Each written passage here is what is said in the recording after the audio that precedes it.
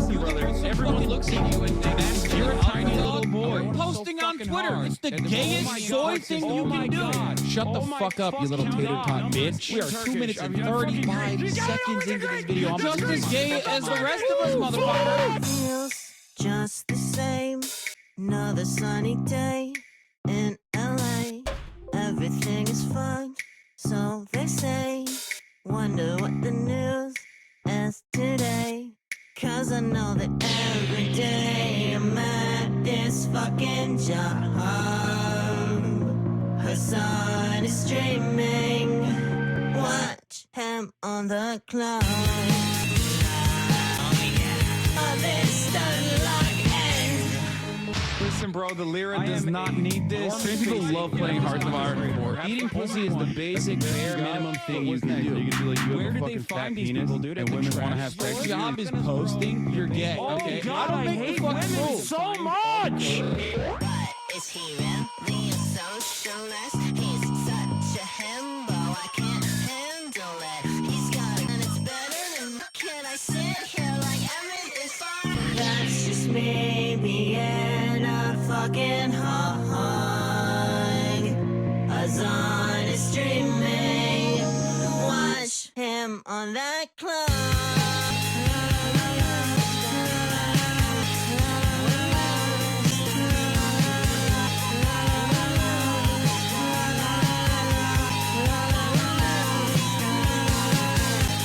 What's going on, everybody? I hope everyone's having a fantastic evening, fantastic afternoon, fantastic pre-noon, no matter where you are in the world. I'm Hassan Piker, and this is the Hassan Our broadcast coming to you live from Moody and Gloomy, California, Los Angeles. Folks, we're live and alive, and I hope all the boys, girls, and MBs are having a fantastic one, because today is a beautiful day. Today is a wonderful day. Today is a fantastic day. It is Saturday, ladies and gentlemen. Saturday Fun Day. It's Saturday Fun Day, folks, and I hope everyone's having fun, because the vibes are going to be immaculate and the fun is going to be mandatory. That's right. Holy shit. We did. We fucking did in a video game. And I hope everyone's having a wonderful time regardless. I certainly am, and I'm going to tell you all about it. This is the part of the broadcast where I tell you a little bit about my personal news, about what's going on in the world of Hassan Abi Piker. And let me tell you, folks, boom. We're doing state mandated fun today. 8 hours of politics incoming still? Abso-fucking-lutely not. Let me tell you a couple things. First and foremost, this is part of the broadcast where I tell you about my personal news. As you guys know, in between the time period where I press the stop streaming button and press the start streaming button, for all the parasocialists out there that are like, Hassan, we get 8 to 9 to 10 sometimes hours out of you, my king. But that's not enough. I want to know more about what happens when you're off camera. And let me tell you, what happens when I'm off camera is pretty simple. Yesterday was a fast day. Ended the broadcast at 8 hours. Was very tired. Someone said you look cleaner than normal. That's nice. Kaya update. There's no update on Kaya. Kaya is living her best life. She's living La Vida Loca. I've doubled on the fun times for her. I've decided that it's not enough that she only goes and has fun in the mornings. Okay. I also now take her out to the park at night as well and play around with her at night as well, because she deserves the best. Fun day or gaming day? Why would gaming day be not fun? Chat, last night I ended the broadcast. I'm sitting on the couch and I'm looking at TikTok, because now that I don't have the Twitter brain rot, I now have the TikTok brain rot. Are you hiding your zit with the hat today? No, I just don't have it. The zit's gone. I mean, I guess there's a little bit here, but it doesn't really matter. Anyway, and I wonder if I can find like the actual clip. Oh, here it is. It's not this. I want to show you guys what I watched and how it got me mesmerized. Oh, this is it. I ended the broadcast. I'm sitting on the fucking couch. Okay. And then this clip comes up on my TikTok feed. Look at the beauty. Look at the release. His guiding hand so perfectly placed. Look at the way he commands. Look at the, oh my God, the airtime, the hang, the shot. It's so perfect. God, it is genuinely fucking beautiful. Bro thinks he's league bound now after one TikTok. No, it literally, watching this, I'm going to stop for a second. watching him, watching poetry in motion, in slow motion, watching this man play basketball made me literally think perhaps the world is flat and what's happening with the Jewish question. Like, I am now an anti-vaxxer, okay? I need you guys to understand. Like, it's so, all of the things that he has said make sense to me now, because a guy who is this beautiful on the court could not be wrong about things off the court either, okay? Is that supposed to make sense to normal people? Well, that's just like some of the shit that Kyrie Irving has said. I'd rather you go back to the Zionists. Dude, it's so beautiful, man. It's so beautiful. These people are so awesome. How do you unvaccinate yourself? I don't know. I'm hitting up Kyrie to find out. I don't know. Just seeing people accomplish such impressive feats.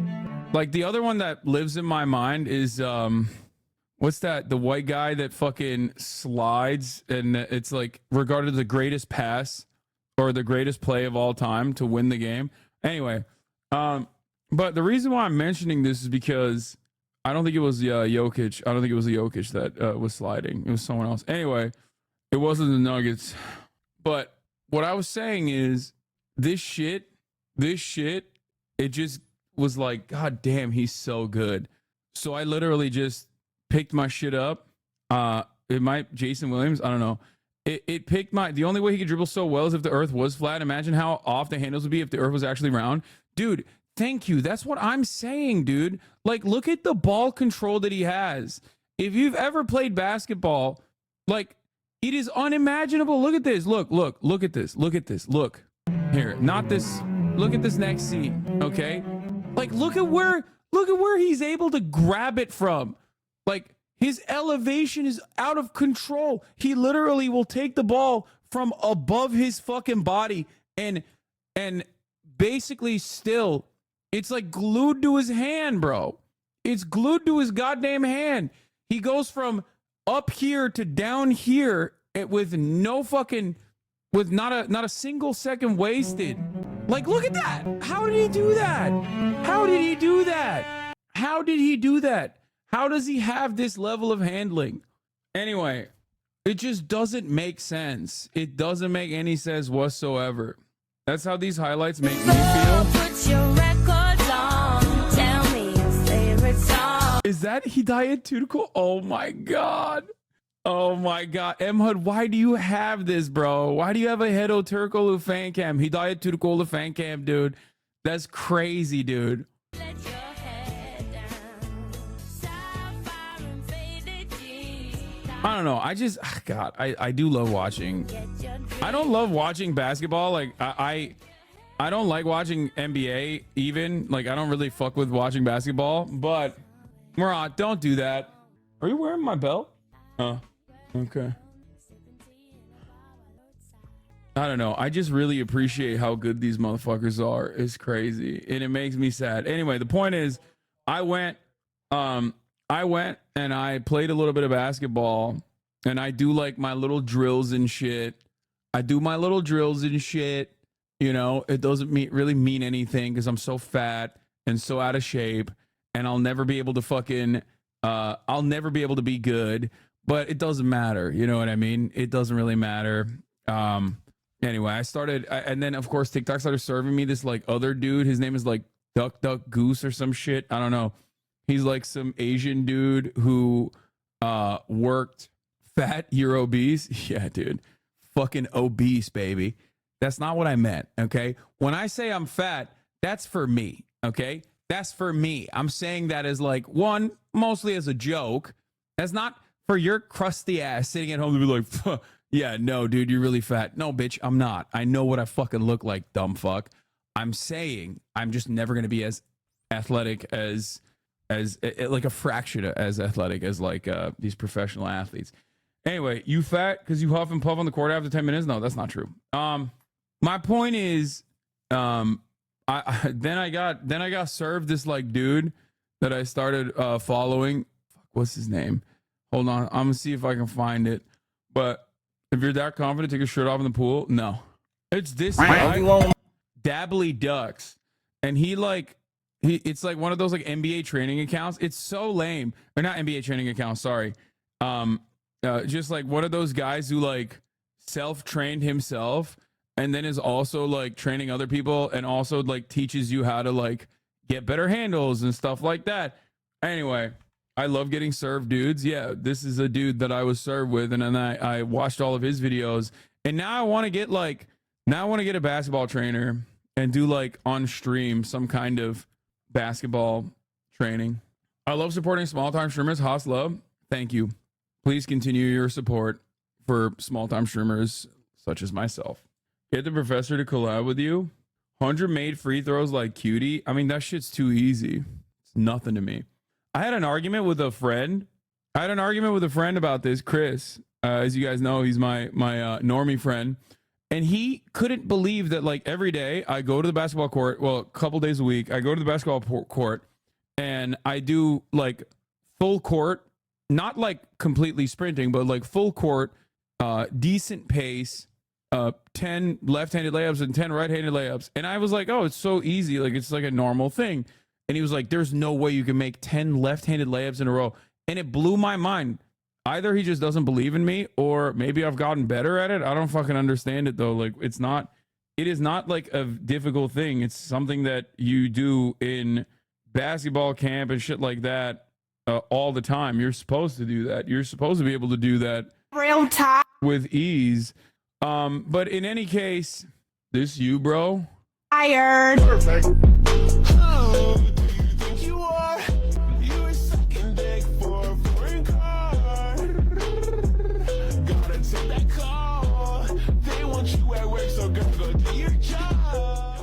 What? He went mask off, German soldiers between battle, 1944, colorized. Bro, he's doing this with fucking Corridor Digital. If you guys think that this is him coming out as a Nazi, I don't know what to tell you. I'm sure they're doing like a sketch or something. You're crazy for thinking that that's Real like tired. indicative of anything else. Why are you watching your own thirst traps? Because it's awesome. Typical daily fan cam to start the stream. Yeah, we got to keep doing that, man. The daily fan cams are good. It's actually important for propaganda purposes. Okay, these are the new basketball shoes, the best basketball shoes. You got to get them. Sabrina Ionescu debuts her Nike Sabrina 2s. What? They're too low top for me. They do look cool though. Yeah, what's going on with the WNBA, by the way? Like, it feels like the WNBA, like, women's basketball is popping off. Like, they're doing fits. They're doing tunnel fits now. RIP to Caitlin Clark. You know, she did a lot for women's basketball, and then now the WNBA is destroying her, but it's all good. She'll get over it, you know? She'll be able to overcome, I think. But, like, Caitlin Clark, no lie, my boys are even betting on the WNBA. Yeah, they're doing a lot of marketing, and I think it's cool. One white girl popped off in college, so now people are invested in the WNBA. I mean, it's fine. There's like, they're doing like Skims campaigns. They're doing like tunnel fits. Like, they're going crazy with it. Yeah, they got like hella tunnel fits now. Sabrina pulled up to the Liberty home opener with her new Court Vision Nike Sabrina 2s. Okay, this is not the best example of a good tunnel fit, though. I won't lie. I mean, this one is kind of mid, but they do have a lot of good. Tunnel fits. Skims campaign, yeah, with like Kim Kardashian. It's because of the new draft class. They got charter now. Las Vegas players got raises. Dude, TikTok is literally making me pay attention to sports. It's weird, man. TikTok has got me paying attention to sports. I'm looking at the fucking NBA draft or the NBA combine. I'm looking at the NBA combine, finding out about how LeBron's son, Bronny, lied about his height his entire fucking career. He ain't 6'3", he's 6'1". I'm learning about how the combine is actually exposing the entire new pick. Every single person's been lying about their height, it seems. He was measured in shoes for college. It's crazy. I'm taller than LeBron's son. LeBron, you know, my DMs are open. Like I said, we play one-on-one basketball. You teach me how to hoop. And then like I under my breath, I call you dad for a second. And then like we pause.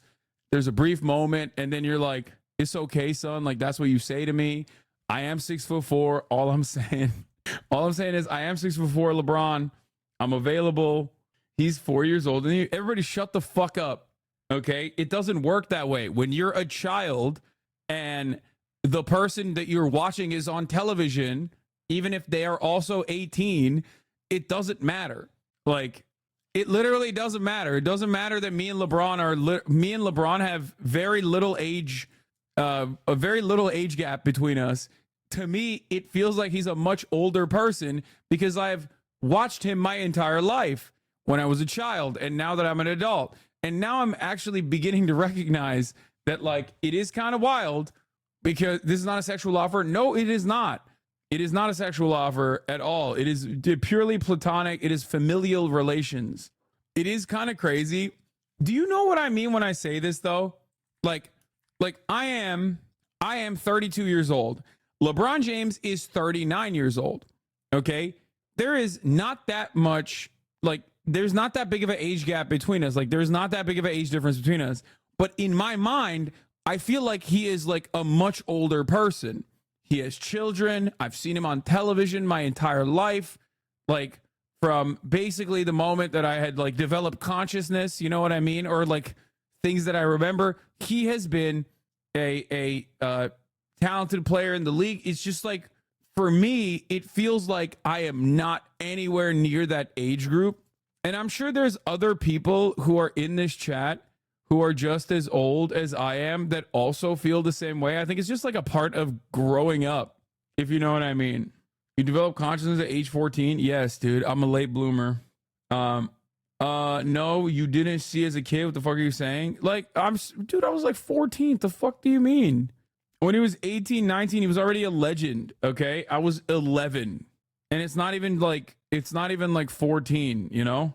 Anyway, you are very old though. Yeah. It's just weird. It's just a part of growing up where you just like start recognizing that the people that are on television are your age or close to your age or sometimes even younger than you. And you're like, what the fuck? How did this happen? Time. That's how. Anyway, speaking of time, it's time to fucking blast off. All right, let's do it. My personal news is that's it. I played basketball last night. I got like locked in. I was really excited. Okay. And that's it. That's the fuck is this? If you're old, then I'm a literal fossil record. One bonus of transitioning is that I no longer have to pretend to give a fuck about sports. I mean, I openly say I don't give a fuck about sports, except recently I've just been more interested about it, specifically because of TikTok is like feeding me a lot of sports content. Anyway, all right, let's blast off. Let's do it. What was I gonna say? It's Saturday, fun day, watching Metropolis, the anime about capitalism, fascism, and automation. America later. Telltale, Batman, get in now. We'll do Okay Buddy today as well. You need better channel points rewards? I have 200k points and fuck all to do with it. Yeah, I'll figure it out. What's up, gamer? I hope you're doing well. Did you finish Disco Elysium? No, I quit it. Annoying question, but how far out from the watch party are we? And is it international or geo-lock? No, I'm just gonna fucking straight rip it, dude. It's like, it's one of those things that doesn't have any distribution in America. Chat, the fucking, the anime movie doesn't really have any fucking, it doesn't have any real distribution in America, so I doubt that it'll be like a copyright problem. TikTok feeds sports content to those who are considered able and willing to fight in the upcoming People's Liberation Army takeover of USA. Yeah, that's probably what it is. Bro, you're actually gonna get banned? Really? You think so? You think we could post a VOD on YouTube? Probably not. What is this? You hear about the story about the cheese addict? What? Aren't anime studios notorious for that shit?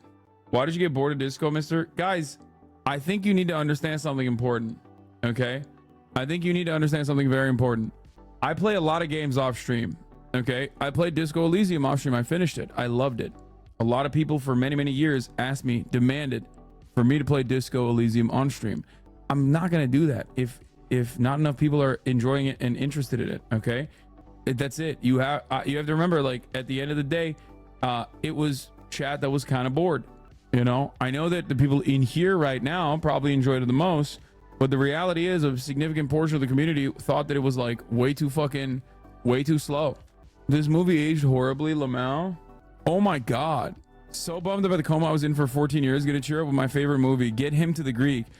From the director of Forgetting Sarah Marshall and the producer of Knocked Up and Superbad. Get him to the Greek.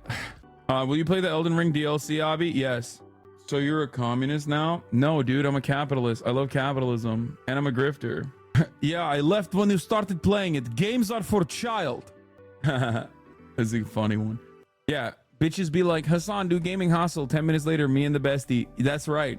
Did Walking Dead pull more viewers? Yeah, Walking Dead was like pretty solid. Can you re-upload your TikTok, Instagram post, no audio? No. You have yet to talk about Diddy? I have. I talked about it yesterday. He did talk about Diddy yesterday. For how long? What do you mean, bro? What are you timing the amount that I spent talking about fucking Diddy? What is happening? He's just like, it wasn't sufficient. You did not talk about Diddy sufficiently. Yeah, I heard this. I don't think this is real, right? There's no way it's a real Kids Bop. Skip it class and hide the homework if mom's watching. Sometimes you gotta pop out and show children. Certified on the roll, I'm the one that up to school with them. Raise my hand, answer some questions and pass those quizzes. Show up early, get extra credit with no. It's just not real. It's not real because it goes too hard. Kids Bop never goes this hard.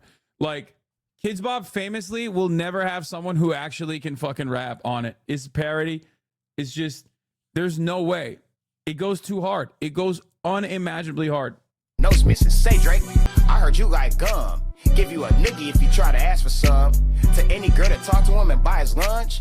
Just so you know your little sister got the cooties from him. You wear your big brother clothes and those your hand-me-downs. And party at the playground with his bros now. And Baka got some weird pets. Why is he around? Certified alligators, certified crocodiles. Wop, wop, wop, wop, wop. Get them numbers up. Wop, wop, wop, wop, wop. I'ma steady up. Why? Dude, I think what Mustard...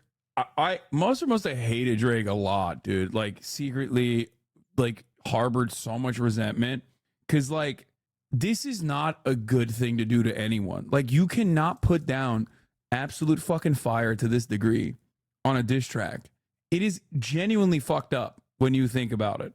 It is really fucked up. You can have a Kids Bop fake parody version of the song, and it still goes kind of hard. Like, I got chills a little bit. Like, I'm not even listening to the fucking lyrics at that point. I'm just like, it's just so insane. Why you playing Fortnite? Ain't you tired? Got my test scores, but it's probably A-.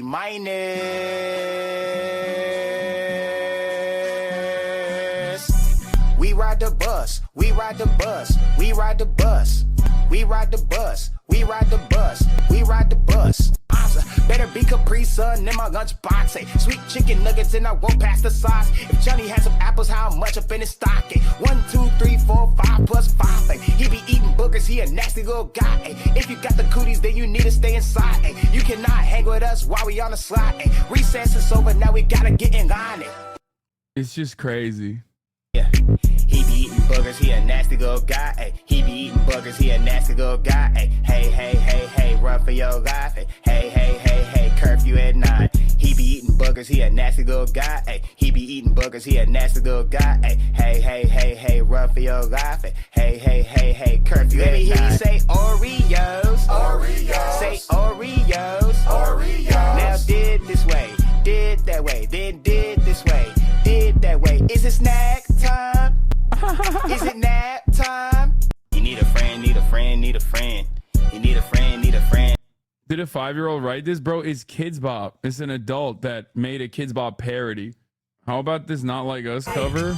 Mustard on the beat, hold deep, anywhere. Nigga, be a free throw. Man down, going in the land. Tell him we bro. Naylor, to the cross, he walk around like Tizo. What's up with these your bro? Yeah, niggas try to see Compton. The industry can hate me. Fuck them all in there, mama. How many? Dude, I'm almost convinced that people actually watch this guy specifically to catch him slip. Like, I've seen this dude before, and I know every single person, because I do that too. Like, when I'm watching him, I'm like, excuse me, what'd you say? What? He always self-censors. You've never caught him slipping. He has never mouthed the N-word ever. Okay? But you know now that fucking apparently iPhones are showing deleted videos and deleted images, you know the deleted images have resurfaced. Is that Murat? You really have to stop fucking antagonizing and getting Kaya excited. Like, If you're gonna do that, you have to take her outside and play with her. Okay, well, you know, come on, order your food. You think he's a one take guy? Absolutely not. You know he's accidentally mouthing it. There's no shot. There is absolutely 0% chance that he is not even a little bit accidentally slipping up. There's no way. Projection, bro, he is literally a human being, okay? Like what? You think white people, like, oh, the best allies, the best, most ally white people actually don't even hear the N-word when a rapper sings it. Like, what do you mean? The fuck are we talking about here? Yeah, bro, I'm so woke, I don't even hear the N-word. It's like, it's the radio explicit version. Nia? Okay, you can take her out and have her chill with you if you want. She's your problem. She's not a problem at all. It's the autism. I make my brain skip over it. I'm a bit new here. What's the N-word? Good one. White people phase out of existence for a second to avoid hearing it? Yeah. Many options really got. I mean, there's too many options. I'm finna pass on this party. I'm John Stockton. Beat your ass behind the Bible if God watching. Yeah, we'll do investigating the Washington to the South, tech and finance, new good work video. You're so woke you don't see color? Of course not. This is AI. We're so cooked. Also this. Your life depends on a decision system that cannot count. What do you do? How many letters A in the word? Blah, blah, blah, blah. There are no letters A in the word. Check again. There is one letter A in the word. Check again. There are two letters A in the word. Check again. I apologize for the mistake. There are no letters A in the word. What? Megaphonics, why are you sending this to me? Yeah, ChatGPT sucks, man. It sucks. It's dumb as fuck. I know. According to RapPad, some words that rhyme with payment include glunt, tucked, shunt, chump, junk, stuffed, runde, kunde, crust, and grun. Megaphonics coming in hot, dude. Coming in hot. Fresh off the presses. Extra. Read all about it. AI sucks. We know, man. We know. It doesn't suck, bar. I literally use it every day for work. What do you mean it sucks? Meanwhile, this guy has just been fucking giving faulty data. Having terrible inputs at his workplace this entire time. He's like, what do you mean? I use it for my lectures all the time, dude. Yeah, at this point, you have to recognize that it lies, right? Like, I mean, it hallucinates as a major problem. That's like a known thing. Yeah, literally, you have to go through training in my job to say, do not use AI verbatim. You have to check all the outputs. He never said he was good at his job. I'm a developer, bro. It increased my productivity like 10 times. Yeah, it does some issues, but it's insane. Oh, it's Saturday Fun Day, but I thought I could send fun links, but I guess it's 1984. Yeah, the problem is your fun links are not fun. Okay, that's the problem. Who dresses better, Ben Shapiro or a polar bear? Well, it seems like the internet is spoken, and the consensus appears to be the polar bear is a superior dresser. Ugh. I don't know. I just cringe. I absolutely hate AI so much. I hate it. A YouTuber faked miscarriage for donations. I don't know what the hell that's about, but it seems awesome, and we'll investigate it. But yeah, all right. I want to start off with Ben Kesslin, who wrote an article, or rather, I don't know if this is his article or not, but the New York Post, he posted this New York Post article. Woman gets addicted to cheese because of stress caused by running a Zionist student organization at NYU, then goes to a $6,000 a week rehab for her cheese addiction, but recently had a brief relapse during the current anti-Israel protests on campus. I don't understand why someone chose to write an article like this. Now, why do I not understand why someone chose to write an article like this? Because for me, it's like being addicted to cheese sounds insane. It's like, okay, I guess I'm addicted to cheese too. Like, how the fuck do you get addicted to cheese? It's the Gouda, the bad, the ugly. New York City law student addicted to cheese went to nearly $6,000 per week rehab. Shut the fuck up. I know this woman. I love that. That's awesome. A Manhattan law school student was so hooked on cheese, she had to go to rehab to end her insatiable appetite for dairy, she told the Post. Adela Kojab said her Camembert cravings began during her junior year at NYU in spring 2018, when she binged almost daily on the cheapest bricks of white cheddar and Parmesan she could find. Okay, to be fair, white cheddar and Parmesan, excellent choices. Parmesan, I think, is actually not respected as a solid cheese, like on its own. Everybody always, first of all, one, thinks that Parmesan is actually the Pecorino Romano that you literally see that is sprinkled on pizza and stuff. That's not Parmesan, okay? Parmesan in and of itself is a phenomenal cheese, in my opinion, that does not get the appreciation it deserves. Like it literally is in a weird predicament because like everybody thinks things that are not Parmesan are Parmesan and therefore consider Parmesan in and of itself to be like a super popular cheese. That's not Parmesan. Okay. And also real Parmesan is kind of, it's not as dry as you think it is. And it's very bitter. And I love that shit. Okay. Parmesan is white. Wait, what? Bro, I'm a cheese boy. Swiss over Parmesan, you are literally on crack cocaine. Swiss cheese, as far as cheese Olympics goes, Swiss cheese in and of itself is like not necessarily, in my opinion, Swiss cheese in and of itself is kind of bland, depending on what kind of Swiss we're talking about. Because I do fuck with Gruyere, I do fuck with Emmental. Like those are, but Swiss cheese in and of itself, it's mid. For the lactose intolerant channels, being very aged Parmesan has very little lactose, so I guess enjoy, ha ha ha. I'm not a big fan of provolone either. I think provolone is kind of a mid cheese. Do I fuck with some Havarti? I fuck with every type of cheese. I'm gonna be honest with you. I love cheese. Anyway, I do. I'm a big fan of cheese in general. I'm just shocked that like this person was also an even bigger fan of cheese, I guess. Why is she posted up with fucking bricks of cheese, man? Like, what is she doing? Did she take these photos for the New York Post? Like, what happened here? I just saw a clip on Twitter where you said Don Lemon might be on the show. Is that happening? No. He apparently is in Los Angeles, and he was supposed to pull up today, but he said he doesn't have enough time, like, and he really, really, really wants to collab.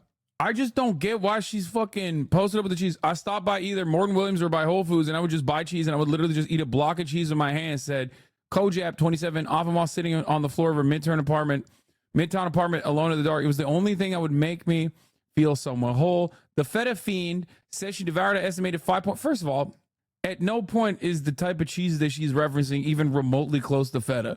You just said the Feta Fiend because this is a typical New York Post fashion. Okay? You just wanted to do alliteration. This is disrespectful. The type of cheese that she's involved with is very much outside of the field of interest of feta, which I do like. The Greek feta that they sell in America is shitty. It's bland. It doesn't have enough fat in it. It's a very different type of cheese. The white cheese in Turkey, Beyaz Peynir in Turkey, is the real feta. Significantly better than Greek feta. I will stand on that business every day of the week. But also, very different world of cheese in comparison to the type of cheese that she's going for. She's going for Parmesan. She's going for Parmigiano Reggiano. Okay, that's a different type of cheese. It's a whole ass different. This is so funny. What is this? Adela Kojab had been a proud Jew and a Zionist her entire life. In 2019, when she was a student at NYU. Wait, is she suing because of the cheese situation? There ain't no fucking way. Okay, well, look at this. Tom Yalaquin painted it off. Kaya, place. Good girl. Good girl. Little baby. Her pitiful attempts at a salad, she said, amounted to eating Parmesan with Caesar with lettuce on the side. I kept telling myself it's actually cheaper to just buy some blocks of cheese. Bro, it wasn't enough that she posted up with cheeses. She also posted a photo of herself next to the cheeses. Like, what the fuck is happening?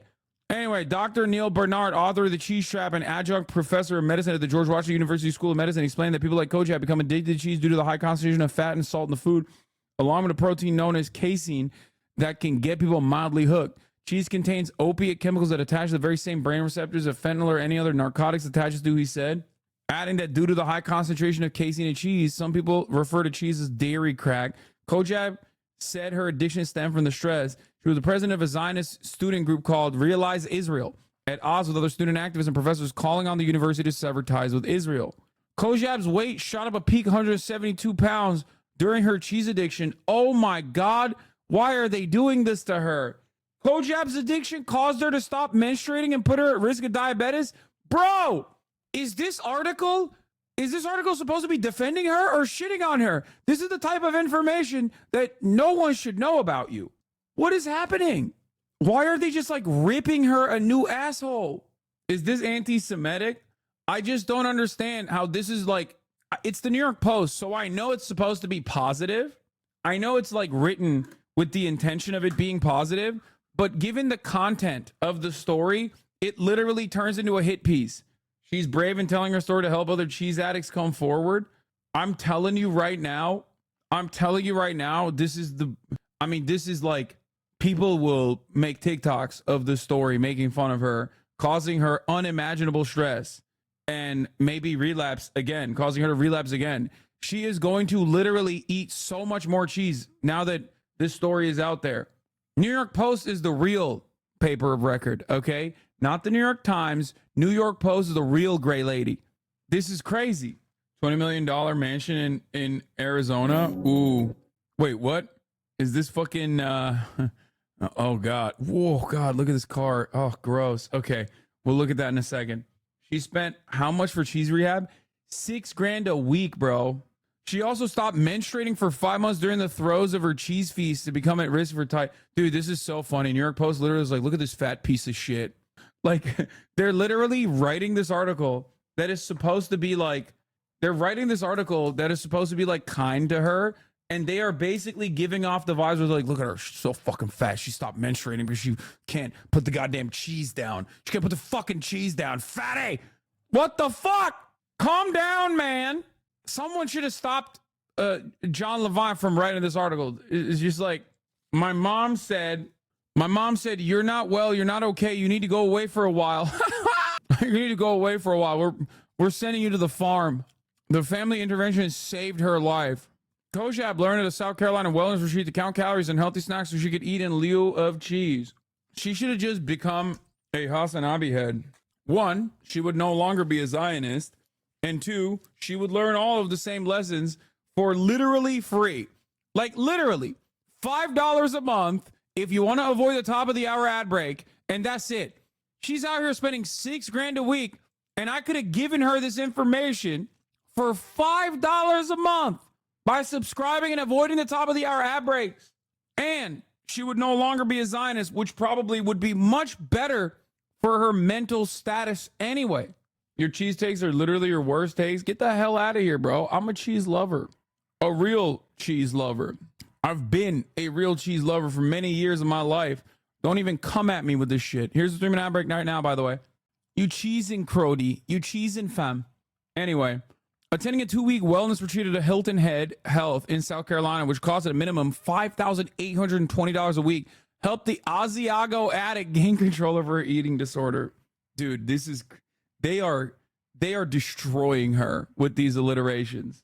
Instructors and counselors taught her the basics of how to order and prepare healthy meals, count calories, and consider healthier snacks like blueberries or popcorn in lieu of Havarti.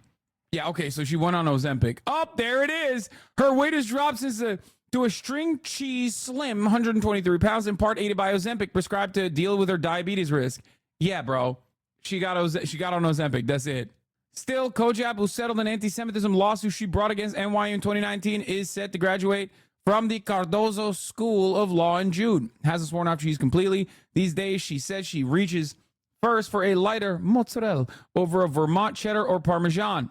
And during a visit to the Ideal Cheese Shop in Midtown East, she smiled while nibbling on samples of Gruyere and Prairie Breeze cheese cheddar with crackers. I dabble, but not in the way I used before, she said, adding to the recent waves of anti-Israel encampments at Columbia and other universities prompted brief relapses. When I'm really stressed, I'll have a block of cheese, but it doesn't happen that often. Okay, a couple things I want to mention here. This is another one of those like deeply out-of-pocket stories where I think like the story is supposed to invoke a sympathetic reaction out of the readers of the article to be like, oh, this poor, beautiful defender of Israel and like how much harm has come to her. And when you are like, I guess, majorly invested in the defense of Israel, you get this like manic way of existing in the world. So maybe you'll look at this story and feel sympathetic to her plight. But like 99% of people who are maybe in the margins are going to look at this and go, this is the funniest story I've ever heard.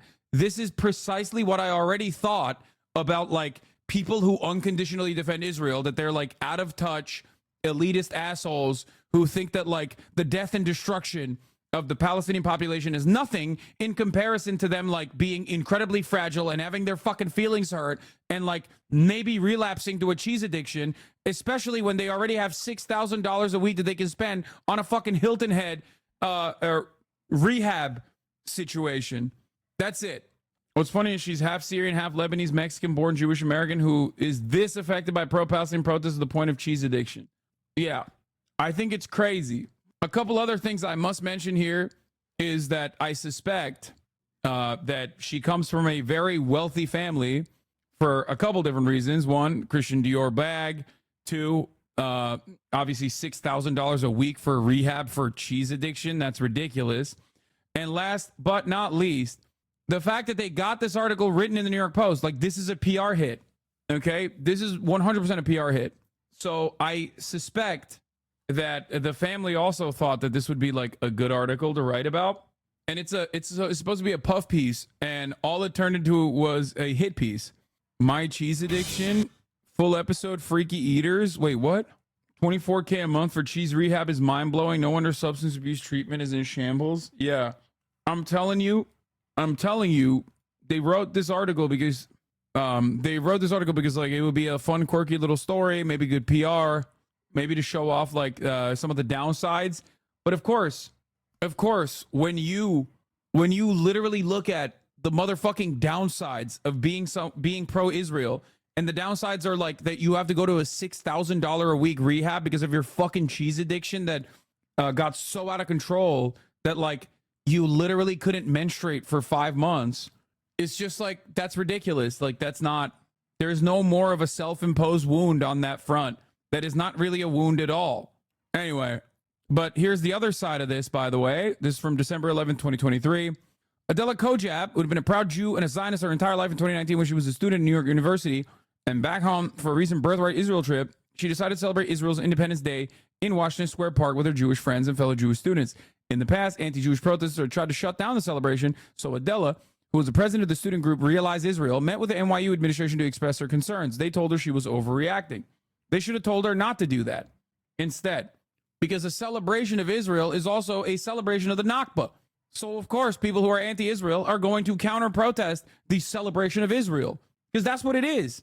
You are literally fucking celebrating the ethnic displacement of 1 million plus Palestinians at that point. Okay? She wasn't. As soon as she started, an anti-Zionist student rushed to the front of the protest line, held up the Israeli flag, lit it on fire, and threw it to the ground, where it continued to burn. Adela told her friends to ignore him, sing Hatikva, and move on. Suddenly, a student protester grabbed the microphone from a Jewish student, yelled, "Free Palestine!"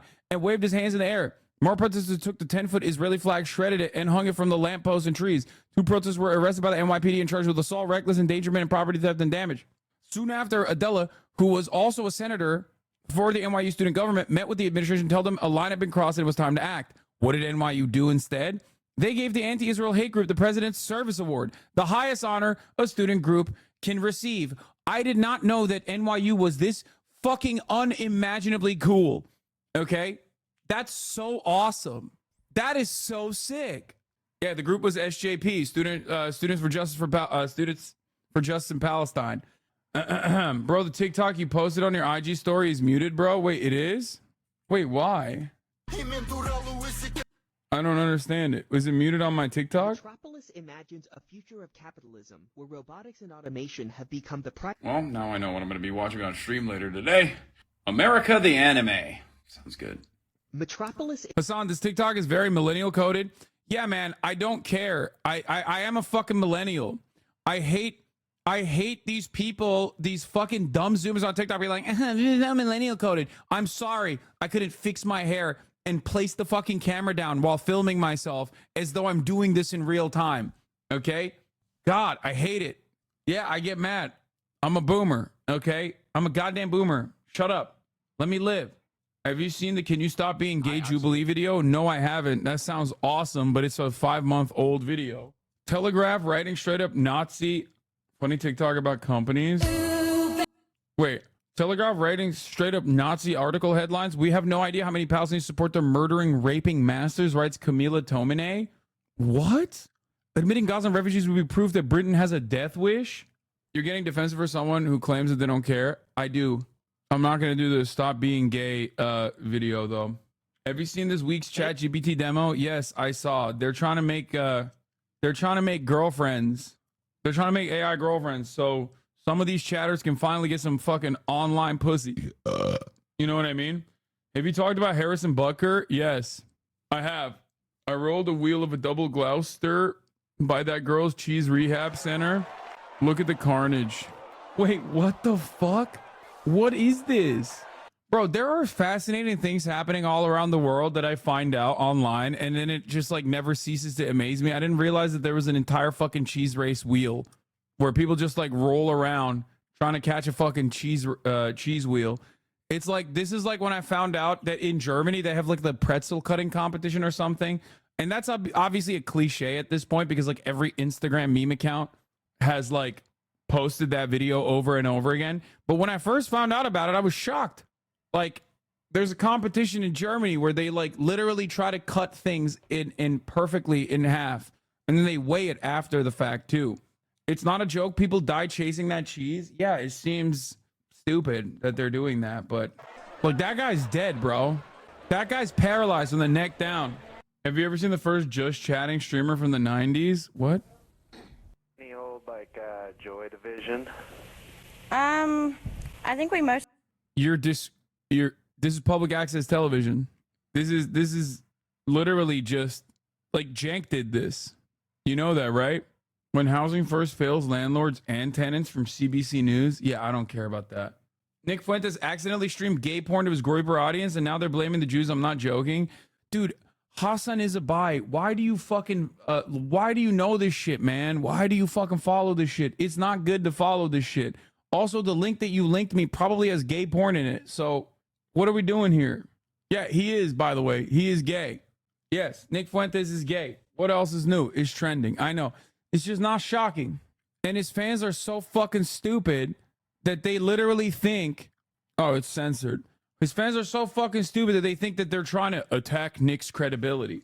Answer my text, Hassan. What? Bro, you did not text me. Oh, you just texted me. How about you answer my fucking text about getting a goddamn guest? Anyway, yeah, Nicholas Fuentes he streamed gay porn on his stream. What? You got put in C tier ranking YouTubers I've met and ethical billionaires featuring Raul. Okay. I mean, what are you going to do? It is what it is. Yeah. Nick Fuentes is gay. Okay. Great rest of your evening. American. Yeah. He ends his fucking stream. Doesn't realize that his stream is, I guess he doesn't realize that his stream is offline. And then he ends up watching gay porn. Is that what it is? I don't even want to, I don't know if I can even like show this. I'm going to turn this, I'm going to turn the audio, desktop audio off. What is this? Do the Anakin wedding couple whiteness and no party. Good night, everyone. God bless you and your families. Good night, Nick. Sleep well. Base Swedish dev. What the fuck? Groyper war veteran. Whoa. Hacked. What the fuck? Hacked. I think he was probably hacked though. Cause, yeah, this, seeing this doesn't seem like he actually posted he ended the stream and then quickly fucking turned on gay porn to crank out a fucking load. No, it's not copium. It seems, I mean, do I think that Nick Fuentes is gay? Absolutely. Okay. But the likelihood that someone fucking streamed this after his stream was over is much higher. It's just not the way that works. Yeah. Lamau, doing Peepo Blanky shit while I'm trying to cape for white supremacy. I hate these motherfuckers so much. These are the losers that everyone who pivots for the right-wing grifting reasons gets stuck in their community. Shoe on head and all those motherfuckers. Ha ha ha. Exactly. There is nothing I fucking despise more than like those alcoholic dudes who are like in their fucking late 40s at this point and they post like friend memes for white supremacy and they'll be like, friends, I tried to quit alcohol for 8 days today, friend. It's like, bro, what are you doing with your fucking life? How, like, you are a white supremacist online using child speak while trying to talk to children about white supremacy. Like, you are anything but supreme, bro. You are not even a Crunchwrap supreme. What the fuck are you doing with your goddamn life? Those are the people who literally are tweeting like this, like that, okay? They literally, every time they fucking post a tweet, I'm imagining they got a fucking barrel of a gun in their mouths while they're posting that shit. Straight up. And the fact that these dumb motherfuckers are like constantly trying to make content for the worst, most pathetic fucking losers of all time. Holy shit. Gotta be the darkest joke I've ever heard in my life. I wasn't even joking, bro. But yeah, I do think he's gay, Nick Fuentes. And obviously he has like, I mean, he's closeted, it's repressed. He's very fucking scared of that reality inside of him. Doesn't really matter. I mean, he's a Nazi, you know, he's just a straight up white supremacist Nazi. It's just, I wish him all of the, Hassan sounds mentally healthy today. I mean, I'm looking at the absolute depths of society here. Okay. Like we're talking about some of the worst, some of the people who have it, like some of the people who are at the bottom of the barrel when it comes to mental health. Come on, bro. Groip and Grope is your fucking username. Like you're writing that fucking, you're writing in the chat with a barrel of a gun inside of your mouth. Okay. You're deep throating a goddamn Glock while you're posting that in the chat. Anyway, Nick Fuentes, alt-right streamer, accidentally streamed gay porn at the end of a stream. Former Congressman Santos claiming Fuentes is gay and his followers need to accept it. Like the fact that George Santos is also like so desperate for fucking clout that he's like he's like yucking it up with like actual fucking Nazis is insane to me. Like, fuck all of these people. Just straight up losers. Nick Fuentes streamed gay porn last night on a show. Now the Gapers are claiming it was a Mossad hack. For the love of God, Gapers, just accept your Zaddy Fuentes is a homo. Do you watch gay porn, Hassan? No, I fuck your dad, though. So I guess technically I make my own gay porn when your dad is bottoming for me. I think the gayest aspect of me is how much I enjoy iced coffee. It's probably it. Nick Fuentes supporters are claiming Fuentes was hacked by Jews. We have been unable to verify these claims. He put a post up. Last night after my stream went offline, my Cozy channel was hijacked by a known hacker perpetrating to represent the IDF Unit 8200. The hacker targeted a vulnerability in the web app that my team used to automatically stream the loop pre-show intro of my stream on Cozy. This is why the hack material which was streamed did not appear live on Rumble or any on the replay VOD on either Rumble or Cozy. If the material originated from my OBS streaming software like my show does, it would have appeared on both platforms during the live stream and in both VODs. Instead, the hack material was broadcast only on Cozy and did not appear in a replay VOD or on either side. Yeah, ultra rare IDFW, I agree. I don't think it's an IDF thing though. Like I don't think the IDF gives a shit about Nick Fuentes to that degree that they want to fucking hack his like Cozy stream. I think it's probably like the likelihood that this is like a Destiny fan who has been like stalking Nick Fuentes since Nick Fuentes like tried to get him deplatformed or some shit is infinitely higher than this being the IDF 8200 like elite hacker unit or whatever. Okay, they're too busy using Pegasus on like you know, leaders of heads of states phones and shit. You think they give a fuck? It could be a million different things. Okay, it could be a million different people. It could be other Nazis who think Nick is gay, and that's why they did this, because they think it's haha funny. You know what I mean? The hacker exploited a vulnerability in the web app to gain access to create multiple playlists of pornographic videos, which he streamed on my Cozy channel after my stream went offline. He included messages in the title of each playlist, offering money to my development team to leak information to him. He also included his Telegram handle and those messages in a watermark overlaid on pornographic material he streamed on the channel. Yeah. I don't care about this.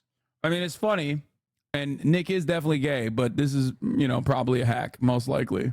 I hate to admit. There we go. I fixed that one. Bro, remember we found out Bezos was cheating on his wife? The Saudi government employed Pegasus to spy on his ass? Yeah. If he's instantly blaming the Jews and not an actual antagonistic fellow Nazi, Hassan on Nick's paycheck? Yeah, dude. Totally. He also included his Telegram handle and the messages. There's evidence that this hacker has been involved in similar attacks against other streamers and online communities over the past several years. Since the hack, my development team has investigated the incident, found that Cozy was unaffected, no data was retrieved, and that there was no leak from my team. The hacker targeted a vulnerability in an application used internally to create the automatic lobby. Yeah, I hate that I had to cover this. Like, I hate that I learned about it, even in jest, even in passing. But yeah.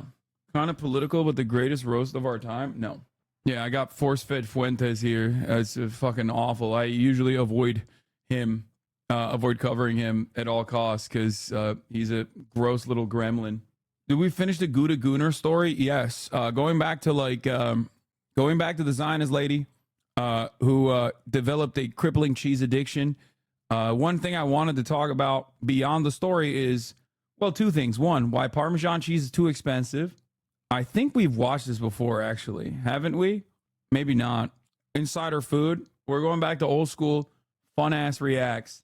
That's number one. It's been a while. I love Parmesan cheese can cost over $1,000. The average wheel weighs 88 pounds, which means it costs over $11 per pound. God, I fucking love cheese so That much. might Parmesan not is sound so like good. a lot, but it's more than double the price of your average cheddar. A wheel of Parmesan cheese takes at least 1 year to age, 131 gallons of milk to make, and it can only be made in a small area in northern Italy. That weirdo Arab who got kidnapped in Haiti has his kidnapping videos out now. Insane reacts, to be honest. Thank you. That actually does seem great. Wendigan did a video about how the U.S. government has billions of tons of cheese in a cave in Missouri. Yes, I know that as well. I think they buy it from like the American agricultural producers because like they overproduce milk in an effort to like, you know, continue milk prices, like continue stabilizing milk prices. So they have to buy it. So what they do is when they buy the milk, you can't just keep it as milk. It'll spoil. So they turn it into cheese, right? And then they put it in a fucking cheese vault. Parmesan cheese is a big business for Italy. An average of 3.6 million wheels are produced each year, and the industry is worth an eye-popping 2.2 billion euros. That's about 2.5 billion US dollars, making this cheese one of Italy's biggest exports. Every single cheese wheel is made in a restricted area in northern Italy, in the region of Emilia-Romagna. Its Italian name, in fact, Parmigiano Reggiano, means from the cities of Parma and Reggio Emilia. So how does this turn into this? And what makes it so special? We went to a dairy in Parma, Italy, to find out. This guy hypes up kaimak to another level. Ooh, kaimak. Japanese guy who had kaimak for the first time. Oh, shit, dude. I mean, kaimak is great. I would... Oh! I don't know what, like... I don't know what I would compare it to, though. It's not fluffy. I said Japanese is Korean. This is the second time I've done this. Yeah, I didn't look, okay? Most of the time, chatters send me fucking links and it's a Japanese guy. Okay? I apologize. I'm not a defender of Japanese empire. The very first producers of Parmesan cheese were monks over Everybody knows all Asians are Chinese, a different kind of Chinese. 1,000 years ago. Then, like now, Parmesan wheels were made with only 3 ingredients: cow milk, salt, and rennet. There are only 329 dairies in the whole world that are certified to produce Parmesan cheese, and they are all based in the same area where the monks used to make it. In fact, it isn't even possible to make the exact same product outside of the production area. And why is that? Turns out it's all about 3 good bacteria that only grow in this specific territory. Tutta la logica nella filiera di produzione del Parmigiano Reggiano è trasferire questi batteri dall'erba alla forma di conservazione dell'erba, il fieno, dal fieno alla mangiatoia, dalla mangiatoia attraverso le tecniche di allevamento degli animali al latte, e una volta che sono nel latte, nel casificio, si cerca di farli crescere per permettere la loro presenza dentro la forma del Parmigiano Reggiano. Se loro ci sono, fermentano le componenti del latte negli aromi, profumi e sapori tipici del Parmigiano. It takes 131 gallons. If Hollywood wasn't run by cowards, we'd already have a Nick Cage movie in which he raids the National Cheese Vault. True. That's fair. What is Hollywood hiding, bro? Yeah. It's not Jews who run Hollywood. It's actually Italians, bro. Okay? Everybody was so off base with the anti-Semitic conspiracies. It's the Italians. They don't fucking want you knowing about the goddamn Parmigiano Reggiano and the vault. They don't want you to know that the cheese is being hidden. Of milk to make 1 wheel of Parmesan cheese. That's whole milk. Dairies combine freshly milked whole milk with day-old skim milk to make the cheese. The 2 milks are transferred in these copper vats along with fermented whey, a sort of sourdough, and then rennet, an enzyme which gives the milk a yogurt-like texture. The cheese master will then split the milk into curds using this tool called spino. Spino. Imagine if that Zionist woman knew the Prince of the Vault. Oh my God, dude, put her in there. Put her in there. That would be like the coolest way to die, honestly. You have like this deep crippling cheese addiction, and then you like make it your life's mission to infiltrate the cheese vault, and then you just fucking eat away until you die eventually. Like you just become like this massive Jabba the Hutt looking thing by the end of it. Can you overdose on cheese? Like, that's a real question. She should find the answer to it. Would you try kasumatsu, otherwise known as maggot cheese? Yeah, no, I think I do have my limits. That is my limit. I've seen the maggot cheese. I've actually covered it on the stream. The maggot cheese is too much. It's hella smelly too, isn't it? I love blue cheese. I don't care about that. I'll eat like the mossy ass bullshit or whatever. The moldy ass shit. But I can't eat the fucking maggot one. Perché dobbiamo togliere acqua, visto che dobbiamo fare un formaggio a lunga stagionatura. E inizia quindi la fase della cottura. E in 5 minuti. Why doesn't your government give away the cheese for free? Well, think about it. Why doesn't the government give the cheese away for free? Think about it. Because we're run by big cheese. Hello? Fucking figure it out, chatters. That's what I've been telling you, dude. The real secrets. 5 gradi centigradi. Together with changing the cheese texture, cooking the milk does another essential job. Do you remember the 3 good bacteria? Well, they're not. Okay, bro, this is fucking boring. I got it. It's just, okay, fuck that. Let's watch Addicted to Cheese. Manchester's home to Kate Silk, a regular... Because it turns out there's actually other people that are addicted to motherfucking cheese, not just this lady. With a loving husband and 2 lovely daughters, her life seems perfect. But behind the smiles is an embarrassing secret. Kate's addicted to cheese. I won't put it in my mouth if it isn't cheese. It's quick, it's easy, it's tasty, and I know I like it. Kate is okay, I respect that. The chocolate chip cheese maneuver might come across as insane for the weak-hearted. Have you guys ever been in a hotel room where you got a bag of chips, like those like kettle chips though, like fancy chips, and then you got like fancy chocolate laying around? I know that this is not a direct analog, but next time try chocolate with some fucking salty ass kettle chips. Not like salt and vinegar, obviously, just like regular kettle chips. Okay? It's kind of a fucking game changer, dude. Also, I love the guys being like, oh, dude, no, I've never been to a fancy hotel. It's like, yeah, but you also go to the grocery store where both of those things that I just mentioned are readily available. It's not like I'm describing to you the wonderful delights of I don't know, some kind of fucking caviar. Okay, I didn't say go to the hotel and try it. I'm saying that was the first time I tried it in a hotel. There are a lot of unique combinations of sweet and savory all around the world, right in front of our eyes, for those with eyes to see, for those with the heart to try.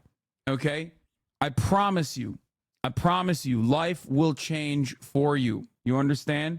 A freaky eater in the family. Both her daughters are following in her dietary footsteps. Kate's desperate to change, but new foods drive her to despair. I just can't put it in. She's crying and disgusted about spaghetti. That's so funny. It's like the most baby food you could have. But help is at hand. Clinical psychologist Stephen Briers, a nutritionist Natalie Savona. I'm sorry, I don't trust either of these people just by judging their vibes, okay? I would never be able to trust them. That's all I'm going to say. I got to pee real quick. Her addictions. Natalie's job is to encourage Kate to embrace new foods. You just need to get where your banana boundary is. While Stephen will push her to deck the demons that drive her hatred of healthy food. Perhaps your early school experience wasn't that happy. I used to get really, really hungry. They've got just 4 weeks to reverse a lifetime of bad eating habits. I'm bored, hungry, and fed up. If somebody could wave a magic wand or hypnotise me, and then I could eat everything, that would be perfect. 37-year-old teaching assistant Kate Silk lives in Manchester with husband Jeff. He's stepdad to her 2 daughters, 14-year-old Megan and 12-year-old Georgia. Kate's a devoted mum who loves to spend time with her family, but behind closed kitchen doors, life is no walk in the park. because Kate's diet is almost exclusively cheese.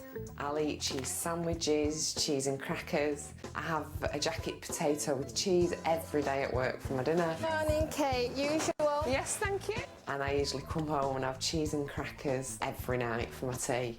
It's my favourite food. Eating mostly cheese every day for the last 30 years has turned Kate into something of a connoisseur.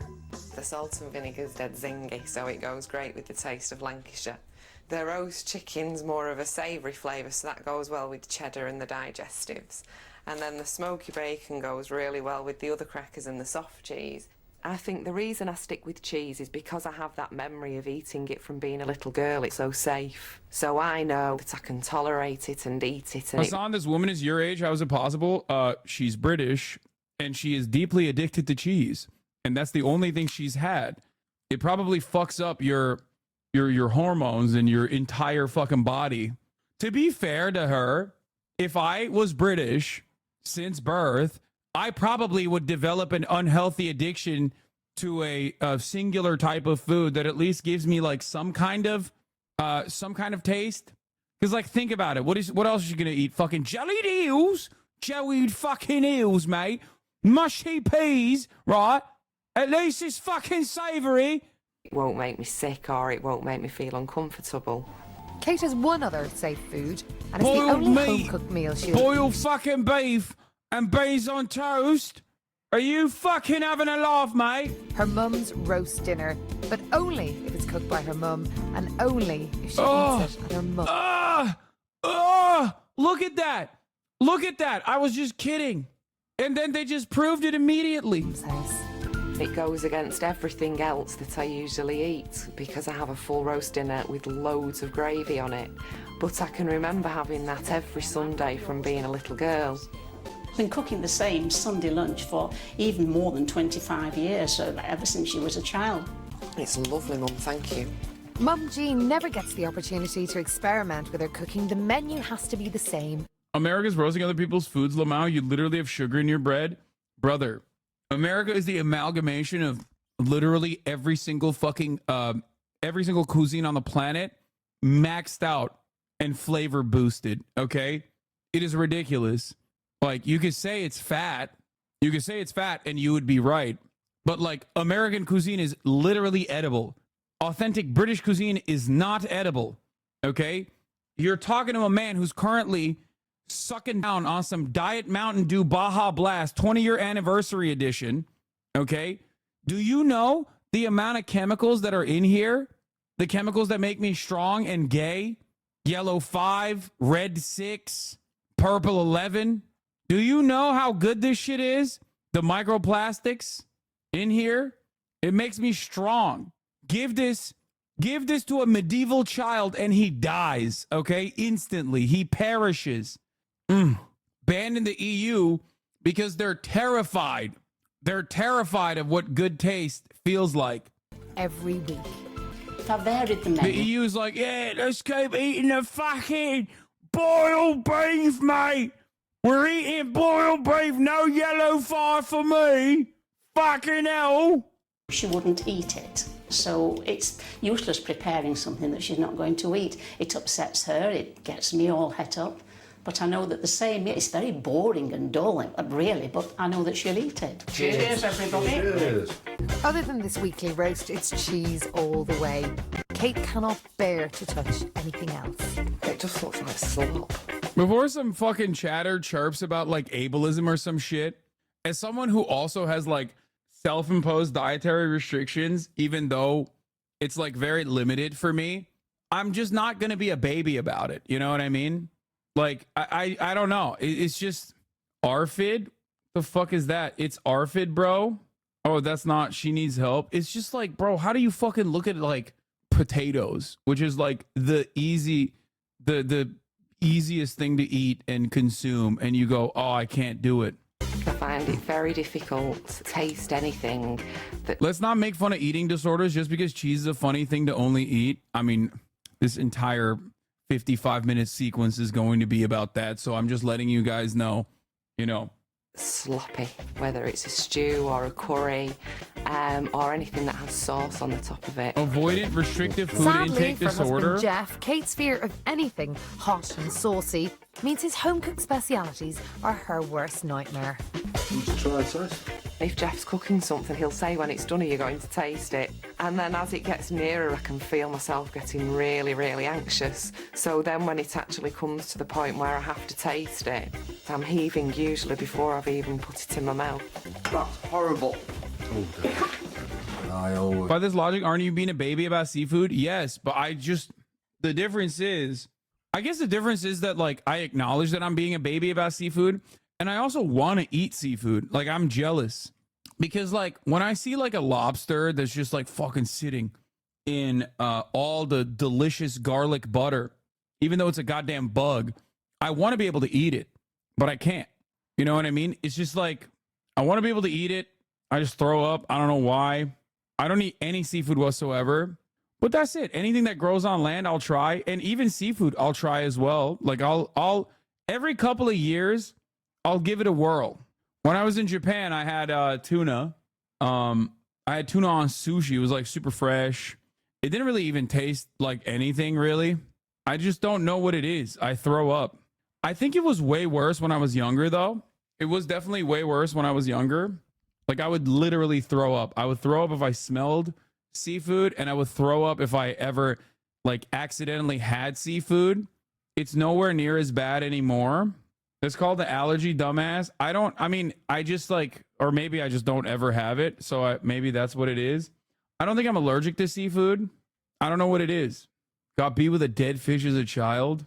Always cook for myself only because she won't have what I'm eating, neither will the girls. And that does make me sad. You are from the steppe, you are a land-faring people. Though Jeff is accustomed to her strange behaviour, he's seriously worried about the impact it's having on their children. There you go, sweetheart. Especially 12-year-old Georgia. I eat breaded chicken, potato processed, but I don't eat pasta, I don't eat fish. I do eat the occasional burger. Oh, it's got something on it. But I am normal on the crisp and chocolate front. The family's biggest passion is exotic travel, but finding food to please everyone is a recipe for disaster. When we go on holiday, it can be a nightmare. There are even occasions where I have gone into an establishment and eaten on my own.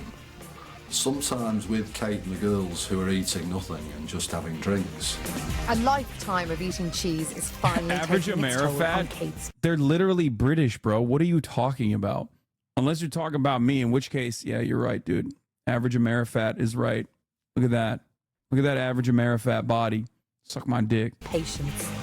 I'm bored of the food I'm eating. So repetitive, and even if you change from Lancashire to cheddar cheese, it's still the same texture, it's still the same crack.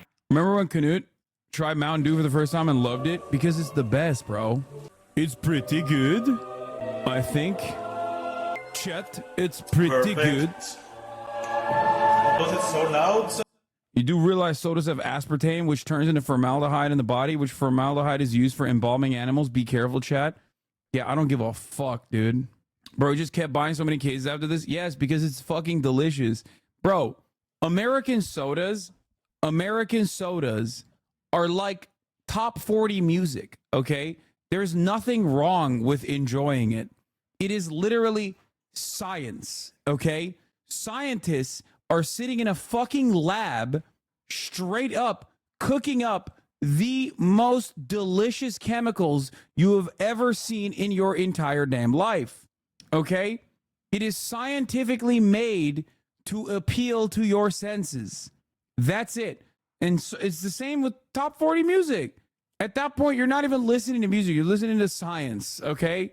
Because it's got to the point now where if somebody could wave a magic wand or hypnotise me, and then I could eat everything, that would be perfect. It's day one of Kate's month-long dietary makeover, and she's been summoned to London for her first meeting with psychologist Stephen and nutritionist Natalie.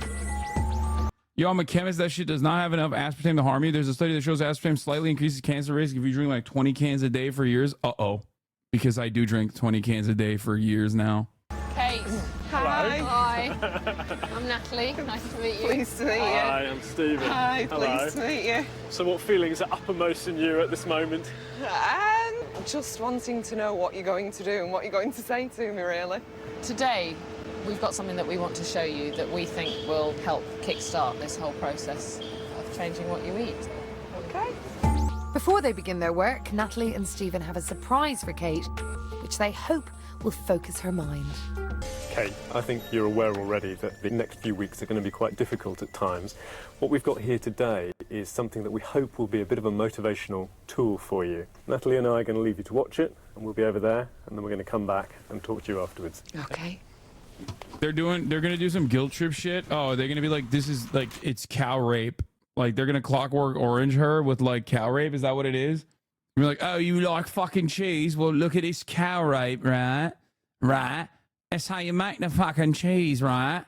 The eating problem that you have, Kate, obviously impacts on us on a daily basis. One of the things that really concerns Oh, it's a fucking proper intervention, mate. Fucking hell. is how the girls are following your eating habits. I don't think it's been easy living in the same house as someone with such a limited diet. What is this best moment in British? Discussion. The interesting thing is you're not morbidly obese. Really? You are super morbidly obese. No. I mean, dude, that's just the average American body type. I don't know what he's talking about, mate. Fucking hell. It makes me feel a bit upset because it hasn't helped what I eat and what Georgia eats. I get really concerned about my health because I'm not being able to Chat, I'm here for a good time, not a long time, okay? Don't give me this fucking cancer bullshit. eat everything all my friends at school eat and be able to go out and have an ordinary meal. Georgia is almost frightened of going on holiday. She hates the thought that she's going to have to almost starve herself. Holidays are meant to be a happy time and I really enjoy them. But when you don't eat, you get stressed. And then we all get upset because we know that it's a problem. It is limiting for us, and it is meaning that we can't go to places that we would really like to. I am so proud of you, of what you're trying to do to readdress your eating habit. But if you could possibly... I'm sorry, I can't carry on. I'm sorry, sweetheart. That show's crazy. There's literally one episode where he visits an obese family and like the 10-year-old opens the door for him and the host just says, "Hi, fatty." That's insane. So how was it watching that? Obviously my mum got very upset. I didn't realise that she was as concerned as she is. And I don't want to make anybody else's life unhappy because of something that I'm doing. What about the impact of what you're doing on Georgia? Had you really thought about how dramatic the connection is between your diet and hers? Yes, and because of my issues with food, I didn't feel in a position to tackle her when she stops eating food, because I thought if I make a big scene, I wouldn't like somebody to do that to me. And as far as the holidays are concerned... Our passion as a family is to travel. We love going on holiday. Love it. The last thing after you've had a really good day out is To the Americans in the chat, holiday is a European concept where they have paid leave and time off, oftentimes for months, okay, during the summer. It's called a vacation. I know that you will never experience the joys of such things, so I just have to, you know, as a political commentator, I have to describe it to you. But this is something that the rest of the world does. They take time off and enjoy themselves. Obviously, this is funny for me to say because I don't do it either. It is perhaps one of the most American qualities of me, aside from my undying loyalty to megacorporations that give me cancer poison because it's delicious. The other thing that I will always, the other thing that I do that is super American is never take a day off, including weekends. For those of you who don't know, it's just a concept that they have over there because they're socialist and they're gay Marxists. That's why. What? Yeah, I don't have shareholders to build value for. You're right. I have chat holders. What did you order? Let's see. Oh my God. Again. You are so ridiculous. You are so ridiculous, dude. Murad orders pastrami sandwich from an hour and a half away.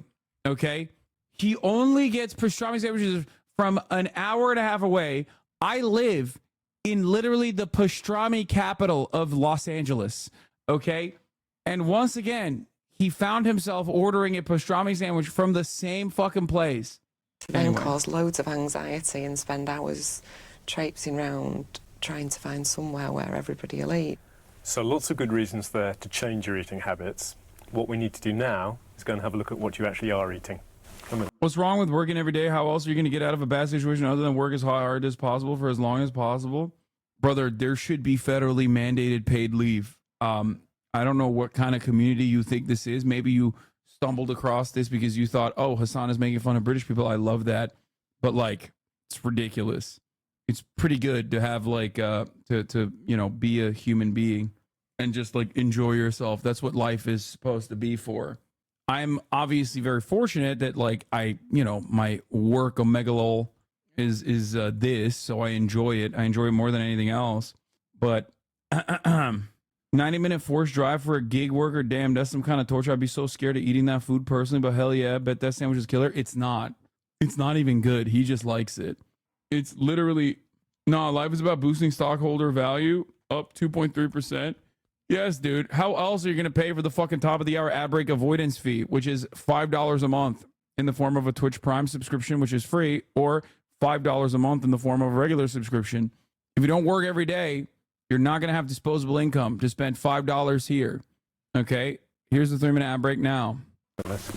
Natalie and Stephen hope to shock globetrotting Kate into action with the help of a little excess baggage.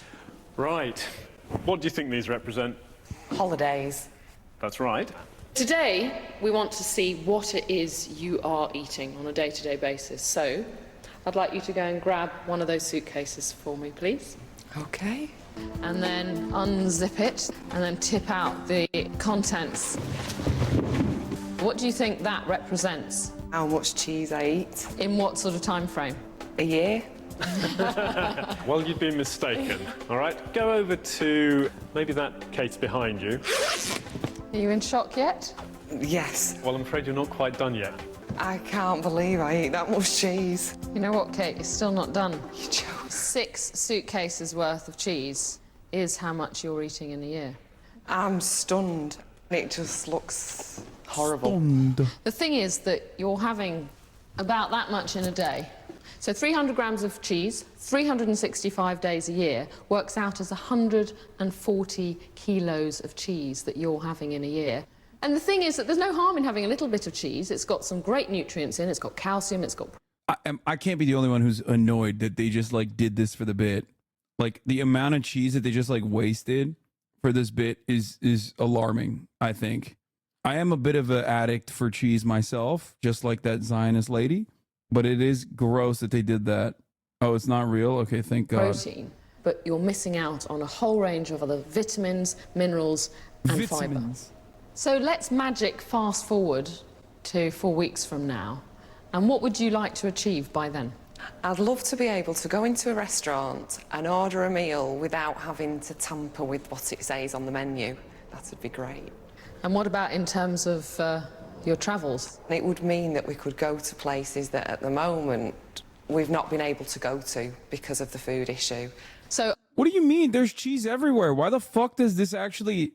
Okay, this part... Place, fuck you doing?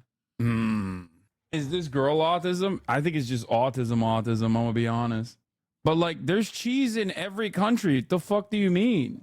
Like, I don't understand how this like traps her into not taking holiday. But our challenge to you is at the end of 4 weeks, you will be able to be going on holiday with your family and choosing something in a restaurant and having a really fun, delicious, harmonious family meal. I do want to change, but the thought of the reality of that is the frightening bit. Kate's obviously really up for change, but... Eating disorders or autism, hope this helps. Is it always? I feel like it can be something that comes along with the autism, but I don't think it's always autism. What's also obvious is that actually the prospect of changing makes her really, really anxious. It's hard for somebody who doesn't have these problems to understand just what a frightening prospect this all is for her.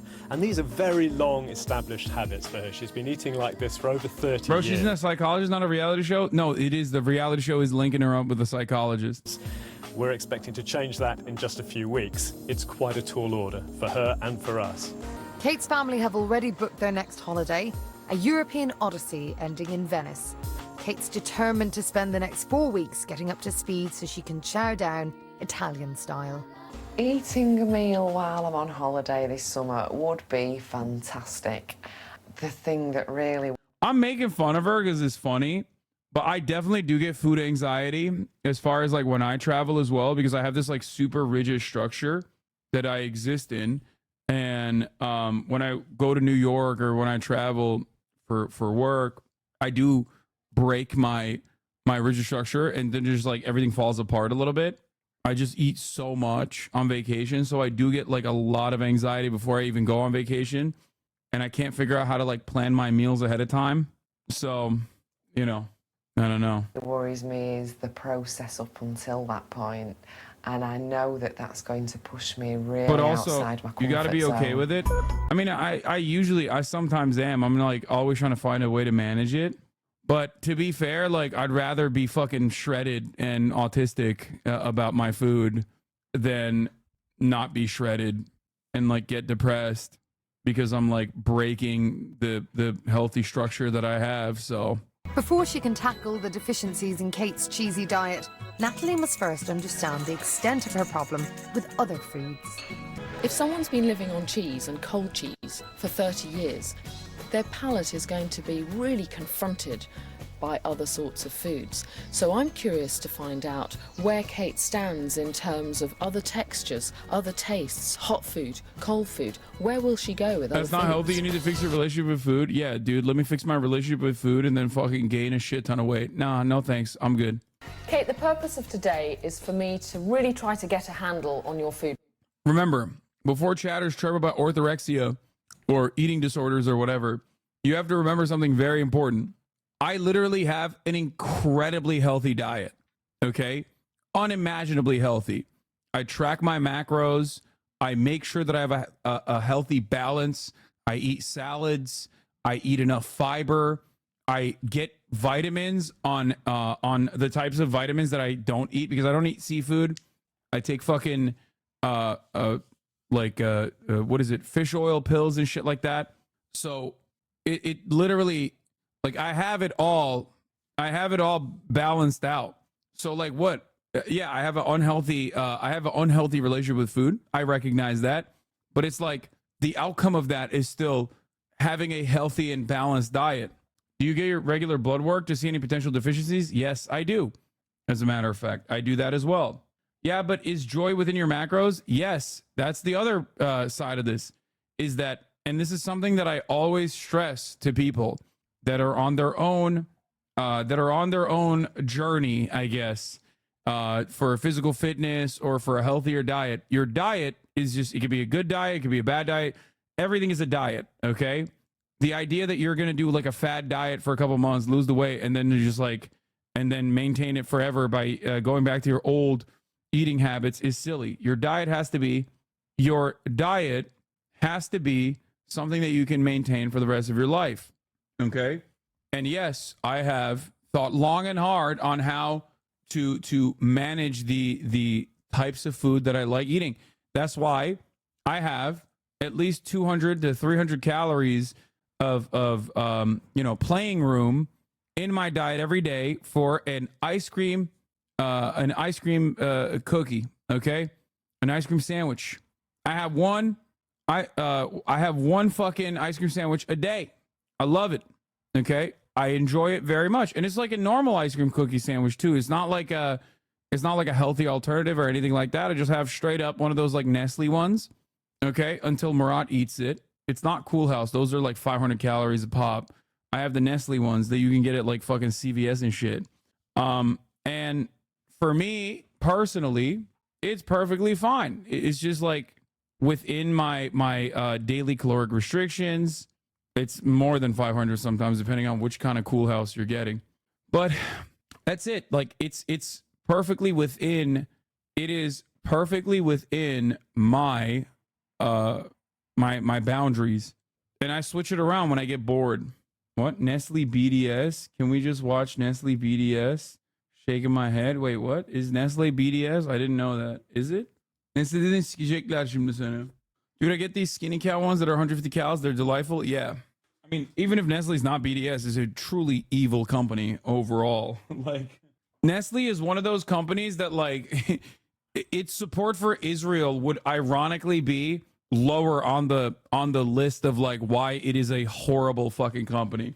From its privatization of water, which many other companies do as well, all the way to directly murdering babies like Israel. What's your go-to brand for protein yogurt and such? I don't really consume a lot of protein yogurt. It literally isn't on the BDS list though, or literal child labor. Anyway, let's continue. So what is it that you will eat, that you won't eat, and why? What's going on around all of your food? So I thought the best place for me to start, having had a look at your food diary, is to start on familiar territory for you. That's not like the normal roast dinner I'd eat. That carrot looks like baby mush, it's disgusting, and the gravy's completely the wrong colour.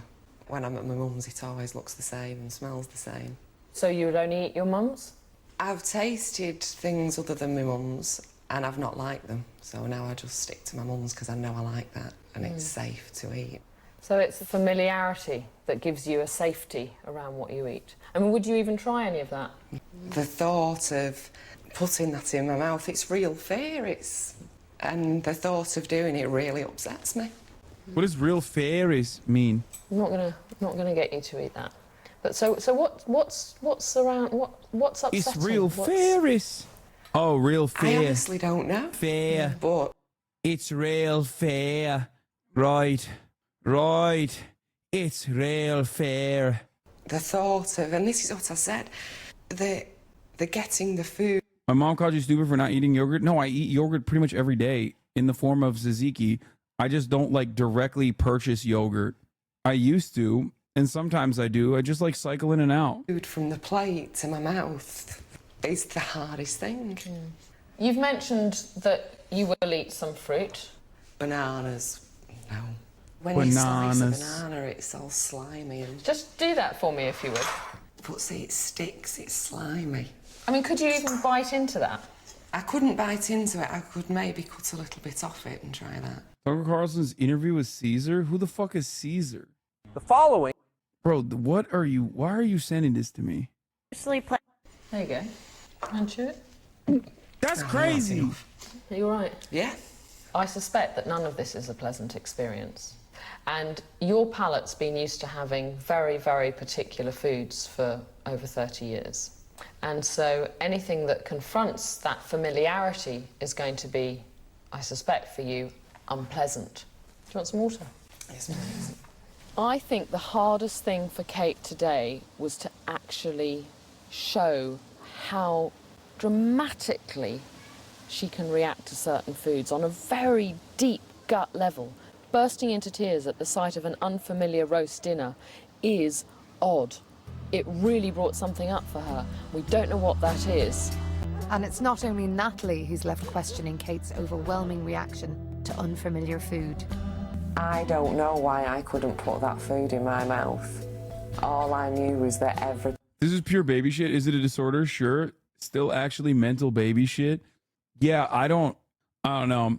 I guess I'm fortunate that with the exception of seafood, like I've never really had an issue with this. But my brother, personally, he also had these kinds of issues and now he eats everything, but he didn't used to for the longest fucking time. Do you eat fruit? Like, I don't personally choose to eat fruit, but I wouldn't be like, like I can't have any fruit. Like every now and then, you know, I see some grapes and I'm like, damn, that shit looks fire. Let me have it. Or if I'm hungry and that's the only thing that I have, you bet your fucking ass I'm eating that shit. I literally have is a real disorder called ARFID and it sucks. No, she's clearly faking for clout. No, I don't think she's faking for clout. I have big issues with texture because my autism is very annoying and I struggle explaining it to other people. They look at me like I'm an idiot. Fruit with chili powder goes hard. part of my body was screaming at me, no, don't do it. And I couldn't physically bring myself to do it. And that's how I feel when I'm presented with a curry or a lasagna or any meal that most other people would normally eat. I'm having to realise this evening that kind of doing this, I'm going to have to face that more often. Day 3 for Kate begins with a special delivery. Natalie sent her a hamper packed with challenges designed to expand the range and quantity of foods that she eats. The worst nightmares, bananas and tomatoes. I'm not sure which is worse. Along with the nutritious goodies, I feel like ARFID or this kind of like disorder lends itself so perfectly to like people making fun of it. And like part of me feels bad that she's like very obviously unwell. But the other part of me is just having such a hard time not making fun of her because it seems so childish. You know what I mean? Like, I get it. Growing up is recognizing that this is definitely an eating disorder. But there's still a part of me that's like, come on, bro, just eat the fucking food. Like, Jesus Christ. You know what I mean? Natalie has enclosed some written instructions. Go through your kitchen cupboards and throw out all the cheese, crackers and crisps. No eating them away from the house. They are now ex-food. I can't see myself replacing cheese with this lot. I think it's a bit extreme. Once husband Jeff arrives home, a reluctant Kate ropes him into the proceedings. A lot's got to go. There's something in the foil there. Oh, jeez. I'm not sure what's in here. Would that be cheese? Oh, it's a bit more cheese. So everything. There's nothing hidden behind the potato. Nothing. Oh. Ah. Another one. Okay, that's it. Is it for the bin now? Can I not just keep a bit? What am I going to eat for the next 4 weeks? Why are you throwing it out, man? That's good cheese. That shit pisses me off. See, that's fucked up. The social aspect is the worst part of it. You struggle with this shit so much. Everyone fucking hates you for it. It cuts you off from social eating entirely. It's isolating and horrible. Damn, first streamer, your opinions are shit. ED clout. I didn't say she's getting ED clout. I laughed that off. I don't know if you recognize that. I mean, just like, don't throw it away. Give it to someone else. The fuck are we doing? Dude, to the American, we look at a fridge this size and we're like, how do they eat? How do they survive on a fridge that size? That's like the size of the fridge that I have in my stream room for my Mountain Dews only. You know what I mean? That's it. Oh, bye cheese. One of the biggest nutritional benefits of cheese is zinc, essential in maintaining a healthy immune system. Now Kate's given cheese the chop, she can keep up her daily intake of zinc by eating 4 slices of roast beef, a big bag of Brazil nuts, or 75 ounces of baked beans. That's 5 cans worth to you and me. Kate may well have given cheese the chop, but Natalie still has concerns over the effects it's had on her body as the staple part of her diet for over 30 years. She's arranged for Kate's blood to be tested by Dr. Pixie McKenna, a GP with a special interest in eating problems. This morning, Natalie's brought Kate to hear the findings. The first thing that showed up in your blood test was that you have very... You're the same with bamia. Only children dislike bamia for Turks. Yeah, I hate bamia. Ugh. Okra. Ugh. Gross. Bro, it's got hair on it. How the fuck? And it's slimy as shit when you cook it up. It's nasty as hell, bro. It's like, how are you a goddamn vegetable? It's so nasty. It's nasty as fuck. Oh, gross. You are such a baby? Oh, fuck no. Absolutely fuck no, dude. Sounding a lot like this lady in Bananas. Okra is a Turkish dish as well. Bamya, as that chatter was mentioning. And it's so fucking nasty. It's so goddamn nasty. It is it's so fucking slimy, and it's like hairy too. Get the fuck out of here. high levels of cholesterol. The other thing is, because you're taking in all of this processed cheese, you're not actually taking in enough roughage in your diet. So your high fat and your lack of roughage are going to lead to digestive problems. You're laughing at me. Have you had... Yeah, I do get constipation quite a lot. Right. With Kate having fessed up, Pixie wants to show her the internal effect of her stodgy diet. She's got 10 metres of tubing, half what's inside the average person. Could have up to 25 metres of bone, so it's quite a lot, isn't it? She's prepared two liquids. One represents fibre-rich food and the other, Kate's cheesy diet. I want to get you to transport the fibre-rich food right through the intestine for me. Now, what do you notice about that? It's running down quite quickly, no Yeah. problem at all. Can I get you to do the same thing with the cheesy stuff? Oh, dear. It's actually painful to watch that. But to get that to the end, you're just going to have to keep pushing and pushing and pushing. And that's what you're doing. And she's like, yeah, that's great. That's why I keep pushing with more cheese. So, doctor, the solution to this cheese problem, it seems, is just eating more cheese until it gets pushed in. Every single day of your life. Instead of clogging up her bowels with processed cheese, Kate could get the recommended daily amount of fibre from 8 ounces of cooked peas. God, classic British, dude. Like, oh, just eat fucking peas, mate. It's like, dude, that's where you get your fiber from? No wonder she's a fucking cheesehead. Her bowels with processed cheese, Kate could get the recommended daily amount of fibre from... Like, I don't even have an issue with peas in general, except British peas are fucking gross. The way they make that shit in England is actually awful. 8 ounces of cooked peas. Just eat any other kind of vegetable, Or man. keep herself regular with 5 pears. And if neither of those appealed, 18 poppadoms contain roughly the same amount of fibre. What the fuck is a poppadom? I suppose the other worry is that, you know, with constipation, you end up getting things like piles, which are varicose veins in your bottom end. Whichever, you're smiling at me again. Oh, yeah. Are they? Indian bread? Wait, I'm not exactly a health professional, but I don't think cheese just gets into your intestines like that. Yeah. Is that something that you've had? I've had them operated on twice, and I'm due to go in again for the third time because they've just come. I'm not gonna lie, all things considered, okay, the fact that she looks this way is like not the worst. Like, she kind of, like, think about it. She's only been eating cheese for her entire fucking life. Like, I would have expected her to be like in way worse shape. Back again each time. You're a recurrent offender. Yes. Yeah. It's a very, very sore operation as well, isn't it? It is extremely painful. Yes. Wait, how old is she? So Someone Kate says had- she's remarkably few zits is right. I feel like if I ate that much cheese, I'd break out like crazy. She's 37. Oh, that's not bad for 37. Really made the link between your terrible diet and the piles. I think I had, but it's very easy to blame it on something else. It seems to me that you've had all this information, but you've put your head in the sand. Yeah, because to fix it, I'd have to do something that I didn't want to do. I mean, for me, the most concerning thing about your diet is the fact that a diet of high fat and low fibre increases your risk of bowel cancer. And if I was told that, I'd be frightened. The most shocking thing was the increased risk of bowel cancer. I think it's something that was always at the back of my mind, but I like to fool myself in thinking that I was doing things to reduce the risk of that, when in reality I'm not. I think we've got a problem. Why do you act like Shonda Black is a victim when he advocated for violence? Says Top Knot.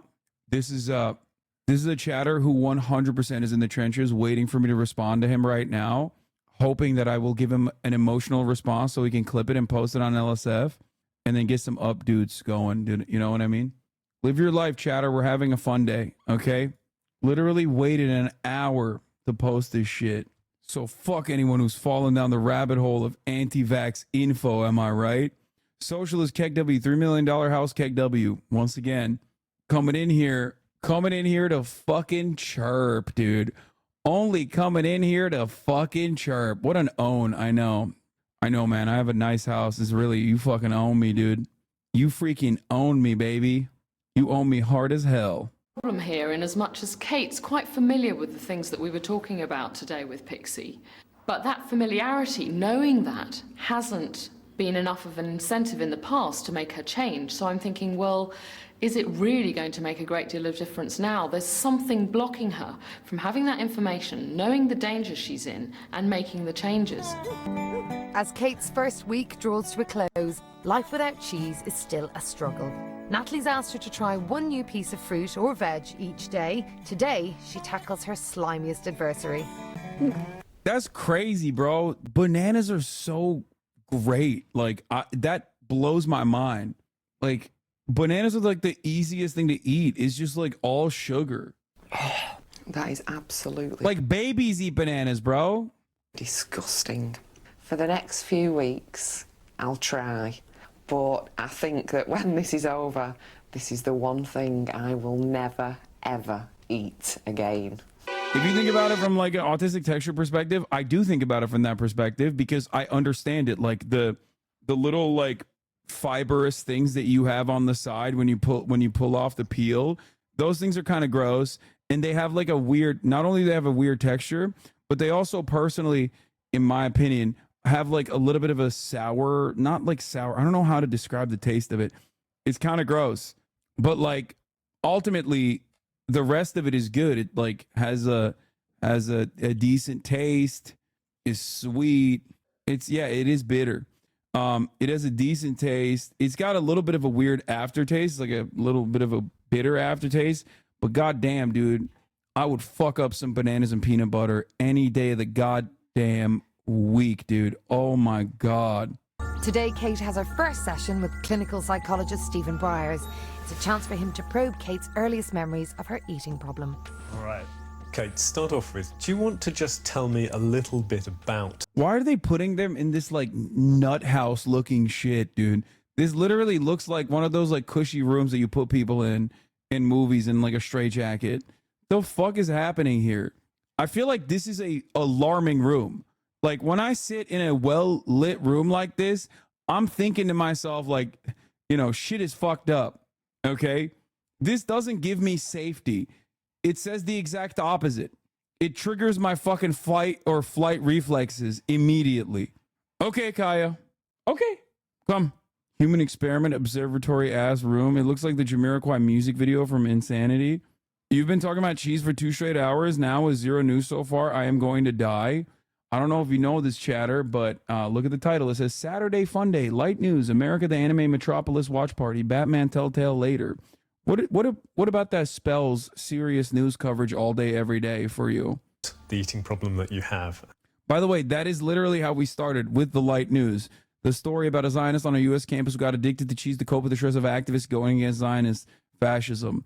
That is literally how we arrived at this story. And how it affects you. The main issue I have is foods that aren't familiar to me. Whenever I'm in a situation where I have to eat them, my body kind of goes on shutdown. That's when I start to feel sick and start to retch at the thought of it. All right, so these familiar foods, these foods that you can eat, are there any common characteristics to them? The majority of them are dry and crunchy foods, or foods that I remember eating from being a child. My mum's roast dinner. We had every week growing up, so that's safe. But I'll only eat my mum's roast dinner. So really, only those foods that became safe within the context of the home have really remained safe. Okay. So when did these problems begin? I can never remember eating normally, but I think school was the start of it all. I can remember the slop bucket at the end of the table that you scraped the leftover food in. It looked different, it smelled different. So when I first started school, although my mum thought I was having a school dinner... It's not funny. I've got school. It's not funny. Bro, with that accent, you could be telling the most traumatic story, and there is no way I'm taking it seriously, okay? I'm sorry. It's trauma. That's what they're saying. The fuck you laughing about? I wasn't actually eating any of it because it was different. Okay. It is clear that for you, foods that are mixed or are sloppy have certain associations in the back of your mind. You know, I need to go away from here and really think about how we're going to get you past those mental hurdles so you start to have experiences which, if not positive, are at least more neutral. Kate evidently has quite a complex relationship with food. She's got this range of familiar foods for her which feel safe, and then outside of that, any food that's unfamiliar obviously feels really unsafe for her. She tells me that her issues with food began in primary school. So I think the task ahead is to do some digging around what may be some quite painful memories for her. As Kate begins her second week on a new diet, it's time for Natalie and Stephen to catch up and discuss plans to push her forward. There's a therapeutic process called food chaining where you introduce new foods similar to accepted food textures and tastes when gradually move away from those. It's not perfect, but it works to expand food tolerance. That makes sense. From my point of view, I think the priority is to try and explore this whole idea This is of wildly not only the unethical. places that were safe for Kate. Wait, what do you mean? Do you think she doesn't know that her psychotherapist sessions are being broadcasted to the world? Hello? She consented, chatter, for a reality TV show. She's like, turn off the telly. We mustn't see this. Why are you having a laugh about this woman? She's got ARFID, mate. She's got ARFID. You're out here having a laugh. It's not funny. She's got trauma. Okay, but maybe the places that were less safe. You bringing up how you can't take the British accent seriously reminded me of this vid that popped off recently. What's just happened? So, there's an ice cream. Just 2 ice creams with 2 chewing gums in it. Yeah. For bloody £9 for 2. For bloody £9? 9 fucking quid? It's absolutely mental, innit? £9 for 2? Yeah, £9. That is going to get nowhere. One that comes out straight is either £1 a p or £2. That is going to get nowhere with that. No, he ain't, is it? No, he ain't. That's well bad, isn't Yeah, it? you should know. And he only does bloody card. Stood there with my cash. Bloody hell. That's well bad, isn't it? Bloody well bad. Yeah. Yeah, bet he can hear me. Girls, what's just happened? Bloody £9? So I'm going to try and find out a little bit more about Kate's background, and particularly those early years at school, which I think may hold the key to the evolution of some of the problems that she's got today. And the other thing that I'm concerned about is Megan and Georgia. And I just think that, their diets are in such trouble themselves that I think I need to get them on board, really looking at changing their diet so it's a family effort and they're all working together. Dude, anytime I think about British people talking about food and food trucks in general, my mind instantly goes to that one food truck that makes like those, there's 2 different food trucks that I look at that show up on my TikTok timeline. One is the one that does ice cream, and the other one that is the one that does spuds, right? Potatoes, baked fucking potatoes, right? And yeah, Spudman. And everything that they put in those baked potatoes is so fucking gross. It actually is crazy. The potato one appears on my For You as well. Yeah. What is power to you? Hasambi, in many ways, I feel like I'm a parody of evil used for good. I take life seriously, but I express it otherwise because I find that more enjoyable. Just so you know, life is not a joke to me. At Hasanabi, what is power to you? Potatoes! Mate, we're talking about fucking Spudman. You're out here talking like an anime protagonist. It's fun day, chatter. Take your fucking meds, chatter. Determined to give Kate the best possible chance of success, Natalie heads to Manchester for a rendezvous with Kate's family. Jeff, hi. Kate's diet might have been declared a cheese-free zone, but Natalie's got... Thoughts on onion rings, Unc? Oh, love onion rings. Oh, my God. Love onion rings. Best thing, though, best form of an onion ring is when you get fucking fries and then there's a sneaky little onion ring in there. That is the best format that you can ever deliver onion rings into your intestines, okay? The surprise onion ring is a gift from God. You must cherish it. You must celebrate it, okay? It is the best type of onion ring. Obviously, if you get like onion ring straight up, it's great. But after like the 8th onion ring, you're like, okay, I've had enough. But that one fucking surprise onion ring, god damn, that shit's the best, dude. quite the opposite in mind for the rest of the family. So I have gathered you here today in order to ask you a big favour to help Kate in what she's going through for the next few weeks. Now, what I would like you to do is eat the exact same diet that Kate has been eating most of her life for a week. I don't think it would be sufficient to keep me going and keep me at work, to be quite honest. Yeah. I mean, the reason I'm asking you to do it is not random. I thought if you had an idea of how Kate must be feeling, then it would be easier for you to empathise with her as she's going along through these ups and downs. I'd probably find it somewhat boring, but I'm willing to try it if it will help Kate. Yeah, I'll try.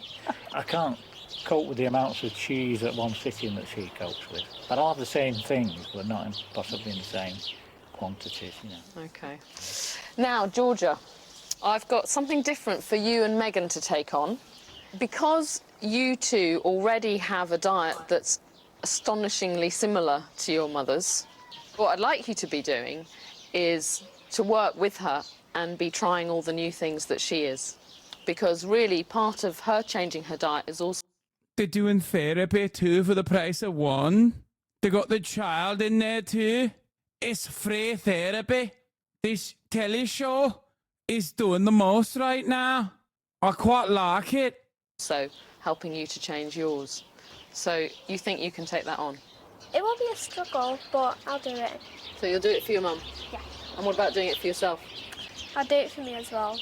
The next day, Jack and Jean prepare to savour one of their daughter's specialities. Here we go. Like, I mean, that shit is gas. It's the easiest thing to eat, in my opinion. Like, cheese and crackers, are you kidding me? Universal appeal, in my opinion. That shit's awesome.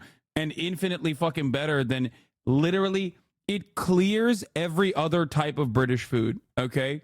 When I think 100%. that this is what Catherine eats most of the time, it would become very bland and very boring. I have to pay me. Cheese on all right, but not every meal. I'm gagging on this because it's so dry.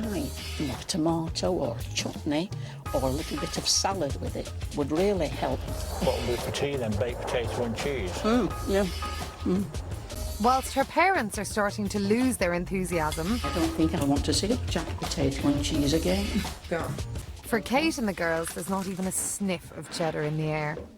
In with the new, we've got to eat new foods at least 3 times a day, some banana and some tomato. Salad for lunch, plus raw green beans, red, yellow and green peppers. I don't like any of them at all.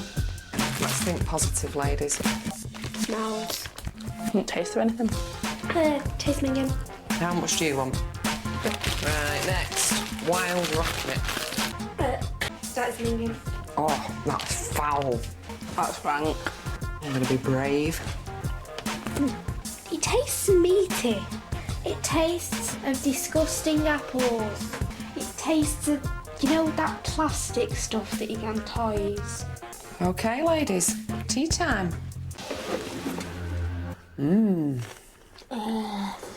It's plants.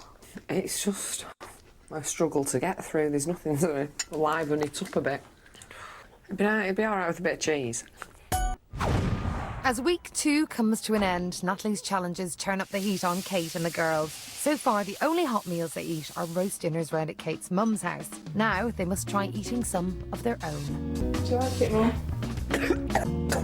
Despite struggling herself to eat anything cooked, Kate does her best to rally the girls. Georgia, that's carrot. You like carrot? Yes, I know it's carrot. It's the most disgusting thing I've ever seen and tasted. How come she got more than me? Oh, for goodness sake, does it matter? Neither of you have eaten it. I mean, they are literally being challenged by being British. It seems to me like the worst aspect of them is that they are destined for the worst fate as British people. That's it. Like, it makes so much more sense. A lot of people are like, it's happened, it's trauma, why are you laughing? And it turns out it's not any of those things. It's just they're British, so the alternative that they're presented with is literally just like boiled carrot. Yeah, I'd fucking eat cheese and crackers all day, every day too. Yeah, I'm good, man. I'm good. I'm good with a boiled carrot. Give me the cheese and crackers. That is the most fair assessment. By the end of week 2, and with hot food still a no-go, they're surviving on salad and bread. It's like, it doesn't make... Like, look at that. That's, like, disgusting. That's fucking... Nasty shit. What are you doing? Kate's patience is wearing thin. I just don't know what to have to eat now. Chappie, like bok choy, you think that shit is the same? Are you insane? It's like thinking, I love broccoli, okay? But I'm not hitting that shit raw. Boiled broccoli on its own sucks ass. You gotta fucking sauce it up. Broccoli is great because it's a great fucking vehicle for like sucking up whatever the taste is. How dare you compare this to fucking bok choy? The fuck are you talking about? There's no broth. There's no seasoning. There's nothing in there. There's nothing for the veggies to attach to. That's the problem. Vegetables are phenomenal. I love veggies. I love veggies. I do. I fucking love veggies.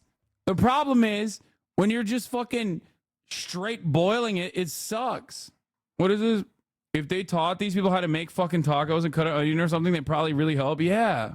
Cauliflower, broccoli, all of those foods that, once again, I'm going back to my TikTok For You page here. All of those vegetables were invented. Okay. They were manufactured by humans. Its origination is a plant. Goes all the way back to the motherfucking ancient Romans. Okay. All of that derives from one singular fucking leafy ass plant that they basically modified over years and years and years. And the reason why they modified it is because it is a phenomenal vehicle for whatever the hell you want to sauce it up with. It's great. Same with Brussels sprouts, cauliflower, kale, all derived from the same fucking plant. I'm just constantly hungry. I've got no cheese and crackers in. The only thing I can snack on is raw veg and salad and fruit, unless I find something I like. So I'm bored, I'm hungry, and I'm fed up. With Kate struggling to embrace her new diet, Stephen's keen to understand why her mum's home-cooked food was safe and familiar as a child, but school dinners gave her so many issues. Yeah, the major issue here is that they're too British to fucking fix her. That's the problem. That's the issue. Like, they literally can't turn around and be like, just, sauce this shit up. What are you doing? Put some goddamn seasoning on that shit. What are you doing? Use broth. If you're gonna boil it, if you're gonna fucking broil it, mate, use it with fucking broth, mate. Garlic, onions, thank you, exactly. It blows my goddamn mind. Of course they can't give her any adequate solutions to her problem because they're too British. And being British means like you eat that dog shit and you're like, yeah, I like it. I quite like it. I don't understand it. Hello, thanks for coming along. You ready for a trip down memory lane? Okay. Come on in. Okay, so here we are in the hall. Has this gym room changed much since you were here? No, not really. It was always similar to when we used to have our lunch in here as well, on little tables. Coming here today, what's that producing for you? I think it's made me realise that it's not the building. It was the people in the building that didn't make my life pleasurable, really. I didn't enjoy it. Well, you're intriguing me thus far. Shall we go in somewhere where we can sit down and you can tell me a little bit more about that? Okay. Okay. This is where you call them minorities. They need seasoning. Yes, dude. Every fucking community, every person that was formerly colonized by the English is currently what keeps British people alive, okay? I suspect that they would die if they didn't have Indian food, if they didn't have Caribbean food, if they didn't have fucking Turkish food, kebabs, Arab food. Like, they literally would starve. The entire English population would fucking starve and die. I don't understand how you can eat any of the, the original OG British food. I don't get it. Have you had Indian food in the UK? Yeah, it slaps. Some of the best Indian food I've ever had. It's incredible. I'm getting the impression from you that perhaps your early school experience wasn't that happy at As times. a Brit, I'm usually happy to shit on us, but I think you're going a bit over the top at the moment. No, dude, the anger that I have for British cuisine is unimaginable. The only thing that's like decent and edible is beef Wellington. Okay, that's it. Everything else absolutely fucking sucks. To be fair, I don't eat fish and chips, so I can't speak on that. But like, I'm telling you, other than beef Wellington, nothing works, okay? Nothing fucking works. And even a beef Wellington is like, chicken pot pie is a form of beef Wellington without the beef. For me, it's like shepherd's pie. Oh my God. Oh my fucking God. You are literally describing other forms of putting fucking meat inside of a goddamn pie. That's it. One trick pony ass motherfuckers out here. You are literally describing other forms of the same thing. I'm an Italian living in Britain. End of sad story. I mean, there's guys, come on. Like England in general has banger fucking non-British food. So you'll find something to eat. I don't know if you're joking, but this woman has a northern accent. So from the poor region of the UK, her lack of food knowledge highlights her poor education. And so her diet suffers and her energy is poor, further compounding her issues. This is a class issue that she's suffering from. You're instead taking a base path of being bigoted and ignorant. Right, I am. Suck your da. Just tell me a bit more about it. When I was at school, I never felt as though I ever achieved anything.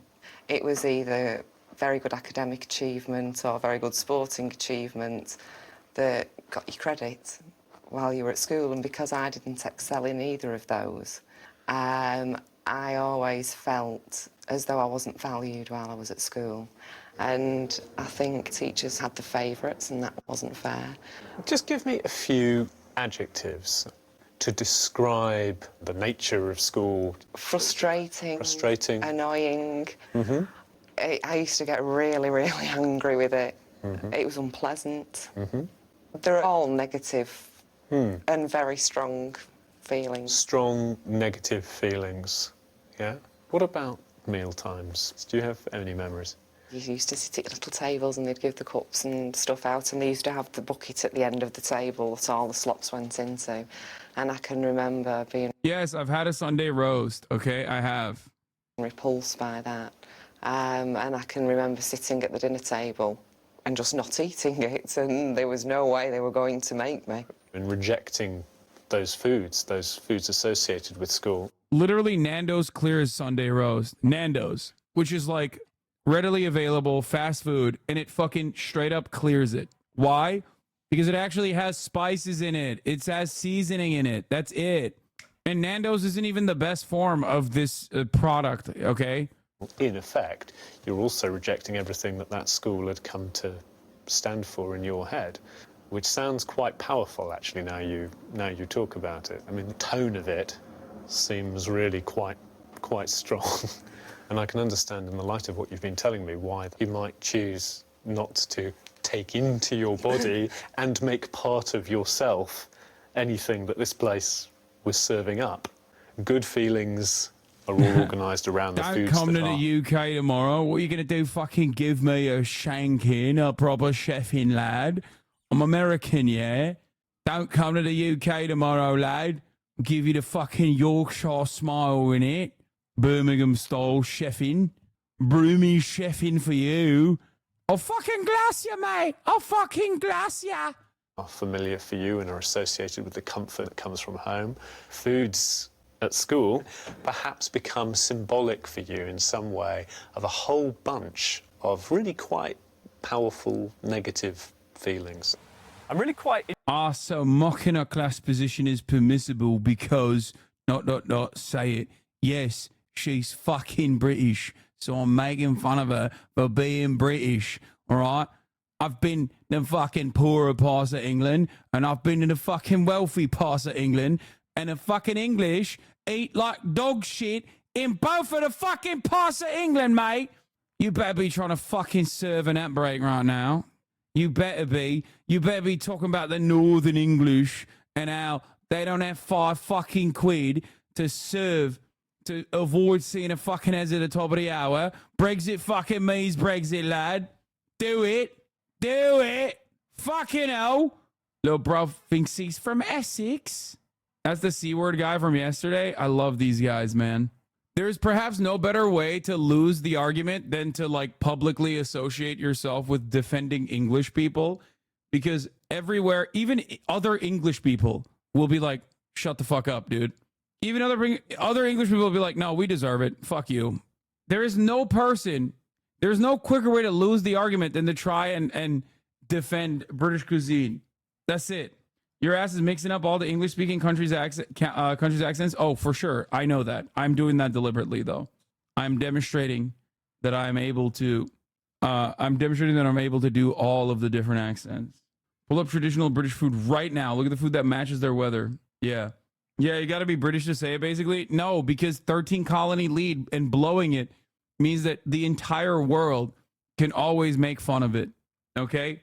And perhaps the worst aspect of English history is the creation of the United States of America, which can be seen as a continuation of that very same empire.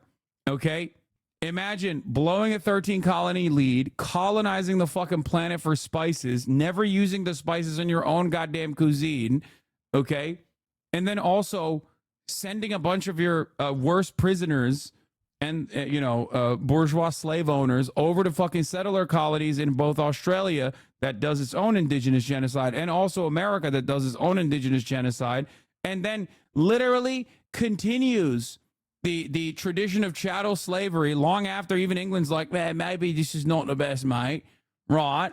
Fighting a war with your settler colony, losing that fucking war, and then being dominated by your former settler colony for the rest of your life. I mean, that's history book L's, okay?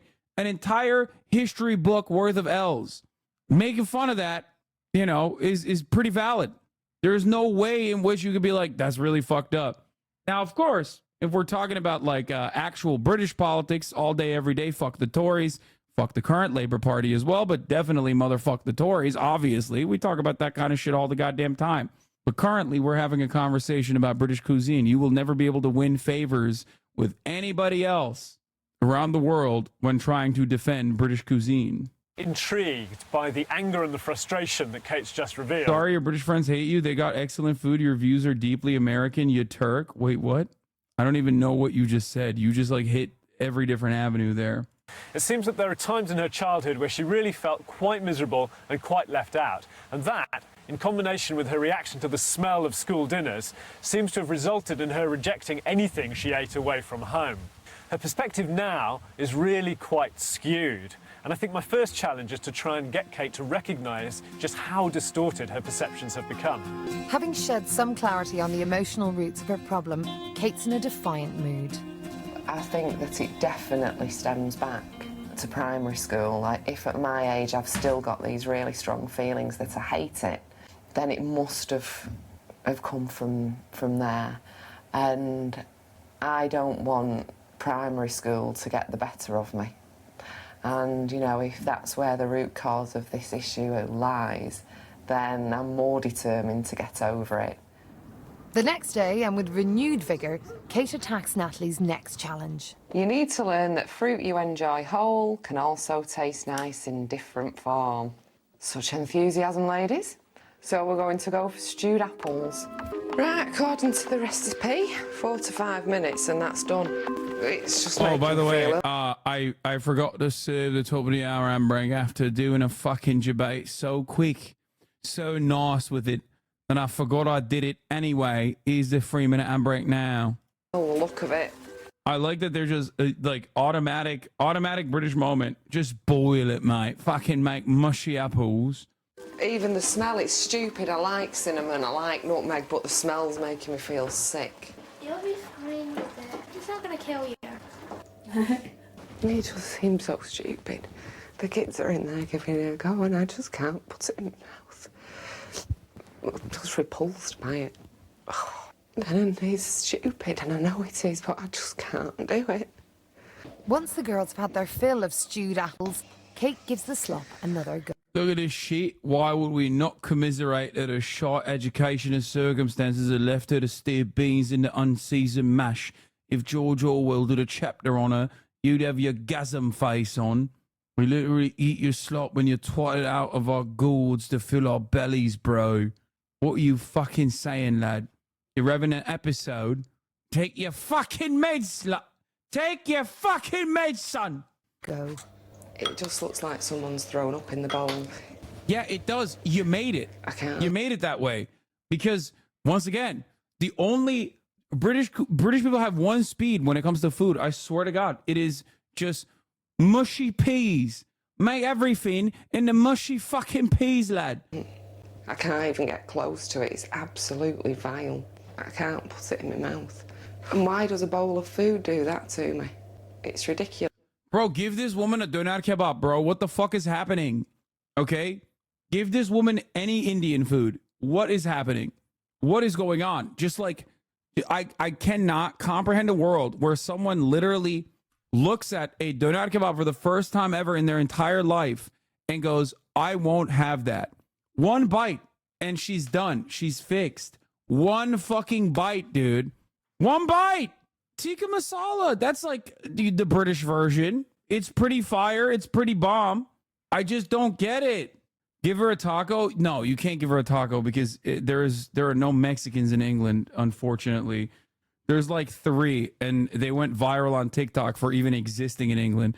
So England is 100% not a part of the global Latina belt, okay? Oh, they're doing this for Max Drama for money. It doesn't make sense. It's pathetic. With Kate having hit an emotional brick wall, Stephen's next session could not come sooner. Aware that her childhood feelings have been clouding her outlook, he wants Kate to see the bigger picture when it comes to food.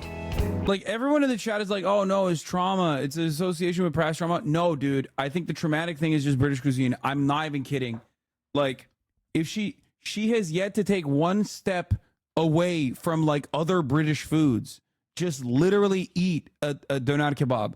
Eat any Indian food, okay? I swear to God, just any spices. Literally any spices. Put some spices in your fucking food. It doesn't make any sense. Literally eat anything.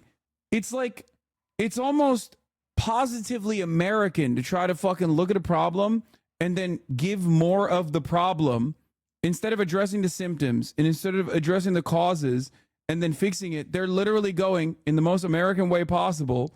Here is more of the same problem for you. That's it. I have yet to see her eat one fucking thing that is actually edible. It doesn't make sense.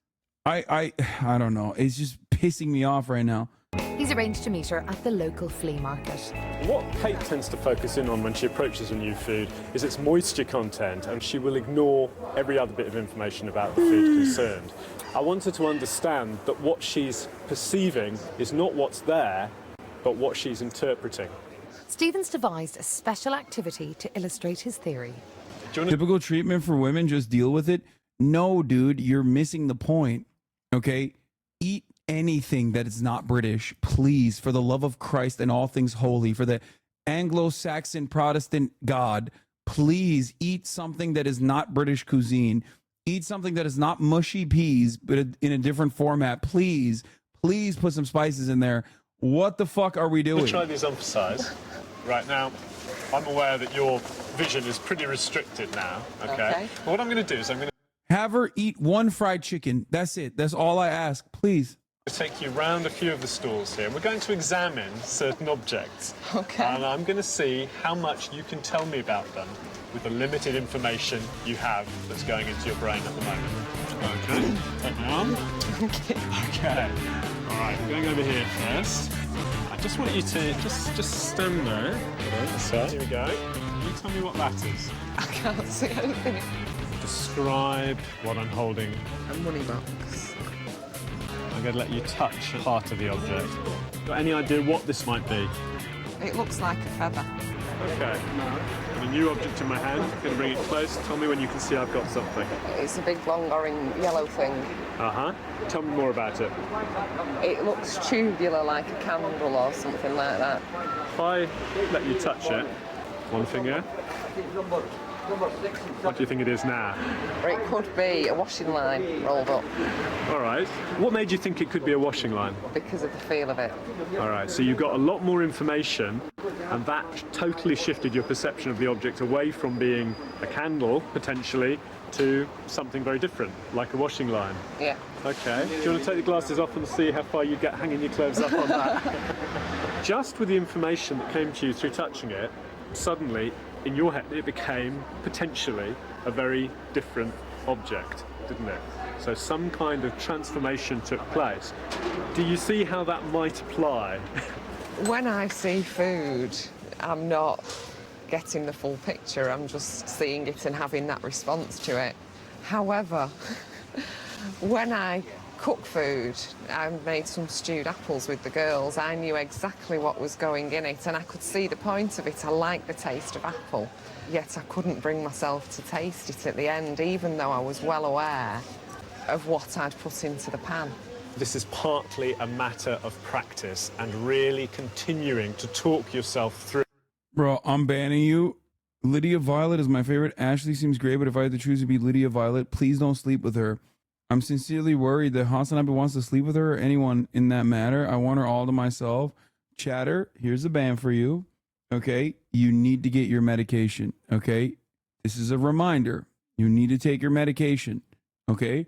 Go to your medicine cabinet and take your medication right now. So that those unconscious perceptions, which are very powerful, don't kick in. You've got to ground it all the time in observation, in your knowledge of the facts about what's there. And I believe you could. I guess it's a question of how long that would take for you. And I guess that's something that you need to keep working at.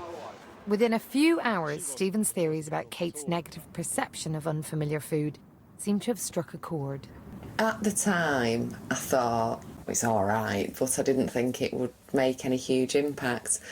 But then after the session, and, you know, I thought about it, and he's absolutely right. The pieces of the jigsaw were kind of fitting into place and it all was all starting to make sense.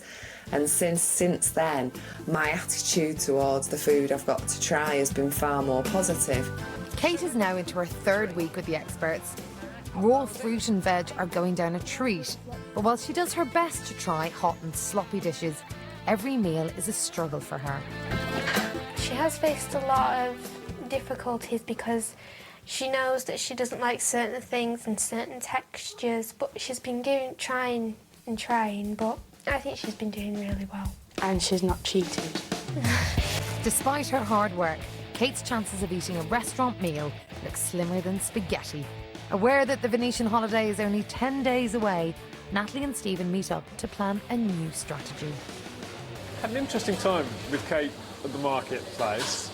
We did an exercise which I think really did start to bring home the point for her that the way she currently sees food, you know, is quite distorted. I think it helped her, and I think it will start to kind of, you know, change her relationship with food. But my concern is that it's too little too late. She's got this final challenge coming up really soon now. I think that's the thing. There is a danger that Kate will get to Venice and she won't really have a great deal of success, and that will knock her confidence, and then she won't take any of this forward.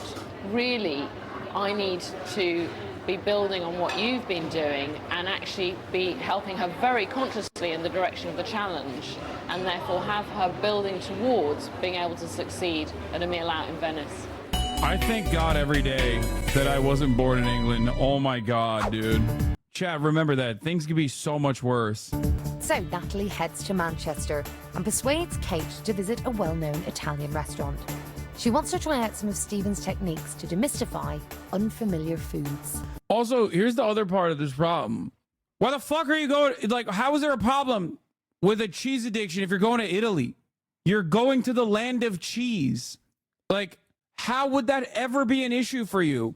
Because, like, remember, she has a cheese addiction, and she's like, oh, I can't travel. I can't go on holiday because of my cheese addiction, because I can only eat cheese. It's like, okay, you're going to Italy. What the fuck? That's like 98% of their entire cuisine is just cheese and various different delivery mechanisms for cheese. Right, Kate, so you can see where we are. What's that nervous grin? I think food might be involved. Really? The thing is that your goal is to be able to go on holiday to Italy and choose something from the menu and enjoy a meal. And the purpose of today is for you to get a bit more of a feel about Italian food, getting a bit excited about it. So why don't we just go and meet the chef then? Okay. Head chef Steve Hildebrand has been lined up by Natalie to demonstrate to Kate that the pasta she's terrified of is actually made up of ingredients she's already conquered. You're going to incorporate all the flour into the egg. This is you making your own food. What we're going to do now is going to feed this through the pasta machine. I've done this. Is good. And then all I do is feed it through the other side of the machine. I've done this. Pasta. That was good fun. I've done this, man. So I think there's only one thing left to do with that. Did she go to Italy to fucking find the only British chef? Like, what's happening here? Or is she still in England? Up until now, Kate's never managed to swallow anything that involves a tomato-based sauce. Come on. It doesn't look very appetizing. No disrespect. To me, it doesn't look very appetizing. Why? Because it's all sloppy. Why don't you try just a little bit of the pancetta? That's okay. So how about a piece of pancetta and a piece of pasta? Fairly decent bit of pasta, we see. Come on, not 1 cubic millimetre. How about that, with a bit of pancetta on it? Just taste the ham, taste the pancetta. My mouth is tingling now, and it is quite pleasant. It's a really nice feeling I've got in my mouth. That's fab. I'd suspect that that's the largest combination of flavours and ingredients you've ever tasted in one go. Yeah. Ever. Yeah. Well done. Thank you. Wow. I think Kate has reached. I believe a lot of the chatters owe me an apology. I could have solved this shit for her in literally under 5 seconds. Okay?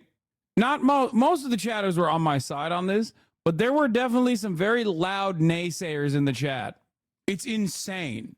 It took her literally just a little bit of seasoning, some garlic, for her to just fix the problem immediately. Okay? A whole other level with food. So working on her interest with food and getting her really inspired by the ingredients, what's going into it, making it herself, especially. I cannot believe that her mushy peas version of like boiled fucking vegetables didn't fix her food sensory issues or whatever the fuck. Turns out the trauma was born out of her being British. That's it. Especially the pasta making has completely changed her perspective in one afternoon, just like that. She can really see that she could start to get excited about making and eating food. Back at home, Kate's feeling just as optimistic. When I first walked in and realised it was an Italian restaurant, my hands were sweating. But once I saw the ingredients and I recognised them all, on their own they weren't scary, and it meant the dish wasn't as frightening at the end.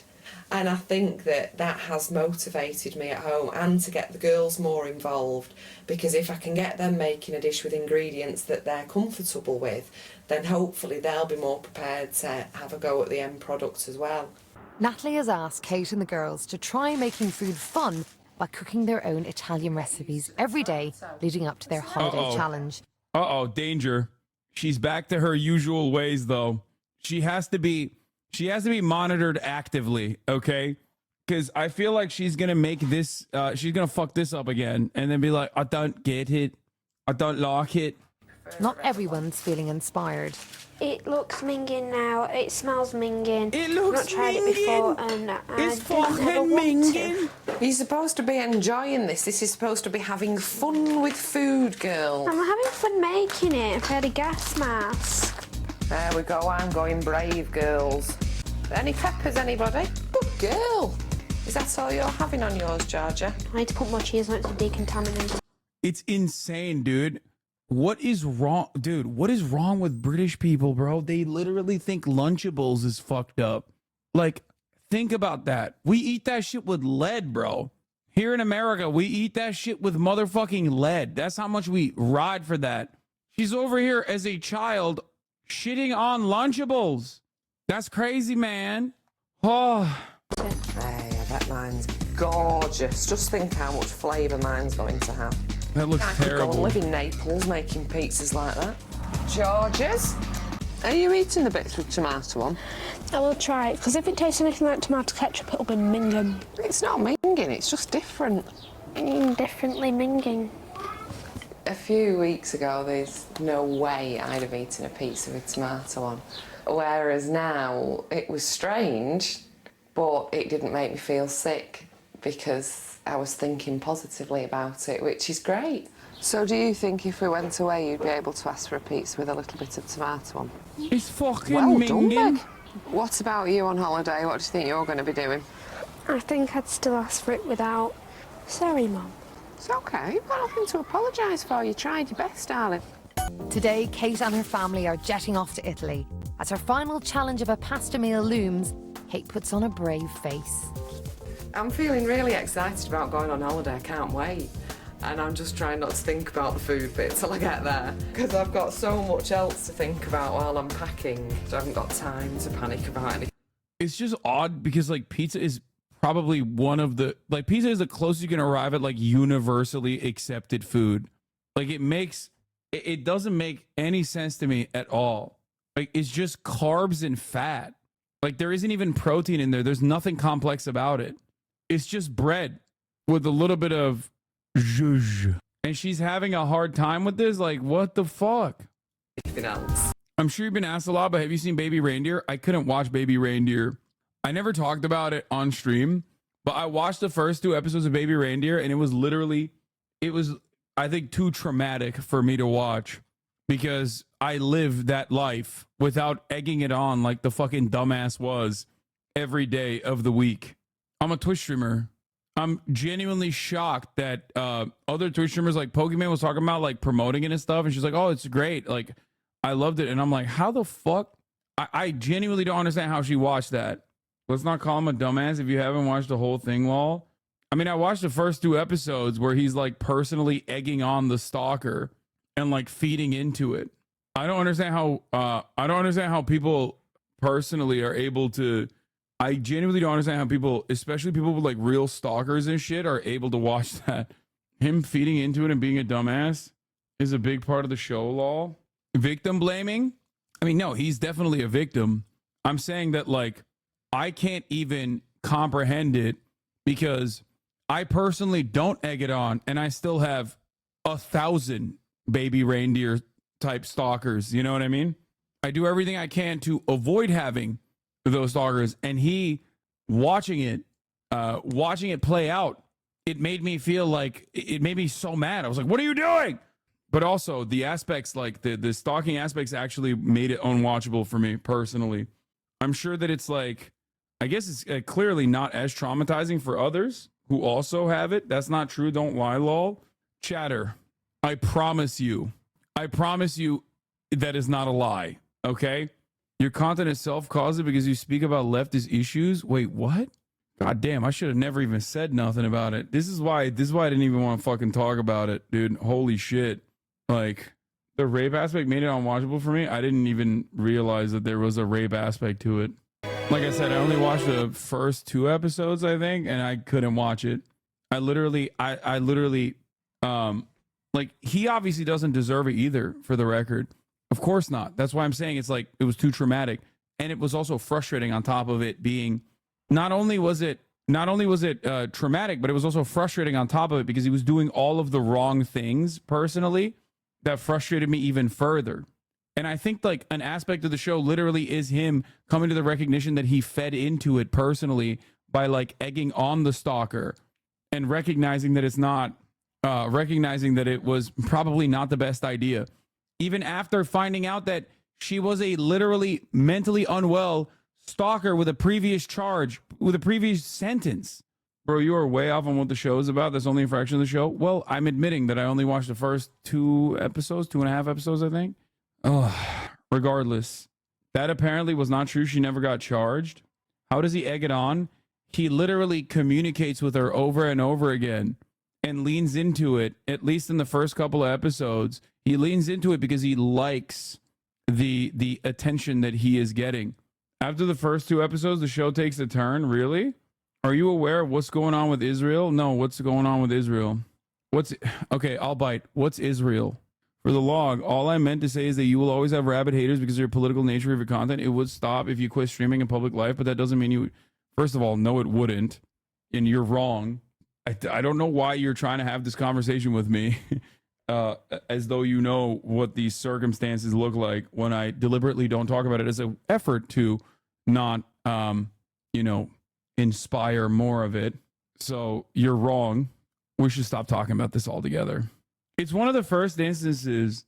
It is genuinely one of the first instances where I was like, damn, I can't watch this shit. It's too much. And in order to clarify personally, I wasn't saying he's asking for it. I would never say that. I don't think he was asking for it. But it was also additionally frustrating to see him literally go through the steps of what not to do in a situation like that. As someone with a lot of experience in that field of being stalked for years and years on end, it is unimaginable to do all of the fucking wrong things in that situation, which made it also extra frustrating on top of it being somewhat traumatizing. I'm talking about Baby Reindeer. The show's own synopsis says about two mentally ill individuals who make the wrong decision, so it's not supposed to be portrayed as the right decision. I'm sure that's what made it frustrating from your end, yeah. The floating city of Venice is home to some of Italy's finest restaurants, as well as its famous canals and gondolas. When we came out, I was feeling really confident about the meals while we were out here. But then, of course, when you arrive and the strange smells and the look of everything, so now I'm not quite as confident as I was when we flew out yesterday. It's the evening of the big meal, and Kate and the family have chosen a canal-side restaurant, safe in the knowledge there's pizza on the menu.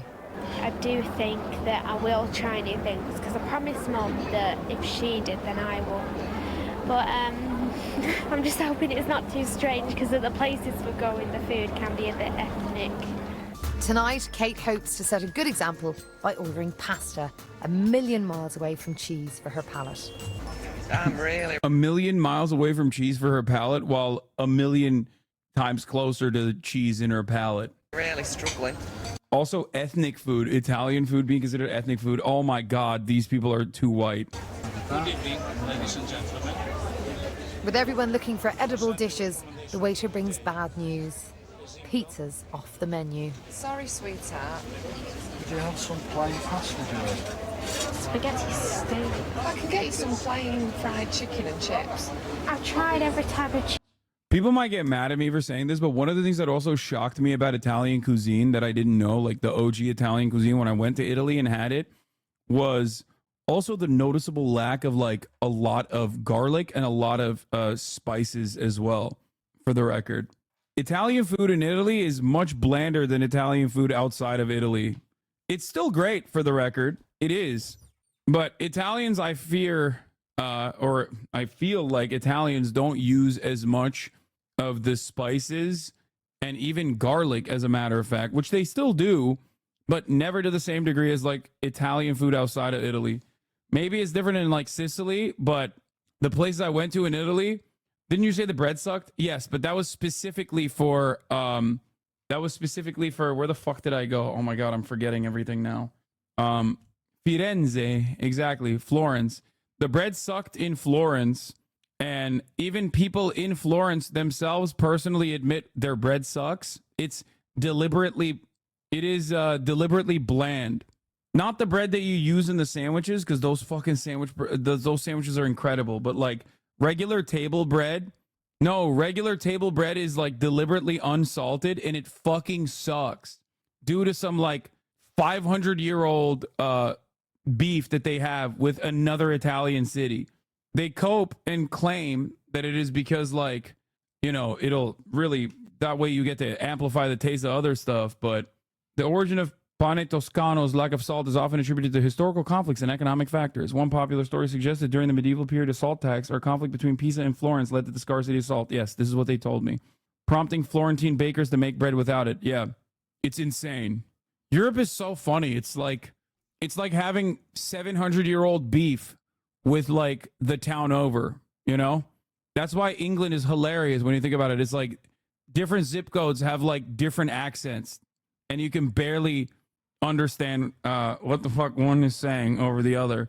I heard that food in Italy is more about good ingredients and simplicity. Yes. Chicken on every holiday we've been on. It's minging. It's your choice. Foreign people, they always put spices and stuff on. Okay, you're just going to have some chips, sweetheart.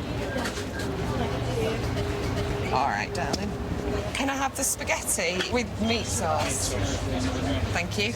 Didn't have spaghetti bolognese. Italian pizza is inferior to American pizza. 100%, I agree with that. It's pure cope for people saying the opposite. Like, Italian pasta is phenomenal, incredible, better than any other pasta I've ever had. Italian pizza, literally worse than American pizza. And no, I'm not talking about fucking Domino's. I'm talking about New York City, okay? New York City pizza is the final form of pizza. Bolognese with the meat sauce. Can fries, please. Grazie. I've had chips because it's the only thing I'll eat. But if I get chicken, it'll probably dip in something like bear's blood. Thank you.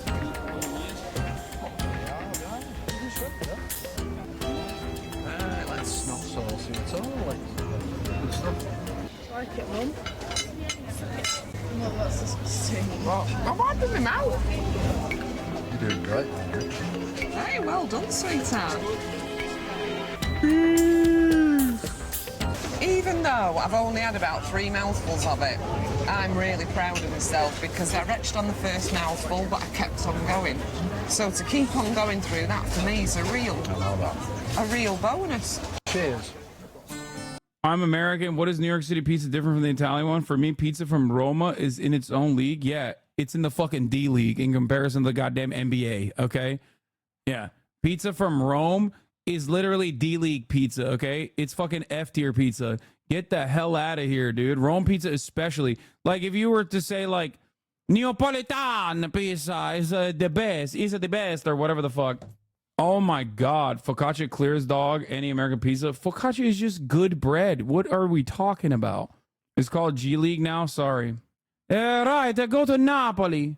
If you were to talk about a pizza in a Napoli, maybe. But a Roma pizza is famously bad. What the fuck are you saying? You are Nasasan. All the ingredients are better in Italy.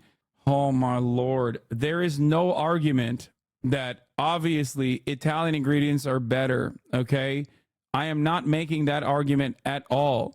You are wrong. You are misunderstanding my point, okay? Holy shit.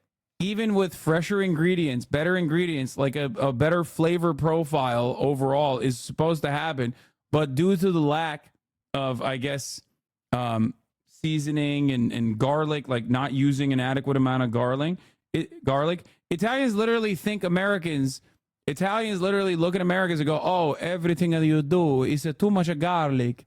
It's too much garlic. It's like, no, dude, it fucking tastes better. It literally tastes better because of it. What? JPEG, last time share. People cope so fucking hard and try to act like I'm also talking about like Papa John's or Domino's pizza or something when I say American pizza, when that's not what I'm talking about at all. The average pizza place, the average Italian-owned family restaurant that sells you literally like $2 slices now that Joe Brandon's American economy is destroying the American working class. Okay, it used to be $1 slice, now it's like $2.50, whatever. Okay, like the average place in the tri-state area serves a better pizza than every single fucking Italian restaurant in Rome. How are your chips, sweetheart? They're nice, but they've got that foreign taste, you know that. Natalie and Stephen may have had more than 3 mouthfuls in mind when they set the challenge, but tonight it's Kate who's setting the goals. In the past, spaghetti bolognese has completely repulsed me. And even though the first couple of mouthfuls tonight I was retching on, kept thinking positive and I managed a couple more. You fancy pizza? Some people having maybe several mouthfuls of a meal wouldn't be that great. But I think the fact that she's even been able to do that is extraordinary. We're all a bit happier now because we know that Mum will try things on future holidays. It's going to take some time to get used to, but hopefully in another 12 months, maybe 18 months, then I'll have cracked it. 1 month later, and the experts are back to find out how the travellers have fared. Pizza or a plate of pasta, and we'll be delighted. Any more, and we'll be over the moon. Anything slightly moist would be good. Quick tour of the kitchen gives Natalie concrete proof of change. Vegetables. Yes. Pepper, onion, strawberries, grapes, and they're mine. Are you going to be eating those? Yes. You have one now? Yeah. Aren't they lovely? They're nicer on the vine than off as well. A few weeks ago, you wouldn't have even touched a tomato physically with your hands. I know. Now you're going, oh yes, I have to have them off the vine and being all poncy about your tomatoes, which is great. I reckon that... Can we shut down people saying that pizza in the tri-state area is all good?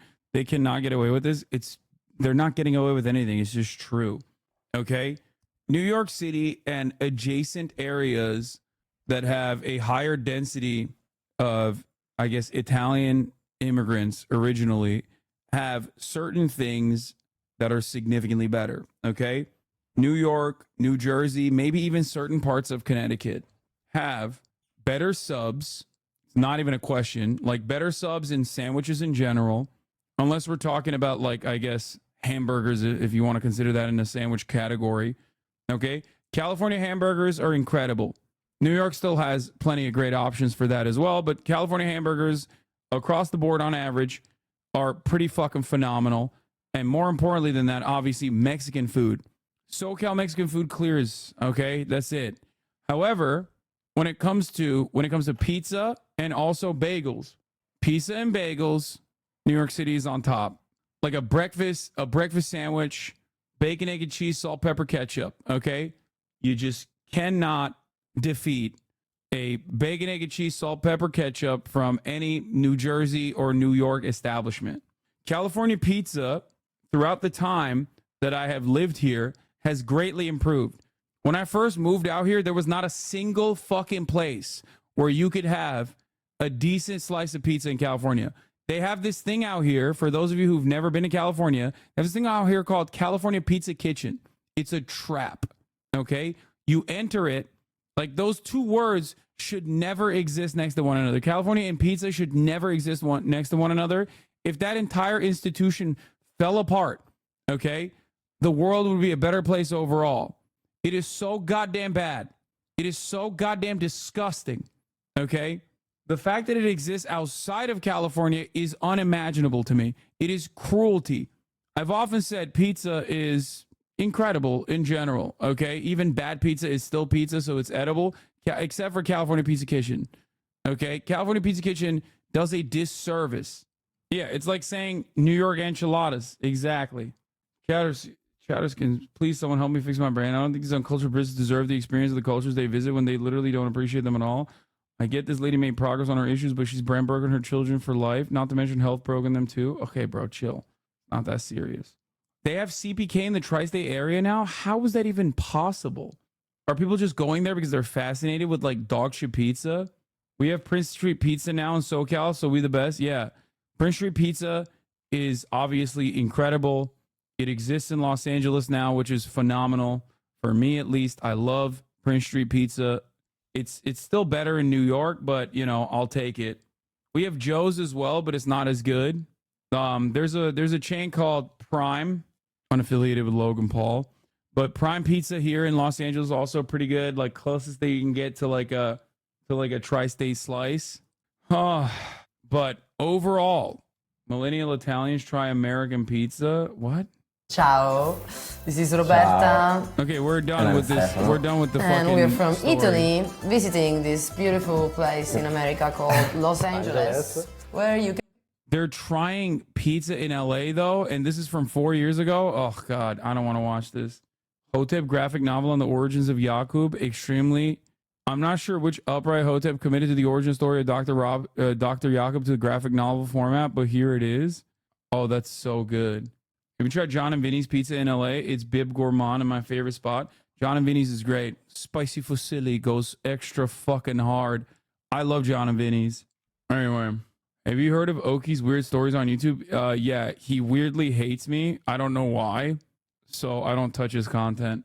But he makes good videos though. He's like one of those random content creators who just like fucking despises me. And I don't know why.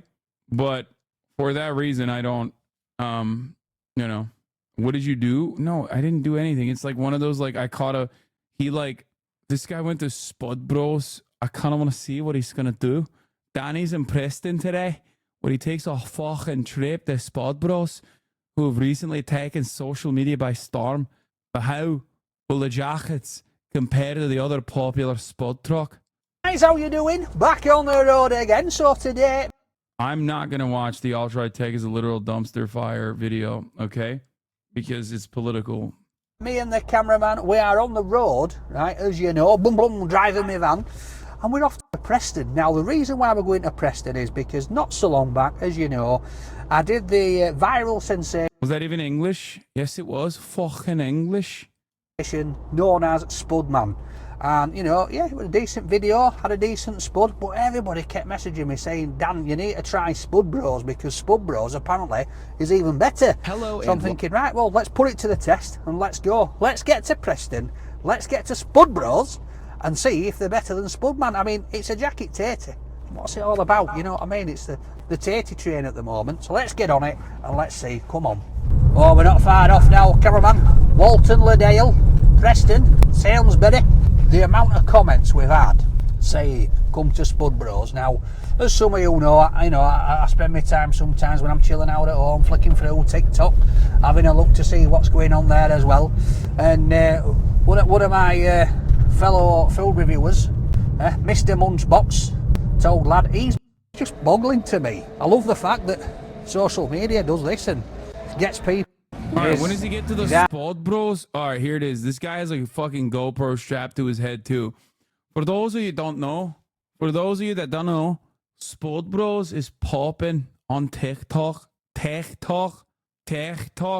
and he will sometimes give like free Spud jackets to a person who like comes out with like a really unique, if it's like a once in a lifetime unique loaded potato combination, he'll just give it away for free. And it's I mean it's really fucking weird. We're on the countdown. I like this last here. Yeah, you reckon? Look at the TikTok. Look at what TikTok does to your business, by the way. Nice is your love. Are you working tomorrow? What, in here? Yeah. And you've been slating them off saying they're not very good. What is he yelling? You said to me, don't have taters, just get a bottle of water. Real quick. So I'm queuing. Oh, word again. All right, me. Oh, thank you. She's gone red now, look at her. She's like, oh my God. Yeah, she's done me in. She's been stood in queue, and then I find out she works here. Been in queue, I think we've been here about, well, out from my watch.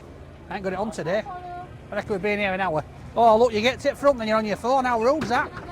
Less beans on this hobby. Oh, I'm getting nervous now. It's now nearly time for order. Getting nervous. Oh. Under pressure. Under pressure. He's armed, it's dangerous. Right, guys, what we got then? One Harley. I want three tatties. I want three. For your Peter cake. I want three tatties. 3 tatties. Yeah, so what do you recommend? I recommend, do you like spicy stuff? Oh, I'll give it a go if you're talking about your chilli. Yeah, homemade chilli it is. Yeah. Made by me, myself. You sound like a farmer then. Homemade chilli it is. Homemade chilli it is. Yeah. We always do a try before you buy. Do you All right. want to try it before? No, I'll have it on. Yeah, I don't want to do that. I don't want to ruin the taste. Like garlic butter? Yeah, I definitely want garlic butter on. I've got a bit of chilli garlic butter as well. Yeah, so I'll have one of them. So I'll give you one chilli garlic butter, and do you want 2 with garlic butter, or one normal, one garlic? What, all chilies? I want 3 different toppings. No, 3 different taters, but I'll give you 3 different types of butter. Yeah, go for 3 different types of butter. Why? What different types of butter have you got? Normal garlic butter and chilli garlic. Go for it then. This is the garlic butter. Right, what do you want when you want the garlic butter? Whatever. Come on, mix it. I want you to. I'll take charge. Three most popular taters. Tell me what you're doing as we're going along. Right, we'll give you a classic cheese and beans first. That'll do. And that's got the garlic butter on, yeah? That'll do, yeah. Cheese and beans with garlic butter. Go on. You like, what's it called? Max and Paddy. What made him? Yeah, we sound like Paddy, don't we? Max and Paddy. That's it. It's all Are you trying to get me to do a shift in van? Oh! Yeah, is that what it is? Look at all those beans, bro. Yeah. We'll do that one with the chilli. So you're going to put the chilli in with the chilli garlic butter? Yeah, I'll put a bit of crispy onions in it. It's going to wreck my house. I know, you'll be ruined the next 2 days. I know. There'll be no more reviews for me. Bit of salt and pepper going on. Hope you like Spuds crispy. No, mate, I do. Look at them. The it is. Got 3 cheeses as well for you, mate. Oh, that looks good. Do you like crispy onions? Get them on. I get a bit of crispy onions on it. I'll put a bit of sour cream on to... You go for it. You got the Spud Bro special yet as well? I'll give you the Spud Bro special as well. And what's the Spud Bro special? I'll go for it. I'll let Jake do that. Oh, he's doing that one, look. He's like, you're not mucking this up, bro. Innit? Spud Bro special. Plenty of butter. Yeah. Salt, pepper. You've got 3 cheeses, which is white cheddar, red Leicester, and Gloucestershire. Right. Then I'm going to. There we There we go. Beans on there. I'll put them there because I'm going to have to go set my table up, because I'm going to be juggling them up there. So we've got beans, cheese, Bit of coleslaw. bit of coleslaw. Oh, we're off here, look. So that's popping off that. Look at that, bit of crispy onion. And then the tram sauce, special sauce. Special tram sauce. Yeah. Not tram. Not tramp, tram sauce. Tram sauce, I've got right? it. But bro, Look at that bad boy. That looks alright, that, guys. And can I get a bottle of water as well, please? Thank you very much. How many water do you want? Just one, please. He don't get out. Do you want a bottle of water, cameraman? No, he's alright. I don't want it out of that tap. Get it. Back of the car, but in the back seat. Right, how much is it, mate? No, you're alright. No, I've got to pay. I've got to pay. You've got to earn your living. Come on. Right, 50p then, mate. No, not 50. Come on, how much is it? They need to know how much it is. 50p. Right, I'll have to work it out myself. I'll do Work it out. Get it charged on here. So, cheese and beans. Because if they're not cooked right, you know what I mean? I'm not getting bribed here. £17. Lovely, mate. Thank you. There you go. Not Cheers, getting pal, bribed. Thank you very much. The ethics, bro. Right. I'm going to go set this up and then I'll be back. All right, unless Nice you one. want, He's an ethical man. Unless you want to run them up. It's up to you. Yeah, If you want to get on, we'll have a chat. Right, come on then. We're going to bring them up and we're going to have a chat, guys. So where are we going, cameraman? Back here. There we go. Look at this. We're here. I'm not going to fall over there. Right, he's going to come up and we're going to have a chat about it, I think. So, ready, guys. Still chair test. Bosh. There we go. We're down. We're ready. Got my daggers somewhere. Bosh. Oof. Right, I think it's time to bust it t-shirts out, cameraman. Red hot here. Whoa, feel like I'm on holiday. So we've been in queue probably 15 minutes to an hour, and the queue's not really changed, like going back. Obviously we've got down it, but it's still flying up there, to be honest with you. For today we've got Here we are, look at this. For you. Just come with cloth of it I'll out. come with fish flops. With what? Fish flops? Fish flops, Mate, yeah. they're class them. I need a pair of them. You want a pair? Grab them if you want. Today we've got the tramp. Actually, I'll let you do it. The tramp sauce. Tram sauce. Tram sauce. Tram Look, sauce. see. So before you nice shoot one. off, if you've got a second. Go So on. obviously it's a bit of a thing now, isn't it? Jackets, buds, Jackets, all buds. over Everyone the loves place. the jackets, buds. Yeah. So how have you been finding it? It's good. It's good. Yeah. It's hard. It's hard at the minute because obviously we've just got even more busier for like iftar and stuff like Yeah, that. yeah. So we're now looking for staff. But Yeah. it's a good problem to See, have. innit? Mr. Yeah. Munchbox has been saying that it's all right. So Yeah. He's been here a few times. He has, hasn't he? Yeah, he's a good mate of ours. yeah, we yeah. like him. Yeah, he's a good lad. I like him. He's all right. So yeah, so I'm looking forward to it. Oh, So yeah. Well, what's the hopefully you plans enjoy for it. the future then? For the future, just to help out the community. So our plans now is just to help other businesses in Preston. Yeah. Obviously help our mates and stuff like that, and hopefully maybe eventually start to franchise. We'll see what happens. There you go. We'll see what happens. That's it. Taking Right. one step at a time. You did right. You did Well, right. I hope you enjoyed them. I'm going to tuck in, mate. See how they are. Yeah. Thank Come you back very and let much. us know, Will do. Right, guys, here we go. Wow. So, let me tell you, these are absolutely rammed. I just realized I'm watching a British man give his opinion on like loaded British potatoes. And of course his like opinion is going to be muddied by the fact that he's also British. I didn't even put two and two together until I got like invested in the video, because he has such a he seems like a lovely guy overall. He definitely looks like big enough. You know what I mean? He's got like a feel to him that he knows good food when he sees it, that type of shit. People always bring up Gordon Ramsay when we have these conversations. It is so funny because, like, one, he is far from my favorite chef overall. I've had his food. I found it to be underwhelming, even though he's a phenomenally telegenic chef. And also, Gordon Ramsay is literally fucking trained by French people. Okay?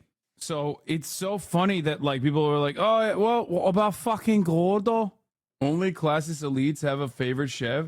I don't even have a favorite chef. I'm just saying that, like, out of all of those like famous television chefs, his food, I would say, is not like that good. Full of toppings, and as I was getting further down the queue, I could see everybody else's what's same. So it's not being it's not one of those where they just do it just for me. They get that in my pocket, out of the way. Right. So let's open this one up. So that's the chilli with fried onions, and I think there's chilli butter on that one if I remember right. Bit of sour cream sauce on top. Oh, this one is the garlic butter, the classic cheese and beans. They are quite crispy, these spuds, you know. They do look good. I do like a crispy spud. And then this one is the special cheese, beans, coleslaw, crispy onions. Oh. And then it's got the tram sauce. So I'm going to leave that one to the end. I'm going to start off. Let's go like this and you can sort of see what I'm doing. Right, I'm going to start off with the classic cheese and beans.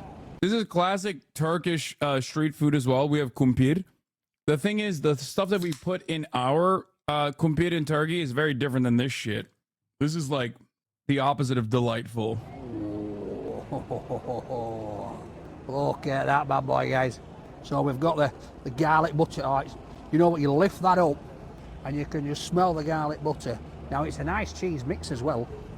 Look at this, it's going to go all over my faces, all over my 10 chins.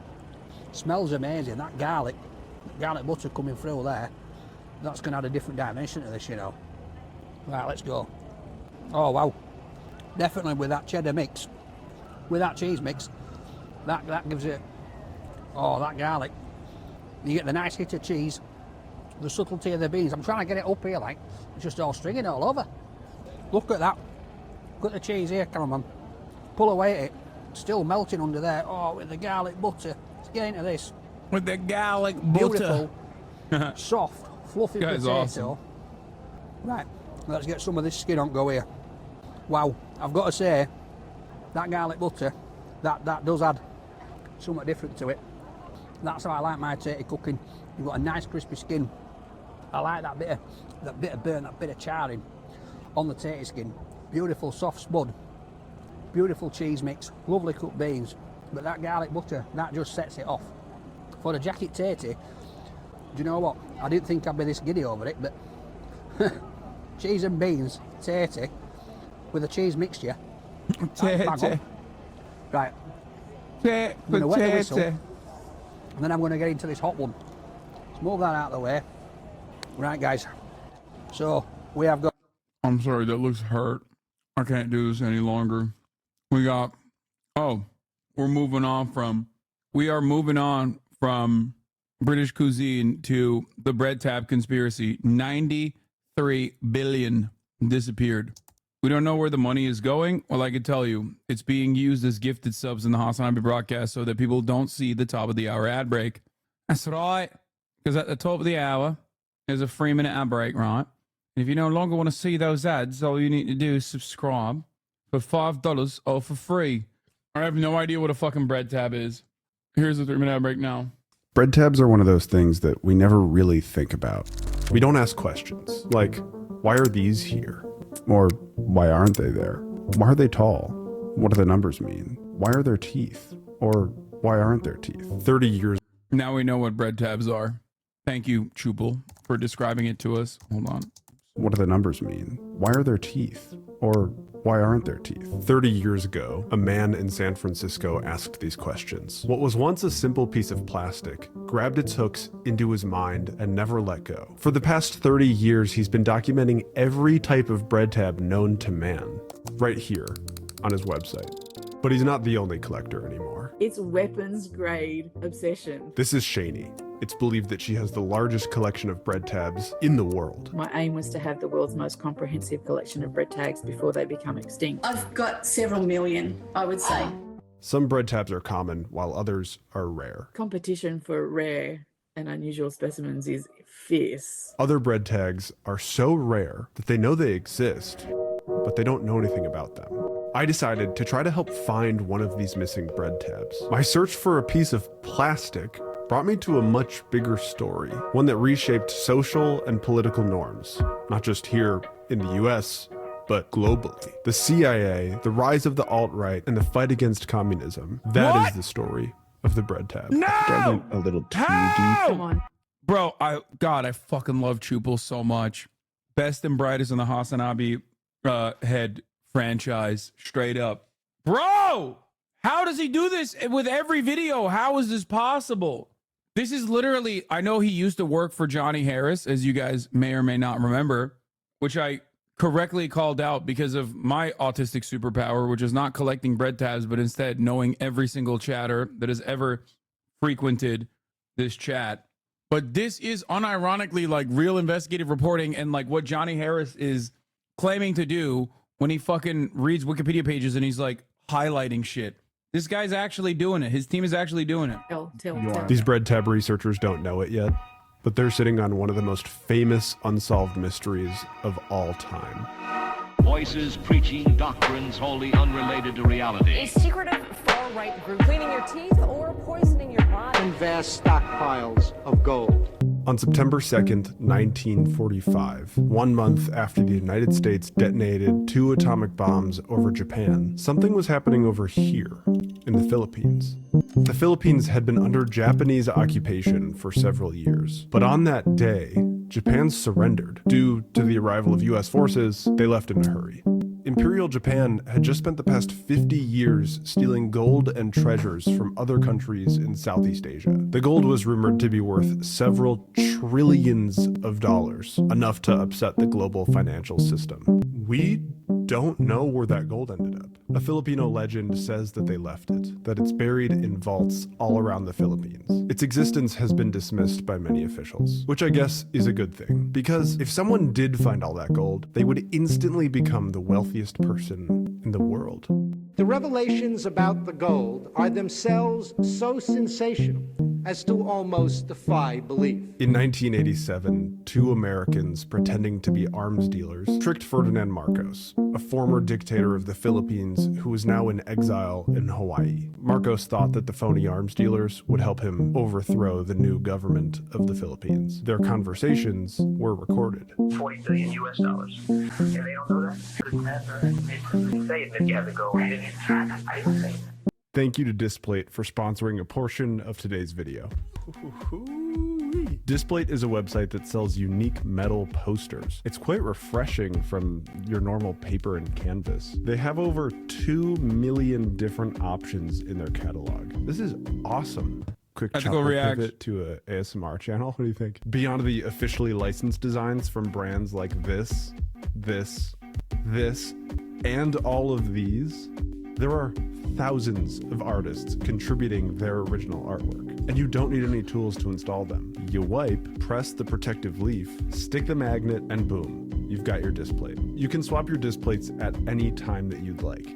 Take it off and swap a new one right onto the same magnet. Look at them. Look at these guys. Who doesn't want these guys on their wall? Displate just launched Textra, a finish that has 3D contours and textures that you can feel. And if you use the link in the description, displate.com/Chuppel, CHUPPL, you will get 33% off any order of 3 or more Displates. If you get 1 to 2, you will get 22% off your order. Or you can use code CHUPPL, CHUPPL at checkout. But this offer doesn't last forever. Thank you again to Displate for sponsoring this portion of the video.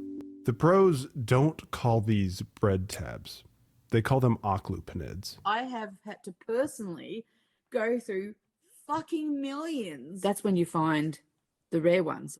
Horg, the Bible at the center of the occlupenid world, lists a bread tab that I can't stop thinking about. Bearing a spiked maw and interlocking tubercles, it's called the Odon. It sits at the very edge of the family tree, the literal border of what's considered an occlupenid and what isn't. And Horg really doesn't know anything about it. It is hoped that further knowledge of this striking occlupenid will soon come to light. This bread tab is in Japan, and I live in the US. When I was starting to sort them out, I started going, that's a different shape to that one.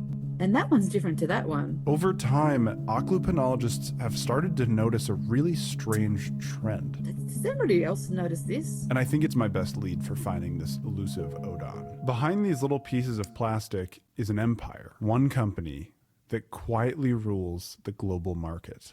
2.5 hours outside of Seattle is a 5-warehouse industrial compound. Quick Lock has offices in the US, Canada, Australia, Ireland, and Japan. No Today, way. 3 sisters run Quick Lock, but it's always been family owned. Their grandfather, Floyd Paxton, founded it. Paxton invented the bread tab in 1952. He became very wealthy very quickly, but what he did with that money is a different story. Hey everyone, we are live from my backyard where I am smoking a brisket and some ribs. I'm making meats now. One thing I've noticed is that when people come into big money over a short period of time, they tend to start doing some weird stuff. Side missions. Besides the obvious, I wanted to know what else he was up to. Rich people love doing side missions. The 1950s were a great time. The second Red Scare was ending, in part due to conspiracy theorist Joseph McCarthy just getting ripped a new one on broadcast television. His proposition is very simple. Anyone who criticizes or opposes McCarthy's methods must be a communist. And if that be true, there are an awful lot of communists in this country. But one guy, the creator of These and These, was getting pretty bummed that communist conspiracy theories weren't spreading like they used to. So he started the John Birch Society, an anti-communist, ultra-conservative, oh my god, advocacy group oh known my for its god, conspiracy theories. He used the bread tab guy was a funder of the John Birch Society. Oh my fucking god. his junior mint money to travel to Seattle, where he enlisted and received substantial financial support from Floyd Paxton. Being one of the group's earliest members, Paxton was way into this. So he ran for Congress. Bro, every Chuple video is literally like, here is a unique thing that you never really thought about, that you just throw out and take for granted. We are going to point out that actually is the reason why World War II happened. It's like, how did you, what are you saying? How? It'll literally be like the domino meme. Like bread tabs, dude, just the most innocuous, most insignificant fucking thing. Yeah, toilet water and the rise of Pol Pot. No, you break one side and fling them like a normal person. I mean, I try to keep them for as long as I can until it does break, inevitably. I do the twisty and then the fucking bread tab. From my friend in the bread tab Discord, shut the fuck up. There is a bread tab Discord and you have a friend in it. The part about the rare bread clip is kind of sensationalized. Any of us could have told him that the one he was looking for is made by Mac Stationery and found on bags of oranges and yams in Hong Kong. There's a bread tab Discord?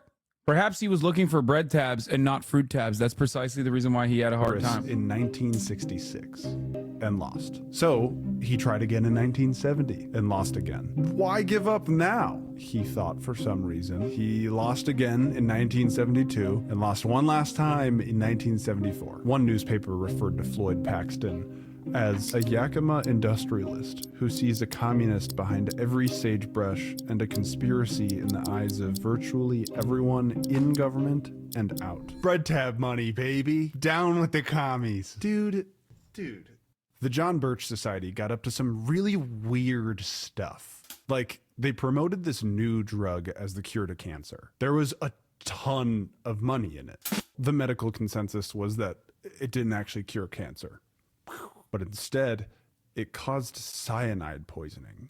The drug's name is Laetrile, and one report that I read said Laetrile interests were locked on to Floyd Paxton because he flew an airplane that apparently Laetrile interests hoped to use for courier flights to and from Mexico. An investigation revealed that John Birch Society members spearheaded the promotion and distribution of the illegal drug from Mexico. Another member of the John Birch Society and a fellow horse appreciator bought 1/3 of the entire world's available supply of silver to hack the silver market.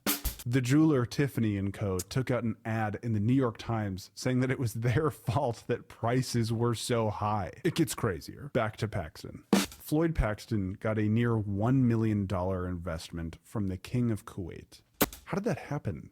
Like, how these two guys meet? After the United States helped stage a CIA, baby, State Department coup to overthrow the democratically elected president of Chile, the new Chilean government invited Paxton and his wife to be the guests of the Chilean government for the first celebration of the ouster of the former president. That's crazy.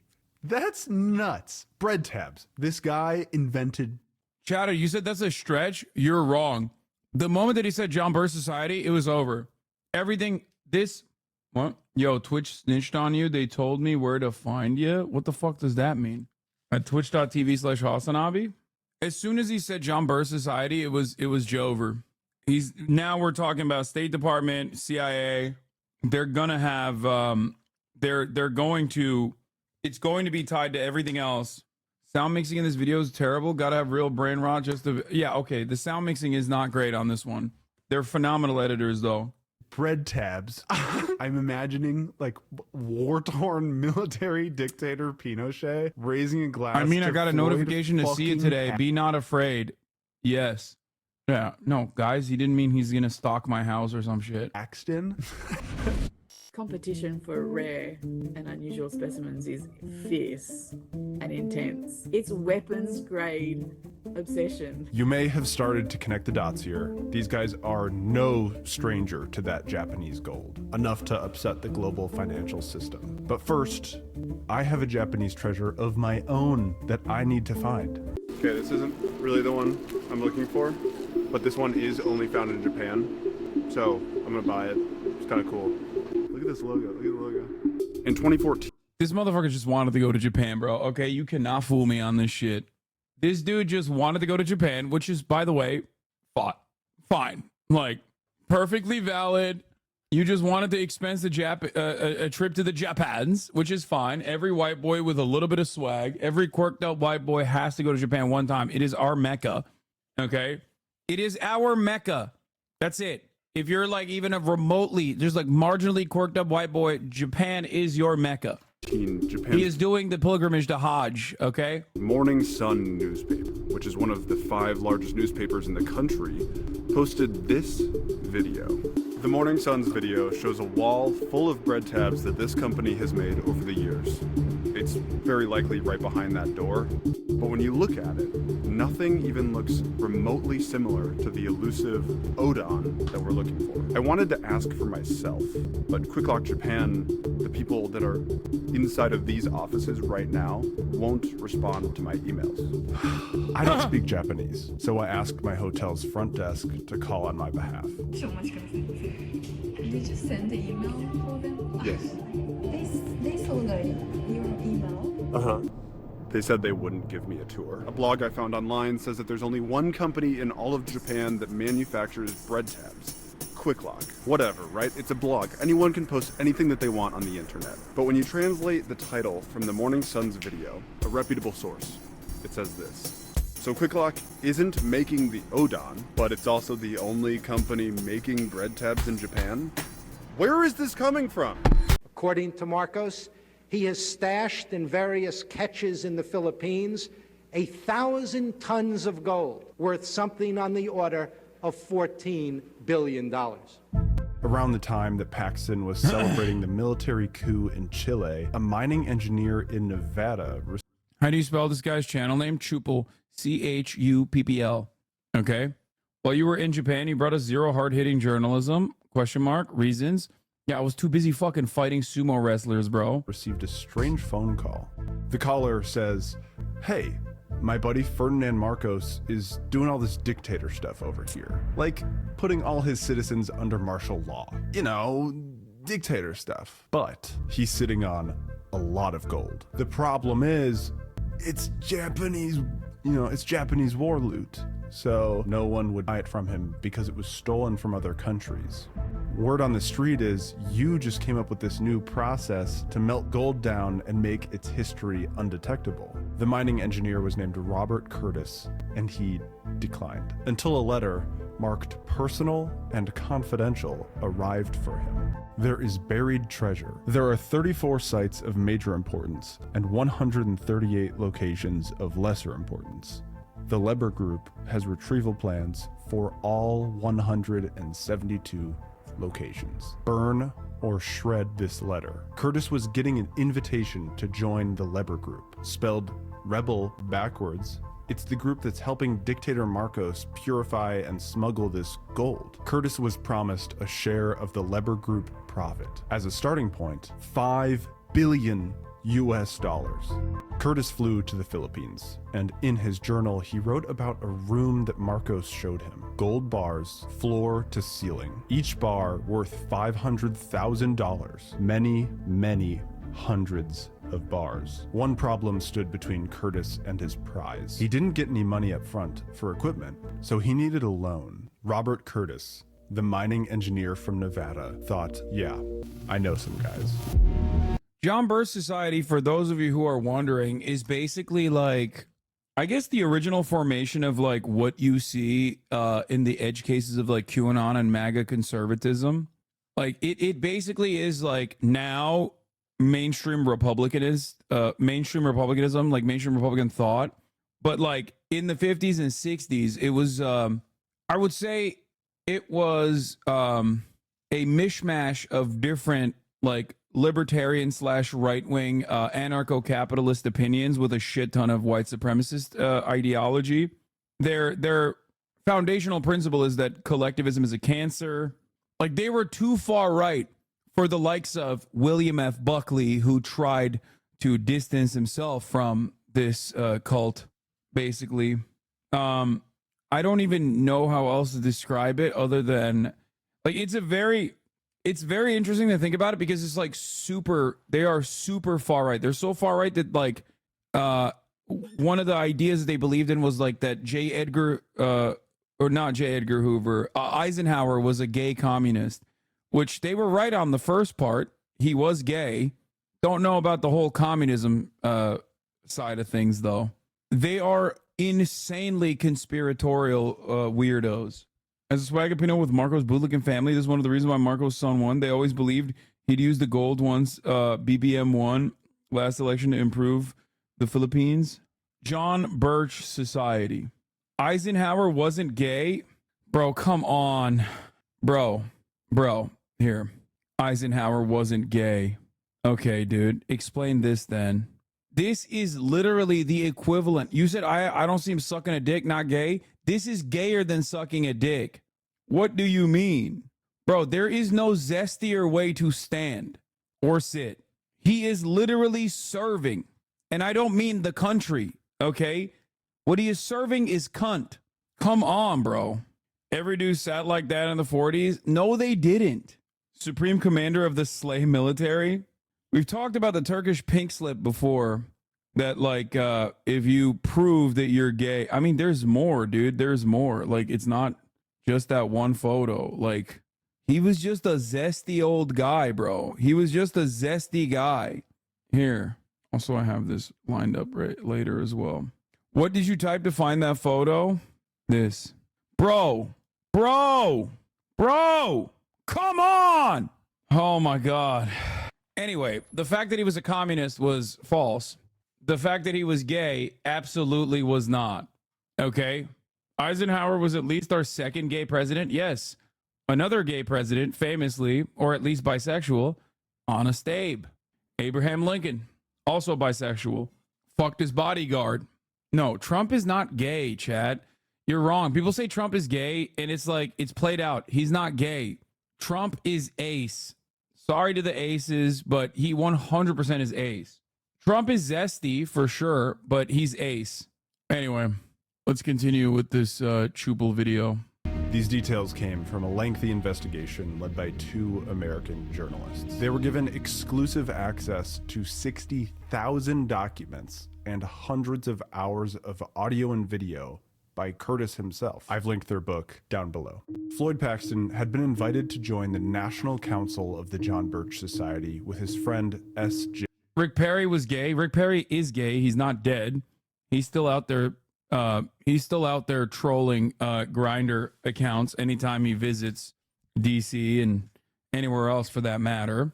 Rick Perry is also gay, yes, but he's not a president, and he never will be. J. Agnew. Paxton. It's like Lindsey Graham, also gay. So it's the worst kept secret. Had stepped down from Quick Lock and gave his son Jair the company. According to the investigation, the John Birch Society money men.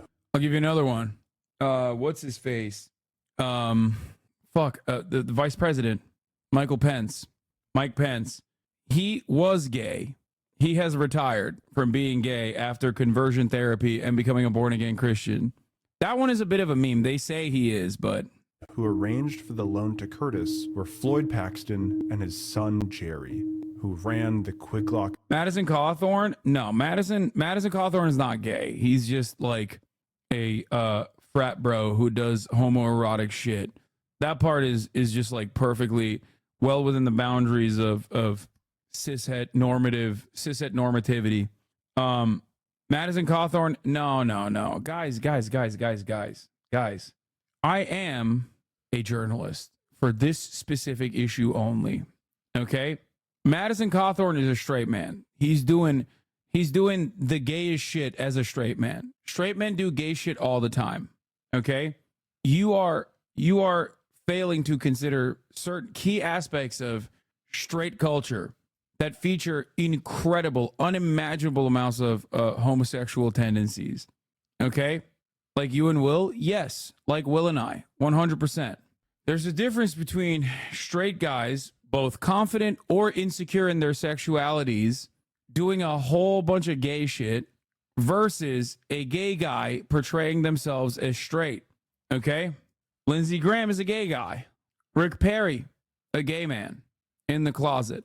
Let's continue. Corporation. They agreed to give Curtis 3 loans, totaling 3. Josh Hawley, a gay man. There you go. Look no further than the way he kisses his wife. Okay? If you've been married for that long and you're kissing your wife like you're a star in a K-drama and you're not Korean, you're gay. 100%.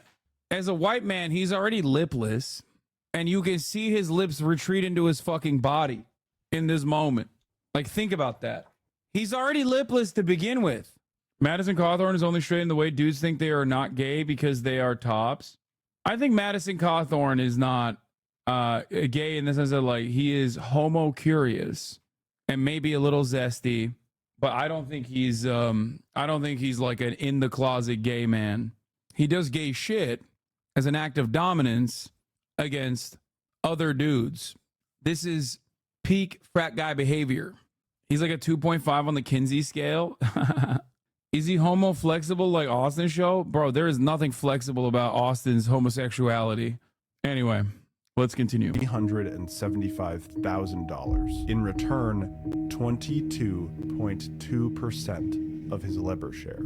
Here's the plan. Quick Lock opened an offshore company in the Bahamas, Commonwealth Packaging Limited. Marcos's gold would be sold in Nassau. The dirty money would then be deposited into the Royal Bank of Canada in Nassau. Then, piece by piece, sent to the Royal Bank's branch outside of Quick Lock's Canada office. Curtis said that Paxton would be the one that took the money out of the Royal Bank's Kelowna branch, where it would be kept in an account belonging to the Kelowna branch of Quick Lock. Then Floyd Paxton would personally smuggle the money across the Canadian border and into the US. But before any of this could happen, Paxton died of a heart attack. Marcos went back on his word and didn't share any of the gold with Curtis. Besides what Marcos took, we really don't know what happened to the remaining gold. There is a mutiny, military and civilian, against President Marcos and his government. The people of the Philippines threw a revolution. One of the cruelest, most corrupt regimes of modern Asia. Tonight, the citadel fell. And Marcos was exiled to Hawaii. It's just been confirmed that Mr. Marcos has indeed left. Mr. Marcos and his family had fled by helicopters under American guarantee. Isn't it suspicious to anybody that always watches history that every fucking country's toppled dictators almost always find a peaceful home in the United States or sometimes England? I just don't understand how that works. Like, how is it that every single time you got like a fascist dictator, Hawaii, Florida, or just straight up England? How? No, France is a safe haven for the pedophiles more than anything else. I just don't get it. Surely it must be a coincidence and not because, like, there are guys Guarantees. There is understandable jubilation tonight. After Marcos went into exile, Major General John Singlab, a founding member of the CIA, went to the Philippines to search for the gold.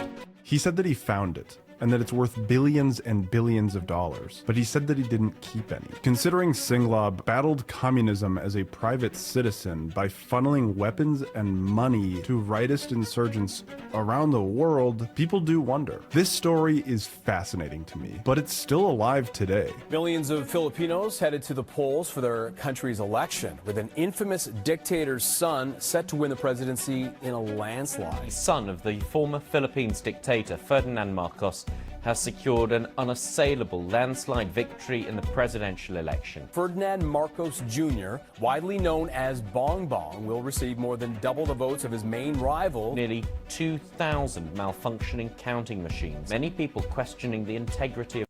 Feel bad for my Swagapinos out there. Imagine having parents that voted for a man whose name is Bong Bong. Just a sad day in Swagapino history. Of the vote. It's believed much of his success stems from a massive disinformation campaign while trying to rewrite his disgraced family's history. Marcos' son, Bong Bong, was elected as the president of the Philippines in 2022. Did Mr. Marcos indicate in any of Anyway, all right, let's his keep going. conversations with you if anyone knew the location of all of the gold? He said he knew where some of it was, and his son, Bong Bong, knew where some of it was. That's correct. As of recording this right now, he still is the president. Out of the 7 people that Curtis accused of orchestrating the laundering scheme, 4 of them were on the Birch Society's National Council. The remaining 3 orchestrators were all also part of the John Birch Society, including Jair Paxton, Floyd Paxton's son, who ran the Quick Lock Corporation until his 3 daughters took over. The John Birch Society's strategy worked really well. Over time, their ideals spread, foundationally changing the beliefs of conservative politics. Yeah, John Birch Society played a formative role in the development of the moral majority. Paul Weyrich, as we've talked about many times over in this broadcast. Newer versions of that with Koch funding exist in the Tea Party. It is now one of the major planks of American conservatism. It's just like psychopathic right-wing conspiracies, obviously very much anti-communist, and a firm believer that like any kind of big government is actually communism. Oh, it's crazy that the fucking dude who like invented bread tabs is responsible for like funding certain aspects of it. Secretive far Alex Jones is a Bircher. right group started in the late 1950s called the John Birch. There's a proceeding at the International People's Tribunal in Brussels against Marcos Jr. and Duterte right now. I know. I won't tell you why I know, but I do know. I have a friend there right now. Society. MAGA has always been with us in American history, in one iteration or another, whether it's the John Birch Society. It is one of the biggest influences that propelled the far right into mainstream American politics.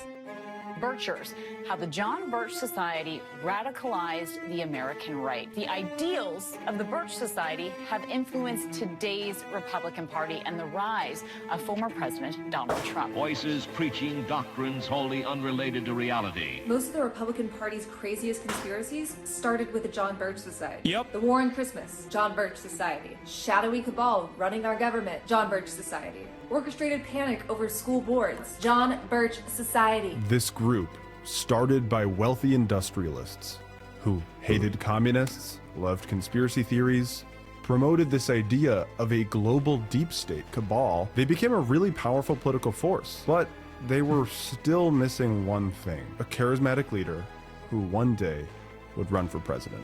It is hoped that further knowledge of this striking Akhlupinid will soon come to light. I've been looking for something. This is why anti-communism is a key indicator of fascism and white supremacy. Yes.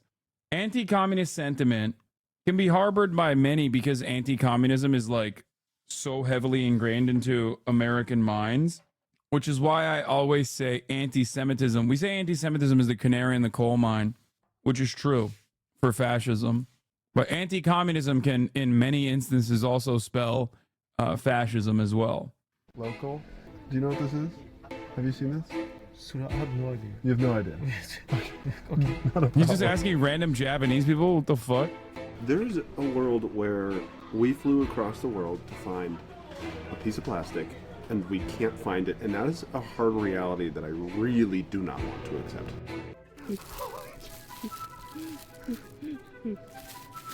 Oranges. Oh my god.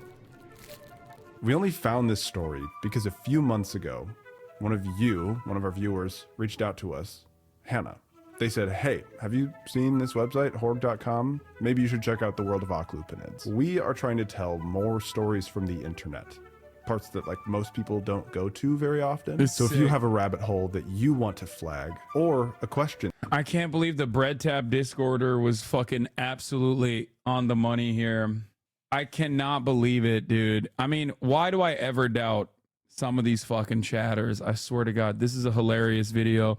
Here's Patrick Bet-David addressing, absolutely eviscerating Vivek Ramaswamy. You're an Indian! How does it feel that you will never see the kind of waves Hasanabe heads are going to make long after you're dead? Wait, what the fuck? Why'd you say that like you're going to kill me tomorrow? Yeah, let's see. Let's see if there's a good video that we can watch here. John Birch Society, Rise of Conservatism in the USA, Cold War documentary. I don't know if it's a John Birch Society. Let's see if there's a faster one. Using the bird flu to scare you out of your freedom. JBS News Analysis. Do squatters' rights supersede property rights? Activate America. How the 1950s far-right group, the John Birch Society, influences today's GOP. Dude, I don't know what the fuck Murad is doing in the background, but it's crazy. That Cold War documentary is like fucking long, man. When looking at the history of the Cold War in the United States, especially that of the 1950s, there is a natural focus on McCarthy. Why the fuck are you doing politics on a Saturday? Bro, come on. This is like fun shit, okay? Chill out. And the role played in both reality and in imagination by leftist organizations. What can be overlooked in this focus, however, is the existence of groups of the conservative far right. One key example of these groups is the focus of today's episode. I'm your host, David, and today we are going to take a look at the John Birch Society. Buckle up, because this one is a trip. This is the Cold War. Now, before we start talking about terrible... Are you fucking joking? Are you for real? Don't be a tease. You watched a new Bread Tab video yet? This has got to be a joke, right? It's got to be a fucking meme, a top of the hour ad break debate or something. There is no fucking way. No, this guy literally is baiting me so that he can serve the top of the hour ad break. There's no fucking shot this person literally came in here. Oh my God, it's not even a debate. Oh my God. Oh my God, he literally did the meme. Oh my God. Oh my God, I'm going to lose my mind. Oh my God. This happens way too frequently, bro. I swear to God. At the top of the hour, there's a 3-minute ad break. That is frequent, okay? And sometimes I offer charitability to chatters thinking that they didn't immediately come into the stream right after I got done with the video that they told me to watch, okay? Like immediately after, like a second after the fucking video just ended. Look at this, chatter. I actually did and panicked. It's crazy. You got a shout out in this one? Where? From 1993 to 1996. This is 4.3K views. Where's the shout out? A couple minutes back? You got a shout out for my mom today during lunch? Hell yeah. My man said a couple minutes back. I swear to God. Just tell me the fucking time code. Okay, here. Also, eat this fucking 3-minute ad break. All right, let's watch the John Birch Society now.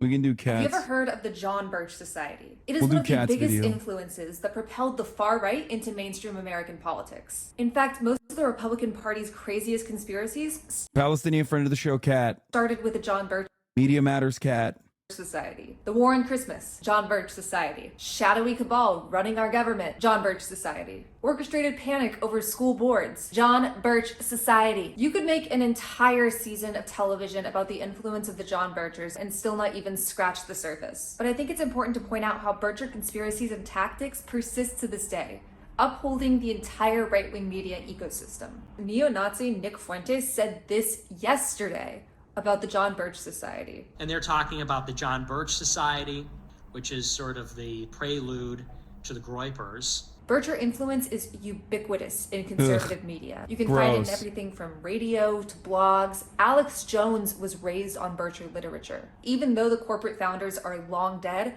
the John Birch Society message lives on, being broadcast almost verbatim into millions of homes every single day on Fox News, the most watched cable news channel in the country. Now, the John Birch Society was founded in 1958 by candy magnate Robert Welch. A rabid anti-communist, Welch proposed a secret meeting in Indianapolis, all very cloak and dagger, to 17 business colleagues. 11 of them showed up, making for a total of 12 founders. Fun fact, one of those men was Fred Koch, the father of the Koch brothers. Welch spent 2 days with them, detailing a mass communist plot stenched in the stink of the New Deal and global cooperation. Over his lifetime, Welch would be known for his paranoia about this secret communist cabal. He accused tons of high-ranking American officials of being a part of it, including Dwight Eisenhower, the President of the United States. Dwight Eisenhower, the guy who helped Allied forces win World War II. Dwight Eisenhower, the guy who has a doctrine against communism with his name on it. Now, a lot of Republicans at the time recognized the John Birch Society as deranged and toxic,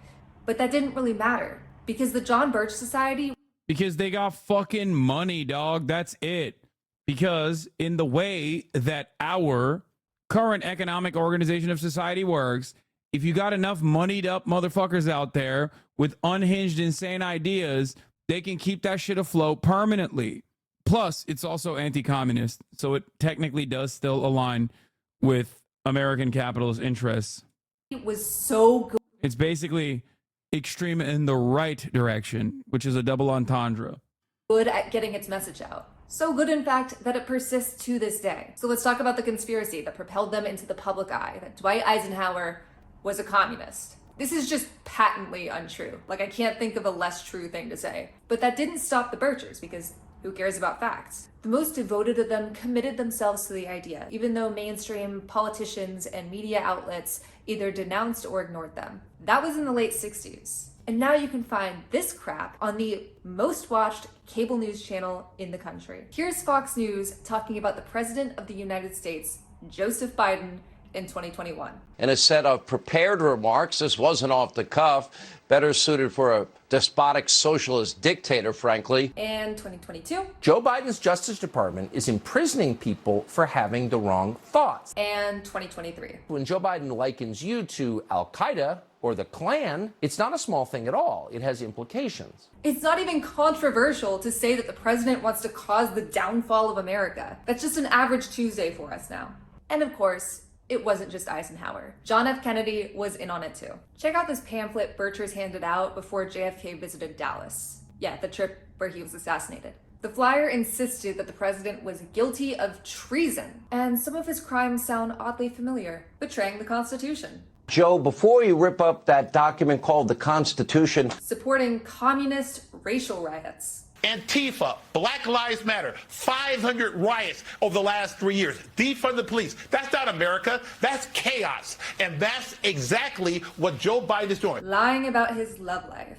the Biden's affection is totally real. It's in no way part of a slick PR campaign devised by cynical consultants determined to hide the president's senility by misdirection. Not at all. Their love is as real as climate change. Now, Welch and the Birchers' definition of communism was pretty broad, applying it to anything that didn't fit their warped perspective. But accusing the president of the United States of being some dirty commie globalist, that's nuts. I know I have to remind you, but that's actually nuts. And that's just normal now.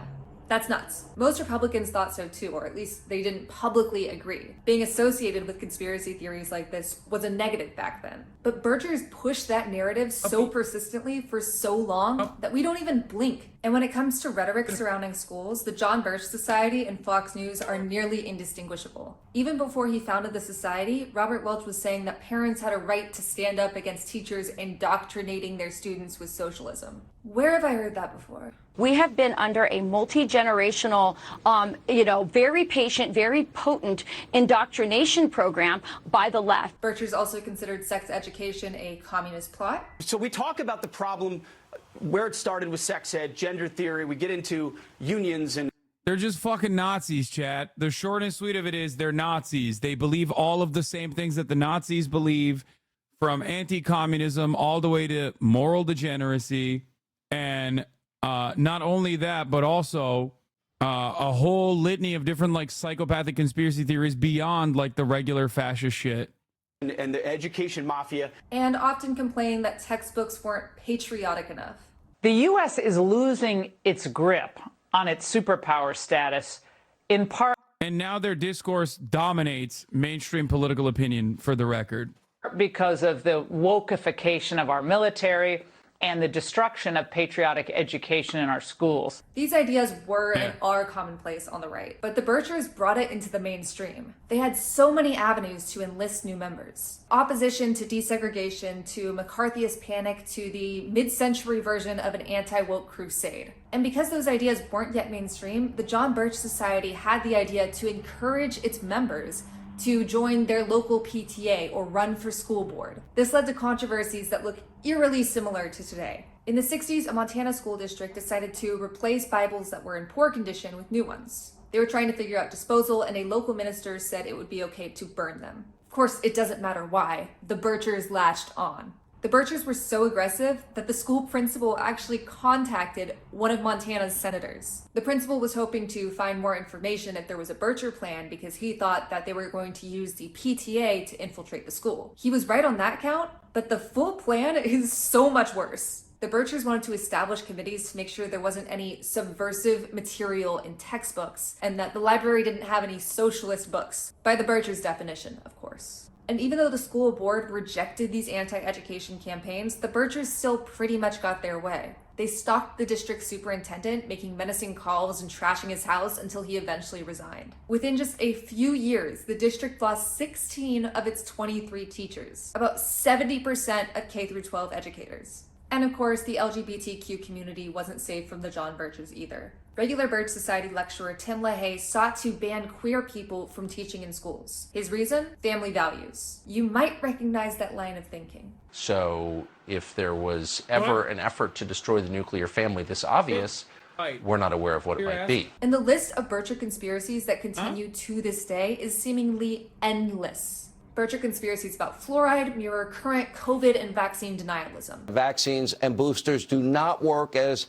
they have told us. In 1970, Birchers handed out a phony communist dossier called Rules for Revolution, trying to scare people about the communist agenda. Here's Fox News on Friday pushing an alleged Antifa riot poster that still hasn't been authenticated. Have you heard anything about Antifa thus far tonight? I know there's a flyer circulating in New York City put out by Antifa to bring rocks, to bring pipes, to bring box cutters. There, you're showing it right there. And I mentioned this in a video before, but Robert Welch invented the war on Christmas. He insisted that globalists were trying to replace Christmas decorations with United Nations insignia. And even though it's been over 60 years, the battle is still alive and well. Last night, the first shots were fired in the war on Christmas in a small town called Dedham, Massachusetts. Like I said, there are so many parallels and overlaps that it's quite literally impossible to fully cover any part of the John Birch Society's impact in a single video. But I do think it's important to note that they have a tight grip on the most watched cable news channel in the country. You probably have a parent or grandparent or sibling or coworker that regularly watches Fox News,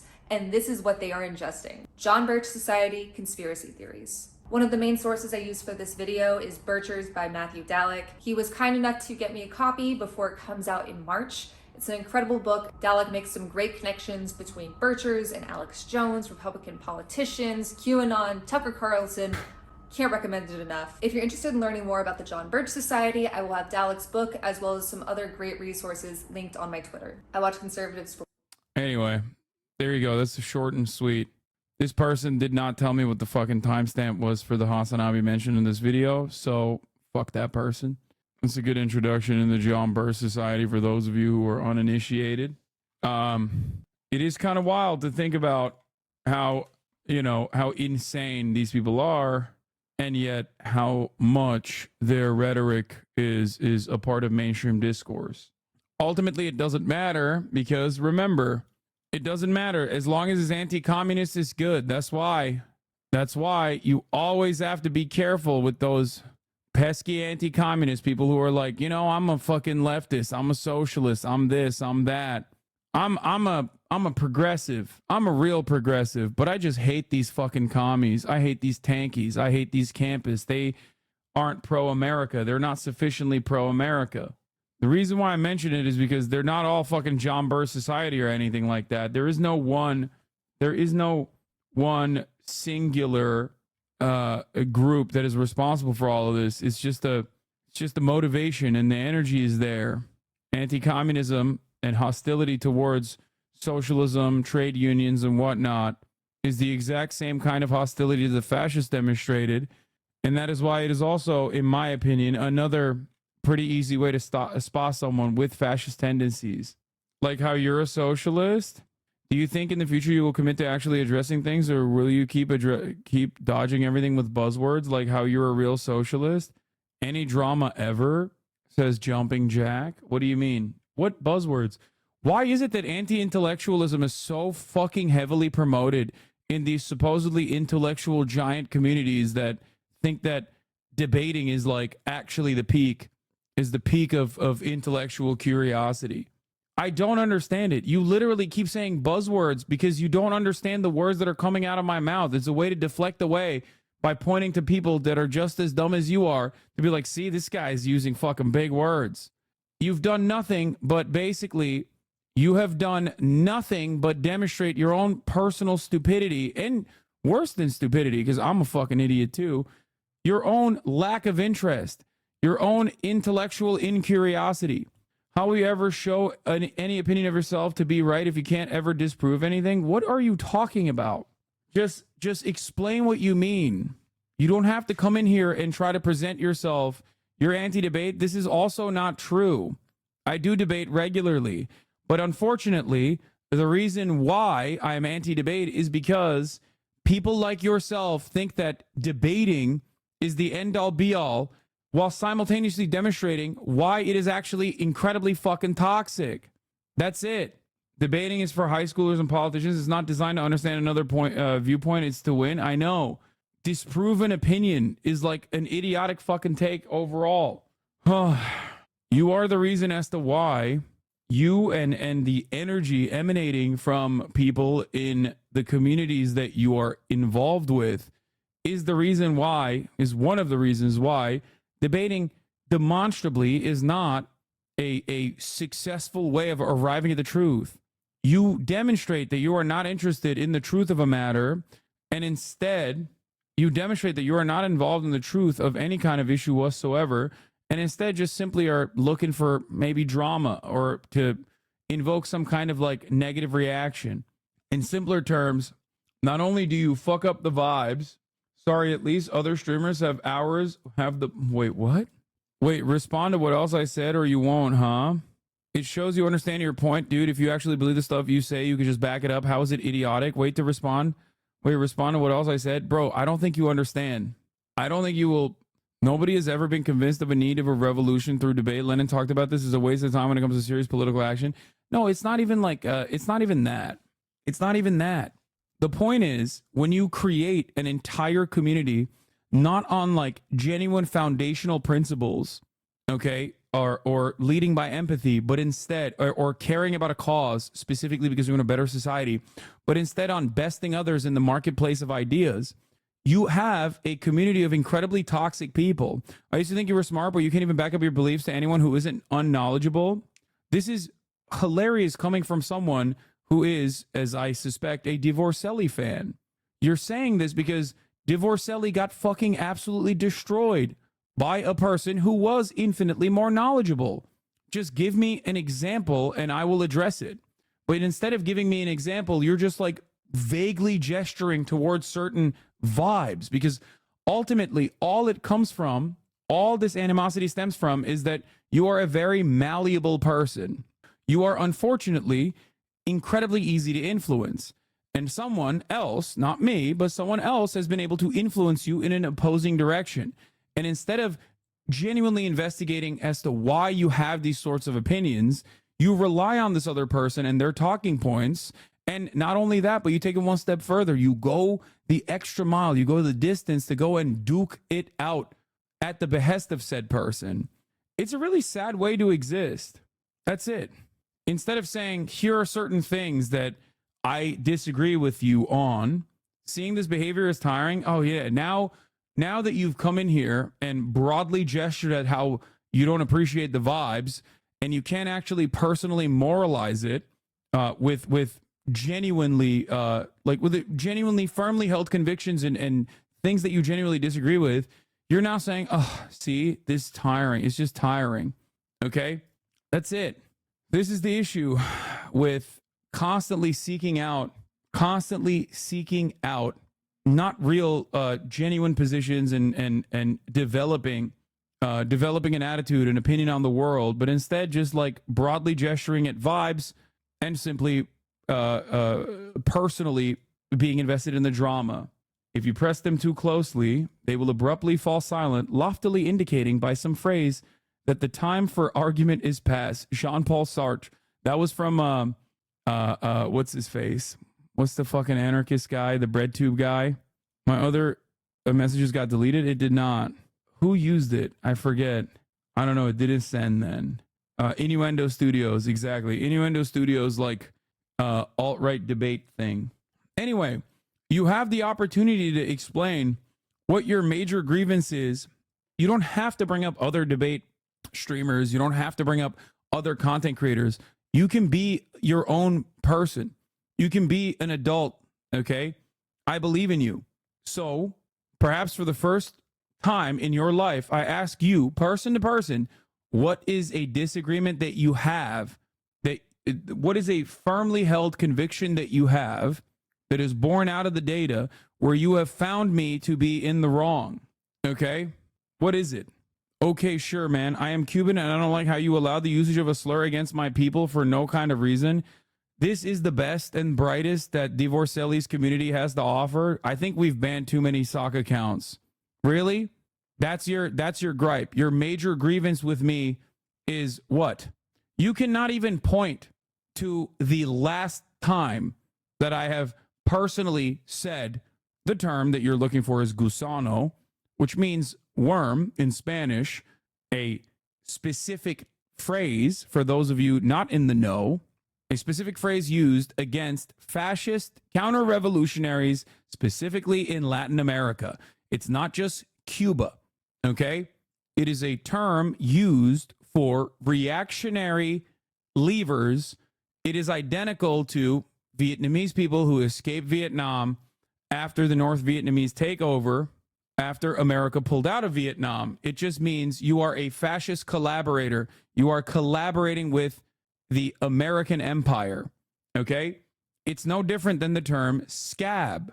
This has nothing to do with unchangeable qualities of people's characteristics and simply everything to do with ideology. And yet, because you came personally from a community where they have led you to believe that this is actually an impossible to fucking, that this is actually just a egregious wrong, the very same community that openly says the N-word, by the way, led by a guy who literally says the N-word. He said it, he tweeted it a couple days back when referencing me. The fact that you are trying to still advance this cause is insane. If you are more upset about an ideological term used not just against Cubans, or definitely not used against all Cubans at all, okay, and simply used against those who are in collaboration with the American government, oftentimes slavers, or oftentimes those who were advocates for the prior dictatorship in Cuba, if you want to talk about Cuba, the Batista dictatorship, that if you have an issue with that statement, if you have an issue with that, what you call slur, which it is not, it is a pejorative for sure, then ultimately you have to, reckon with all of the, obvious instances of white supremacist racism that's coming from said community. And now you are doing it. You do realize the difference between just saying it and using it in a hateful way. You are now finding yourself defending the N-word, the usage of the N-word. You are saying that the usage of the N-word is appropriate as a white person as long as it is not being directed in a hateful way. Do you understand? Do you actually genuinely believe this?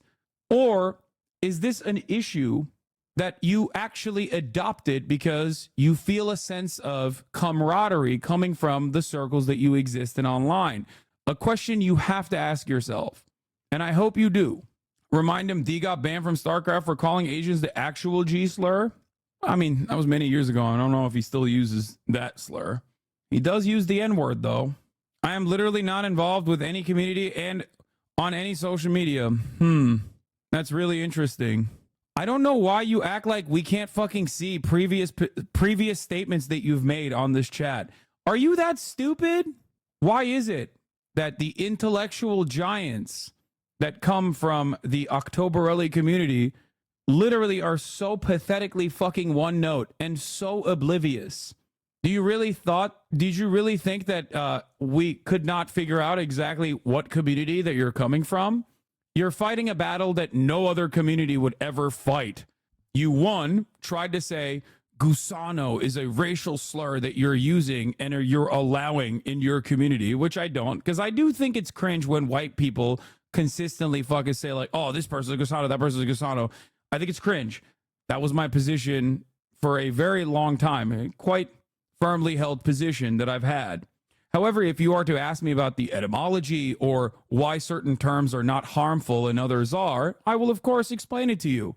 Except I don't know why we're still having this argument. I don't want to believe that you legitimately, personally think that the N-word, when said by a white person, is not harmful in almost every single context. I'm noticing a pattern with the Divorcelli fans. For some reason, they always pretend to be clueless bypassers speaking out. Yeah, I don't know why. And then they also, another famous Divorcelli debate tactic is to act like you're reading Tom Sawyer. Brother, we're not in fucking fourth grade, okay? Are you in fourth grade? Because you're operating with that mindset. You're operating like a emotionally and mentally stunted child, okay? Oh, what if you were reading the N-word from the dictionary? Is that what you were doing? You can't adopt the supposed principles of being able to say a slur while simultaneously defending an entirely different application of it, okay? I don't know why you think this is a really good and really solid way to defend your position, okay? We're not talking about like the etymology of the N-word being discussed in an academic setting, okay? We're talking about your favorite streamer deploying it consistently, knowing full well that it is not an acceptable thing to say, as evidenced by that very same video where he goes, if you don't keep talking to your microphone, I'm going to say the N-word. That is a pure demonstration that he knows that it is an inappropriate thing to say for a white person, especially in public, and yet he continues to say it. Now, that is an entirely different application of the word than the way you're presenting it in your supposed hypothetical argument. But the reason why you don't want to have that conversation on those boundaries is because you, I hope, kind of recognize that it's fucking weird. How is it a different application?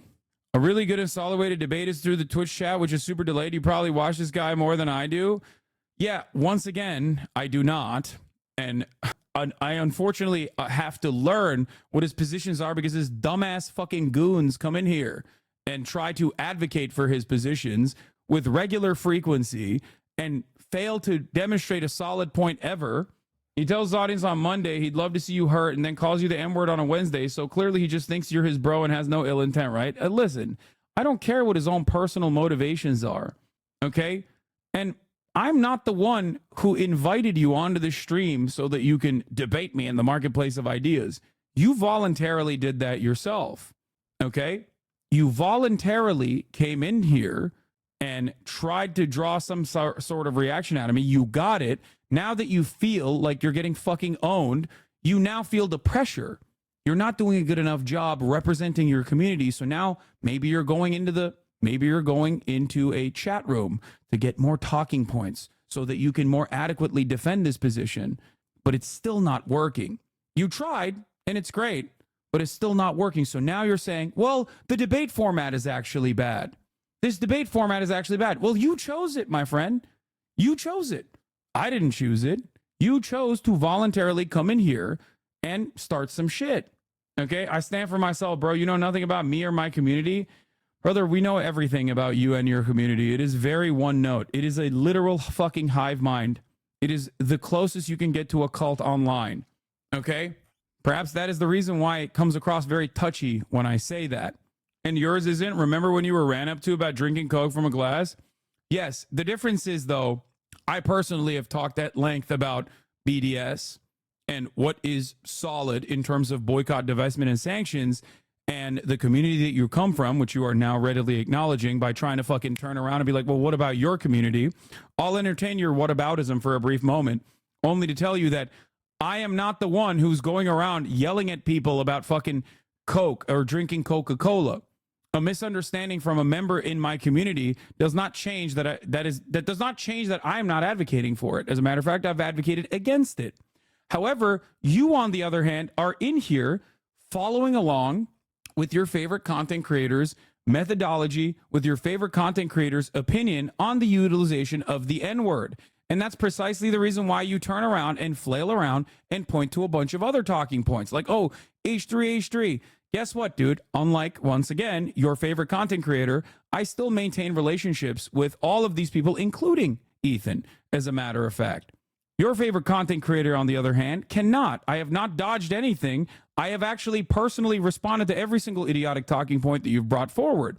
Now, the reason why I've done that is because I still, hopefully in your heart, I still believe that there is a human being in there, and you're not just some fucking dumbass operating purely on a motivation of shit stirring at the behest of a whole ass other individual. I'm trying to have a person-to-person conversation with you, and all you're doing is running down the talking points like a goddamn NPC. Talking points that you didn't even come up with yourself.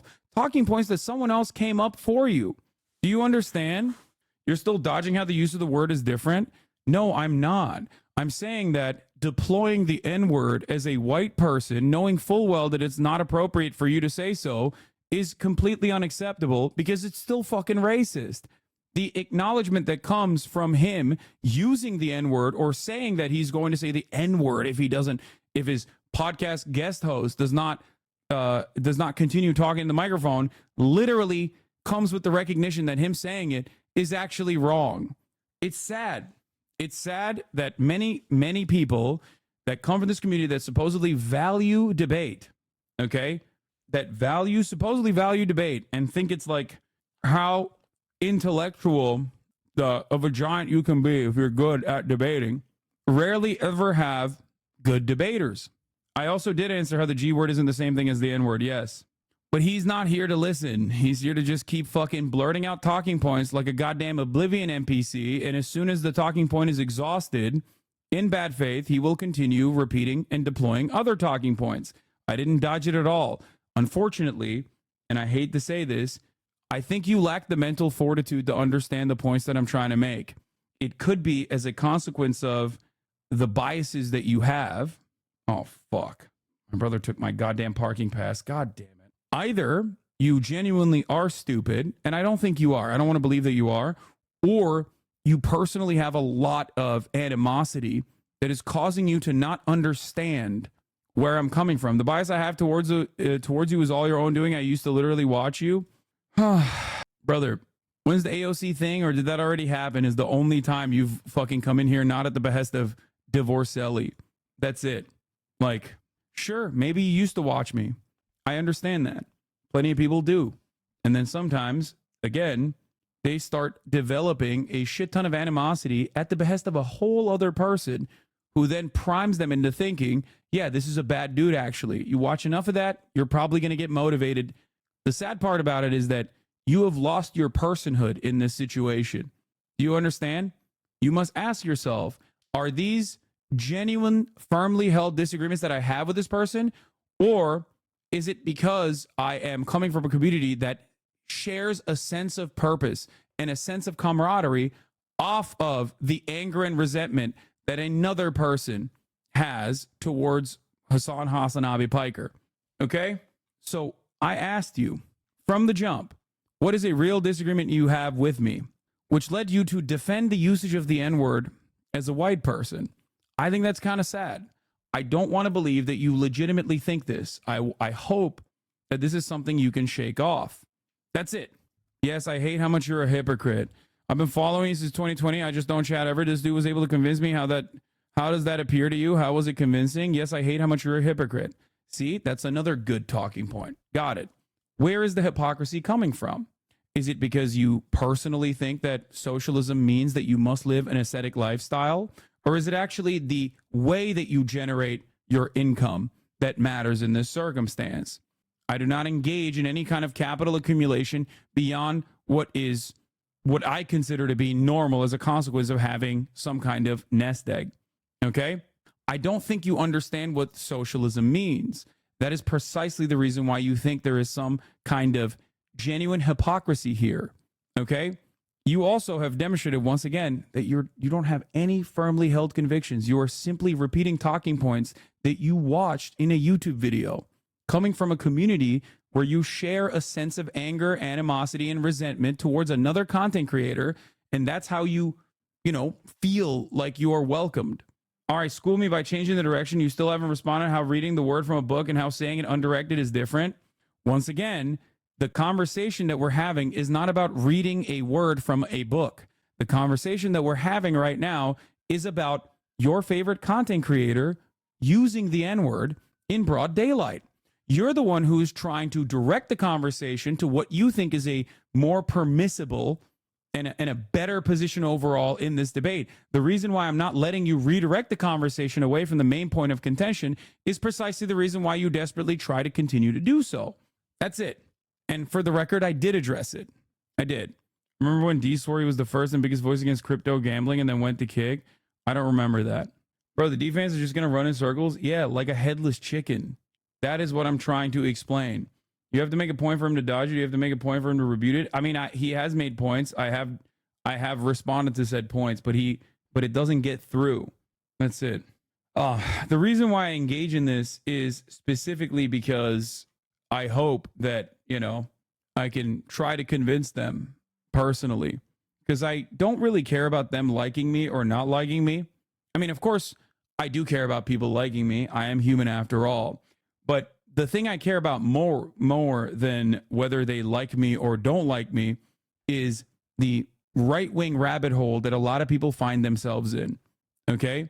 And for every one person like this, there are a shit ton of other people who might harbor the same kinds of resentment. Okay? His spinelessness when it came to that Hassan stuff not too long ago made me jump to the same conclusion. He's not from this community, though. He's his own person.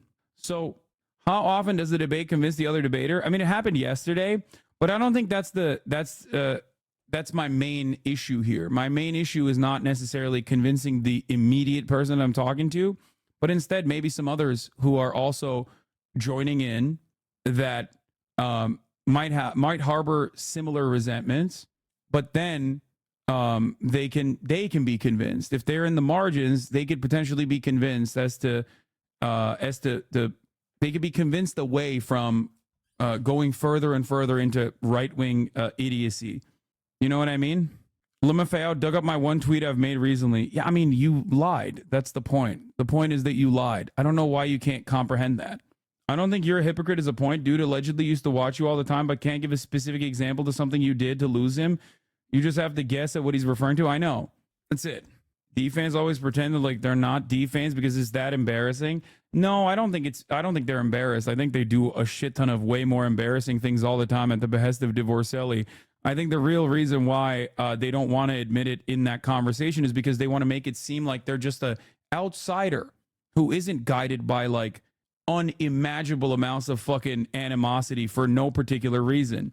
Yeah, Jay Miles said he was a fan too. They say that because they know you'll hear them out if they do. And some of those people are fans. They do spend time in here. And then they usually, the way I've tracked this is usually there will be like one thing that they have a disagreement with on me.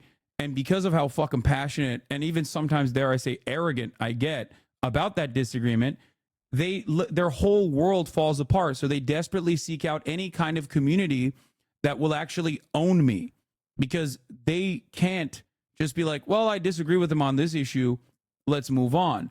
They have an unhealthy relationship with the content that I'm making from the jump. So then they seek out another even more unhealthy relationship by looking for someone who will speak for themselves. Okay? In their minds, I become everything that is wrong with the world. And that community has a steady flow of content that will constantly feed them more information. You're seeing this right now. You're seeing all of the NPC talking points that all stems from, and I addressed every single one of them, by the way. It's just sad. It's sad to see.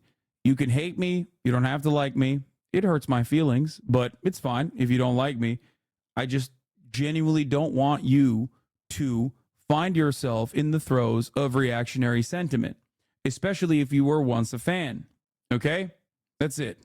And I fear that being in this community, being in the Divorcelli community, genuinely does lead you into defending positions that you probably thought were unconscionable only 2 years ago or only 3 years ago. Like the idea that a white guy saying the N-word, okay, in public when referring to another person is actually totally permissible. It's totally valid. There was no hatred behind it. Do you see what I'm saying? Like, that's a right-wing position. That is a genuine right-wing position. That's precisely the reason why it is a position shared by not only Divorcelli, but also this guy. And it is, again, a decision that no one can logically or morally defend. You know, the idea that there's a word that cannot be uttered under any circumstance is completely insane. And it is not something that there's no other word in the English language or any other language in existence that we have those kinds of rules for. There's other words that are slurs. There are words that we would consider vulgarity and profanity, and all kinds of words that I don't say on this show because we try not to use profanity and vulgarity on the show. Words that I don't think you should use, words that you shouldn't use around kids, and so on. All kinds of words like this. But there's no other word that we would say, well, under no circumstance at all can it even be uttered, even in the context of quoting somebody. And certainly there's no other word where we would say, well, judging on your skin pigment, if it's this shade, you can't say it at all under any circumstance. But if it's a little bit of a darker shade, then say it all the time. And it's total. Why doesn't he say it then? I don't know. But in any case, don't you find that odd? Maybe 2 years ago, you would have looked at this and went, what the fuck's this guy saying? And now you are saying the exact same things. How did that happen? A question every single person that is currently hate watching must ask themselves. How did I get to a position where I am now arguing on the boundaries of being able to say the N-word alongside the likes of Matt Walsh? Without realizing it, the anger and resentment that you have harbored towards a fucking dumbass content creator such as myself, okay, has caused you to literally become more right-wing. That is what I care about, okay? That's what I care about. Do you get it? I want to make sure that others that are in the margins don't also fall into this fucking rabbit hole. You don't have to like me. I wish you would, but if you don't, that's fine too. I just don't want you to let that anger and animosity, and even on the other side of it, the sense of shared purpose that you see from engaging with these kinds of communities, guide you down a scary path. That's it. And as much as, where is that chatter? As much as you try to say, I don't, at the end of the day, just don't call people slurs, doesn't matter the severity. Remember, I want to believe that you legitimately believe this, okay? But you spent the last half hour talking about how there is a difference between a white person saying the N-word being totally fine and me talking about the historical references as to how the term gusano is very different than the N-word. Like, you are personally saying one is worse than the other when objectively the side that you're defending is worse. So it doesn't seem like you don't have an issue with people using slurs, okay, or calling other people slurs, as long as it is your favorite content creator saying said slurs. That's it. I have an issue with people calling people slurs. Brother, if you did, you wouldn't literally fucking try to defend a white guy saying the N-word, okay? Your logs are right in front of us. I don't know why. I don't know why you're trying to deflect away from it, okay? I don't know why. You're trying to deflect away by saying, well, there are certain use cases where it's permissible to say the N-word is a white guy. What if you were just reading it from a book or something like that? That wasn't the point of contention. Now, I would say that you're backtracking, but I don't think you are. I don't know what you're doing, really. You're painting me out to be a right-wing now, LaMaFeo. Yes, I am. I am painting you out to be right-wing because you are. Defending white people saying the N-word is perhaps one of the more right-wing positions that you could argue on. Okay? Sometimes a hypocrite is a man in the process of learning. Yes. No, you're just so far left you can't see anything else besides you or against you. That's not true. If I saw you as someone who is inherently slanted against me, I would have just banned you when we correctly pointed out that you were only in here to debate and probably try to farm clips for your favorite content creator and moved on. Like many others, you could have then turned around and said, oh, see, he hates discourse.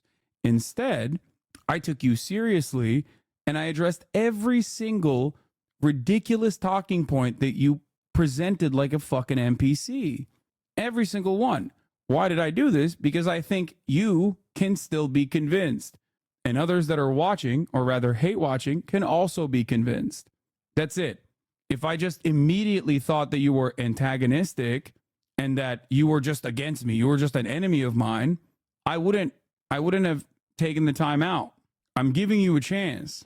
Now that we went, see, you're like, hey, at least you didn't ban me. Hey, at least you didn't give a ban when you kept dodging.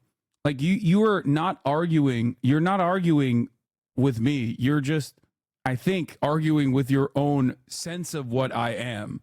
And in your mind, you think you're winning, which makes it really sad. But you have all your, you have all of your opinions just because of your social position. You really are spineless. Peace. At the end of the day, just don't call people slurs. I have an issue with people calling people slurs. Anyway, why is he still talking to this person? I've told you a million times why, chatters. It is specifically because I want others who are watching, if it's not going to be him, okay? If it's not going to be him, there are still plenty of people who most likely are watching, hate watching specifically, that will be like, you know what? He's different than the way I thought he was, than the way I perceived him as. Because I didn't personally watch him, and I only watched clips of him that were neatly massaged in a certain direction. Of course I am, because you're just an internet personality. I don't know you, but from what I've seen from you, you're a dishonest, a hypocrite, and can't take any criticism. Chatter, you have yet to give one good criticism so far. And the only thing you have done, like an NPC, is repeat someone else's talking points while vaguely gesturing at things as to why you don't like the vibes that I present. Okay? You can't just say I'm dishonest. You have to show me why I'm dishonest so I can address it. You can't just say I'm a hypocrite. You have to tell me why I'm a hypocrite. And if the talking points, and I know these already because I've talked about it a million times over, is that changing the Wikipedia definition of the G word that I can't send and lying about it is a big issue. Wait, what? You think I changed the Wikipedia? You think I have the capacity to change the Wikipedia definition? You think I know how to fucking edit Wikipedia? At a certain point, you have to recognize that maybe you're duped. Weirdly, the wiki page for the G word didn't exist before 2023. Changing the Wikipedia definition? That's a new one. I had not heard that one before. We're coming up on 1 hour of this hard-headed, misguided, lost Hasanabi head. Former Hasanabi head. This community today has been looking at people editing the G word's Wikipedia page is unhinged. That's crazy. Yeah. I control all of the content creators in Los Angeles, and now I also control everyone who is a Wikipedia editor. That's incredible. That's good stuff, man. You allowed your fan base to try, not you personally. You're smarter than this, dude. I allowed my fan base to try. At a certain point, you have to realize, and I really, really hope you have to realize, that you are, once again, arguing with things you made up in your own mind.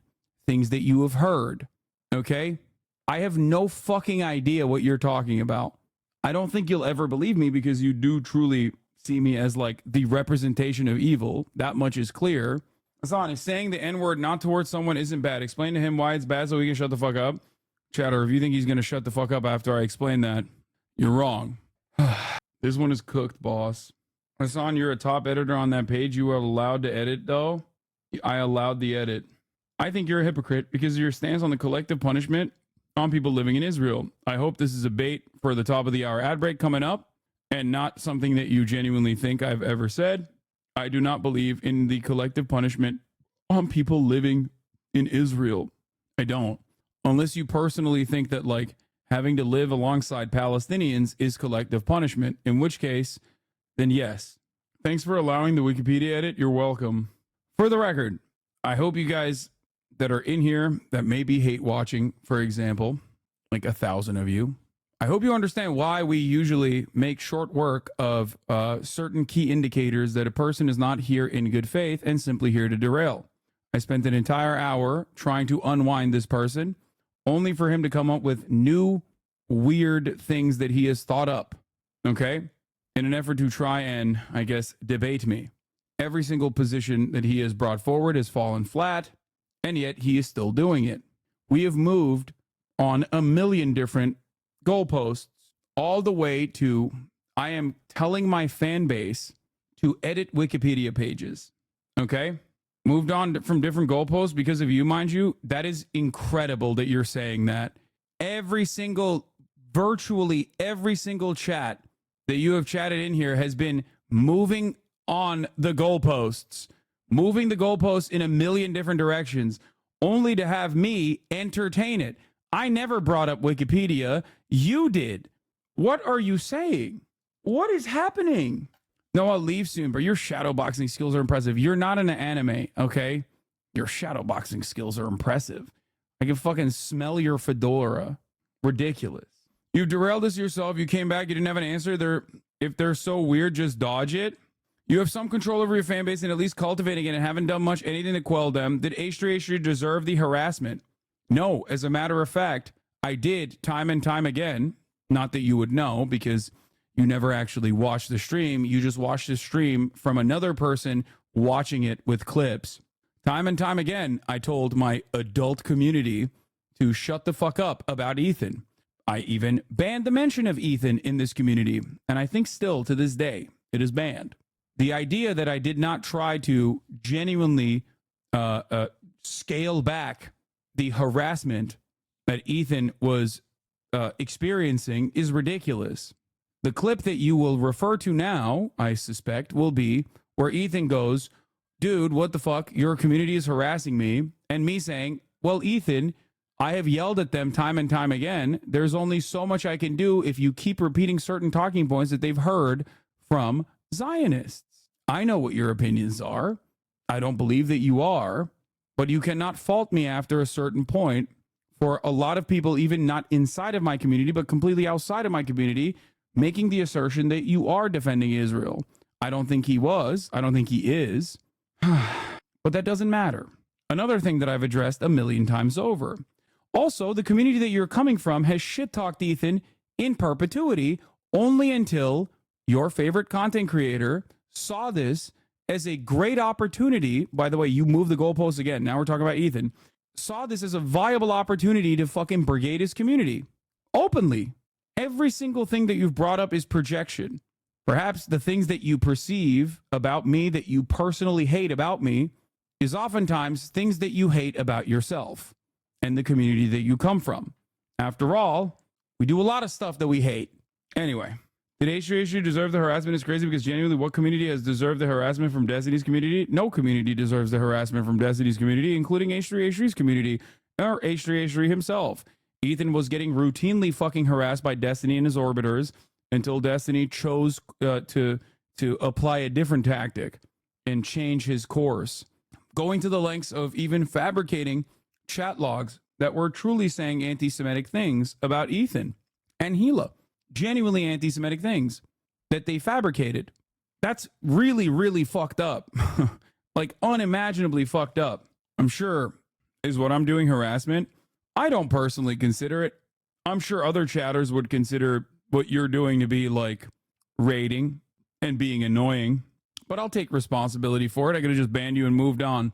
But instead I wanted to address every single one of the talking points that you brought forward. Okay? I don't think what you're doing is harassment.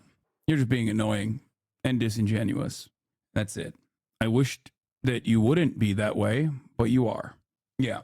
I suspect that someone will probably clip out me describing once again the definition of Gusano and post it on LSF and post it on Destiny subreddit.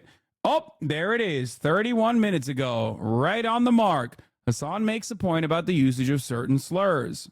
And then immediately the same people that say the N-word like fucking clockwork turn around and go, oh, bro, why is he so racist?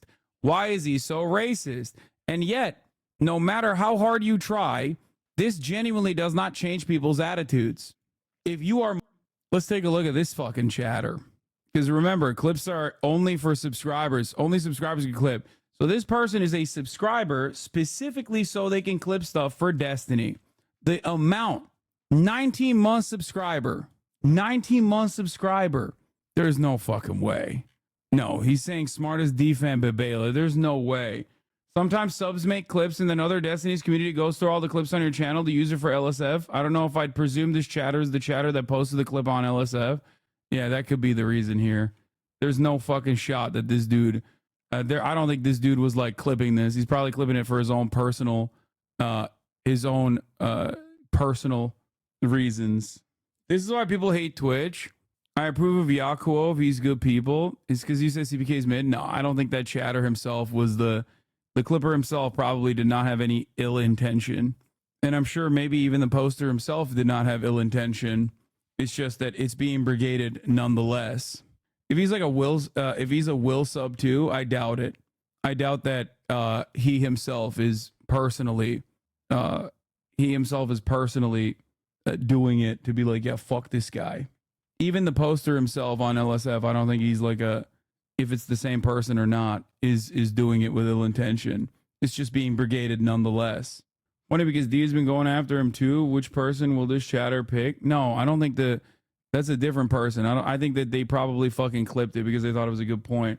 I doubt that he's like some fucking unhinged hater. Wait, what? Okay, wait a minute. No.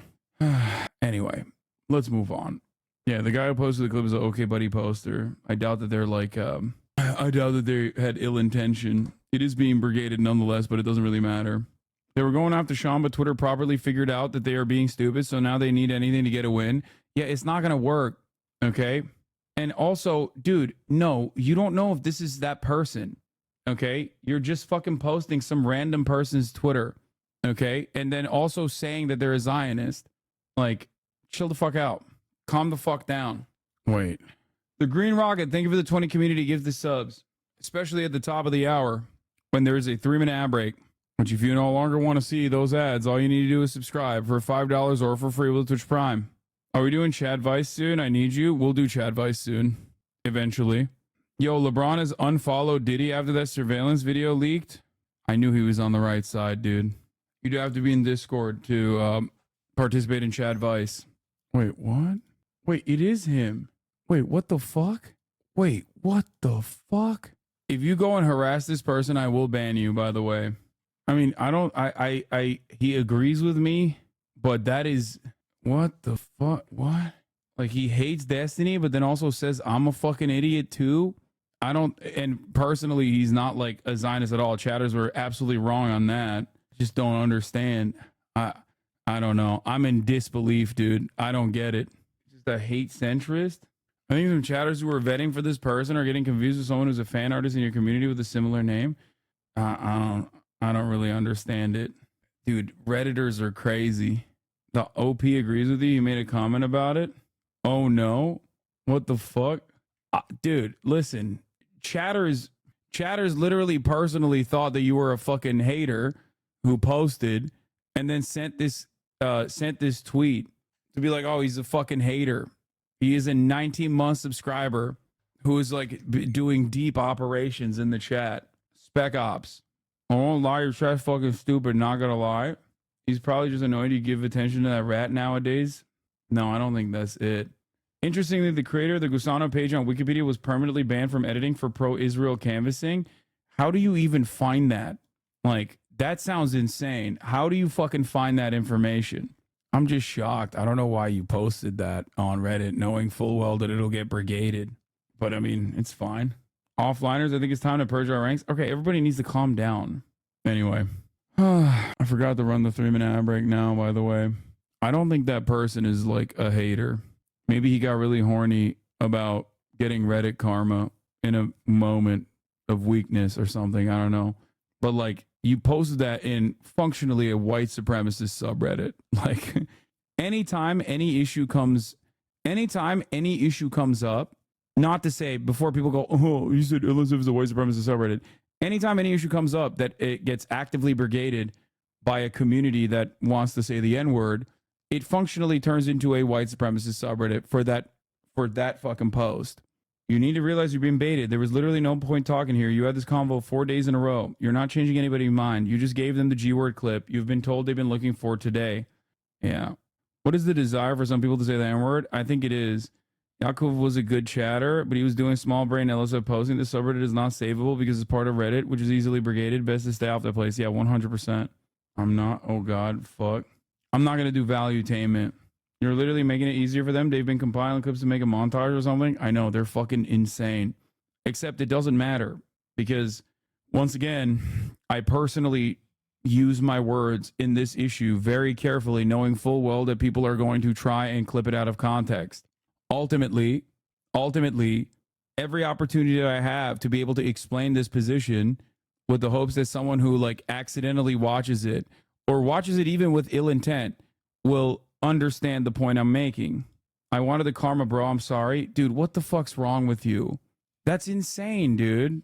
What the fuck? Dude, there's something that genuinely happens in people's brains, I think. They get fried. The point I made isn't even fucking bad. It is one I made deliberately. Okay? The problem is where you post it, which you knew when you were posting. Yeah, if you fucking sent it to, 4chan, I'm sure on poll, they would probably fucking pick it apart too and go crazy over it. I swear to God, dude, Redditors are so fucking brain broken. Reddit karma doesn't do anything. I got insane karma off a Fortnite clip and it went to my head. I get it.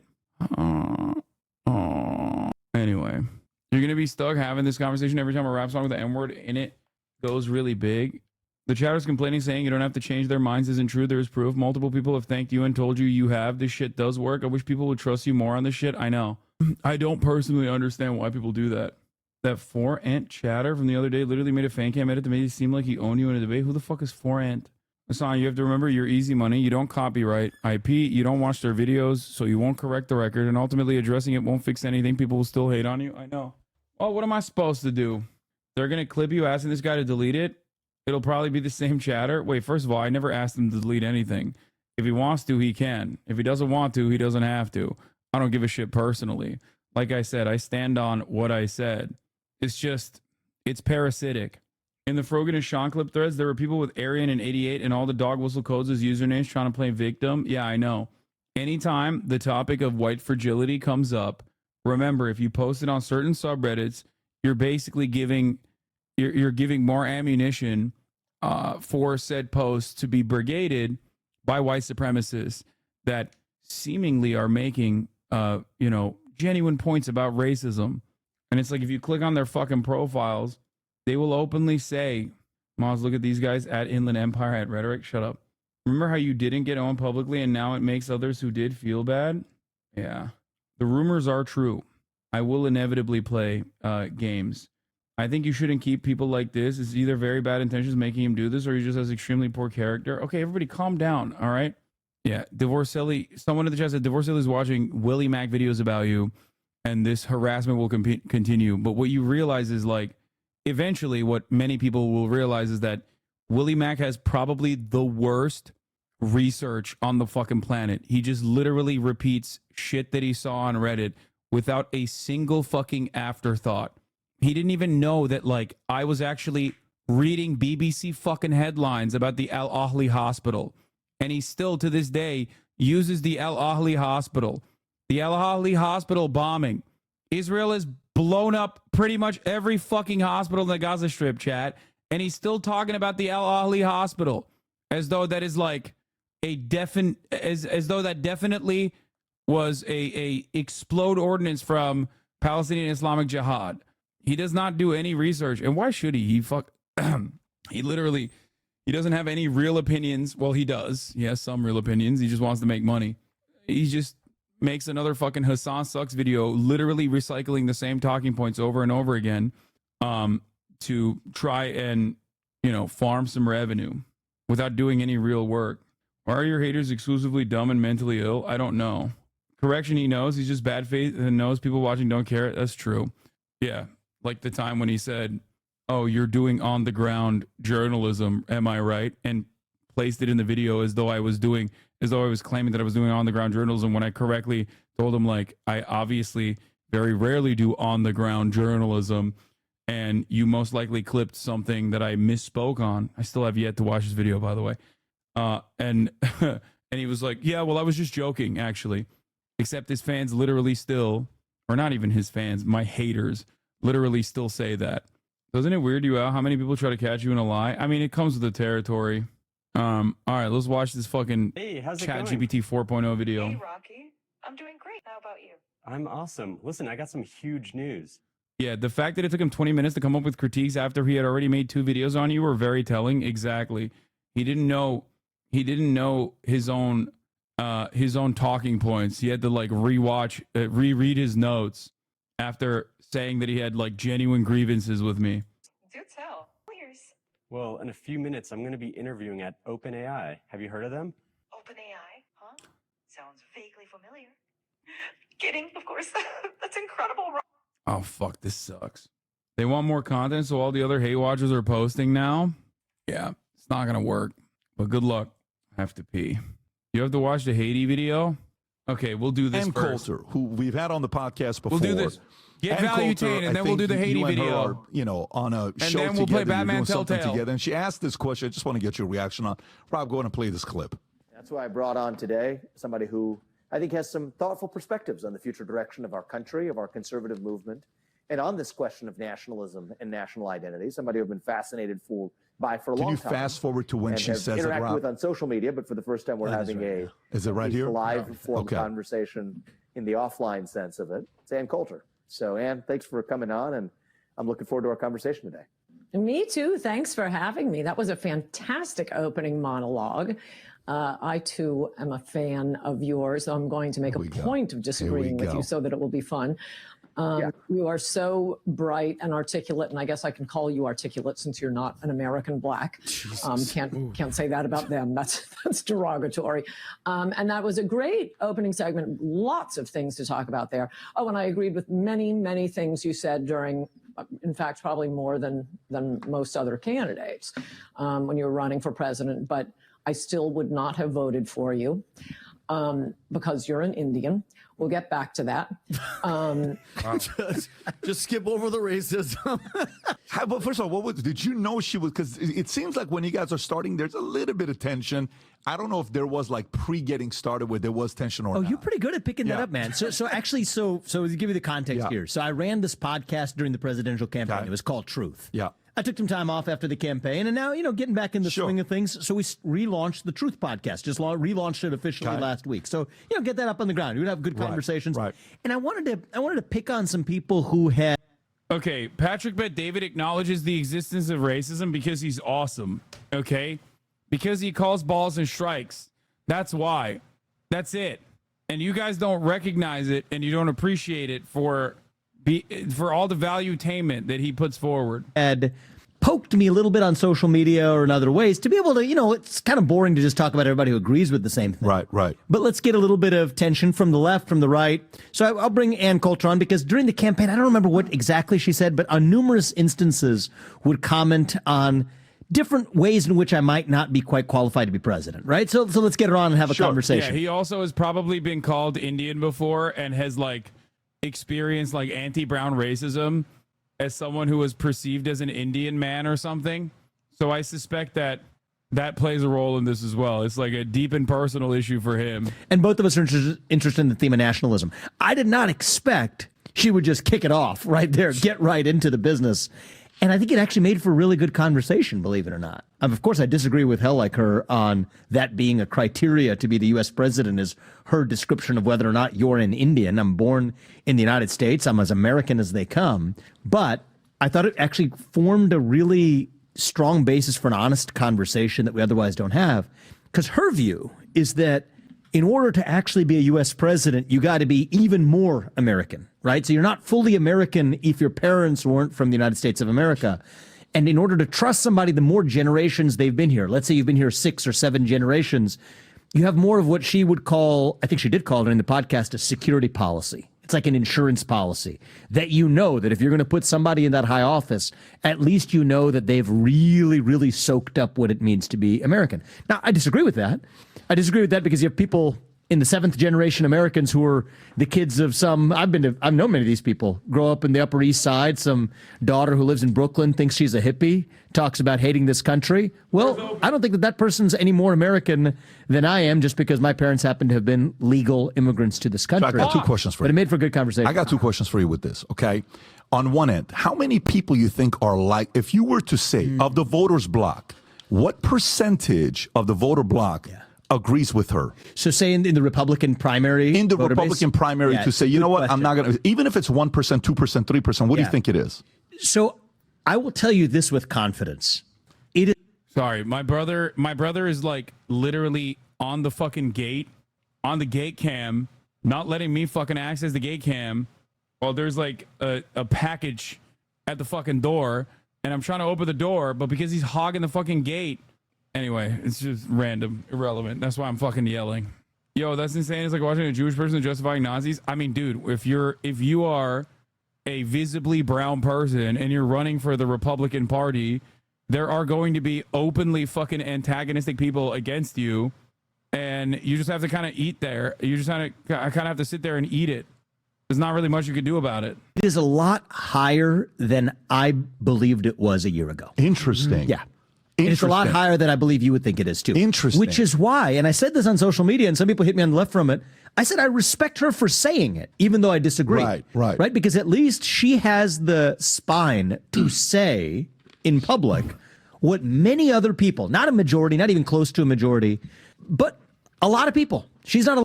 Yeah, right, dude. Shut the fuck up. It's because she's a conservative. That's it. You literally would not even waste a moment chirping at some fucking Democrat that you even suspect of saying something that you can manipulate into claiming it's racist. That's it. You're a fucking dog for the racists.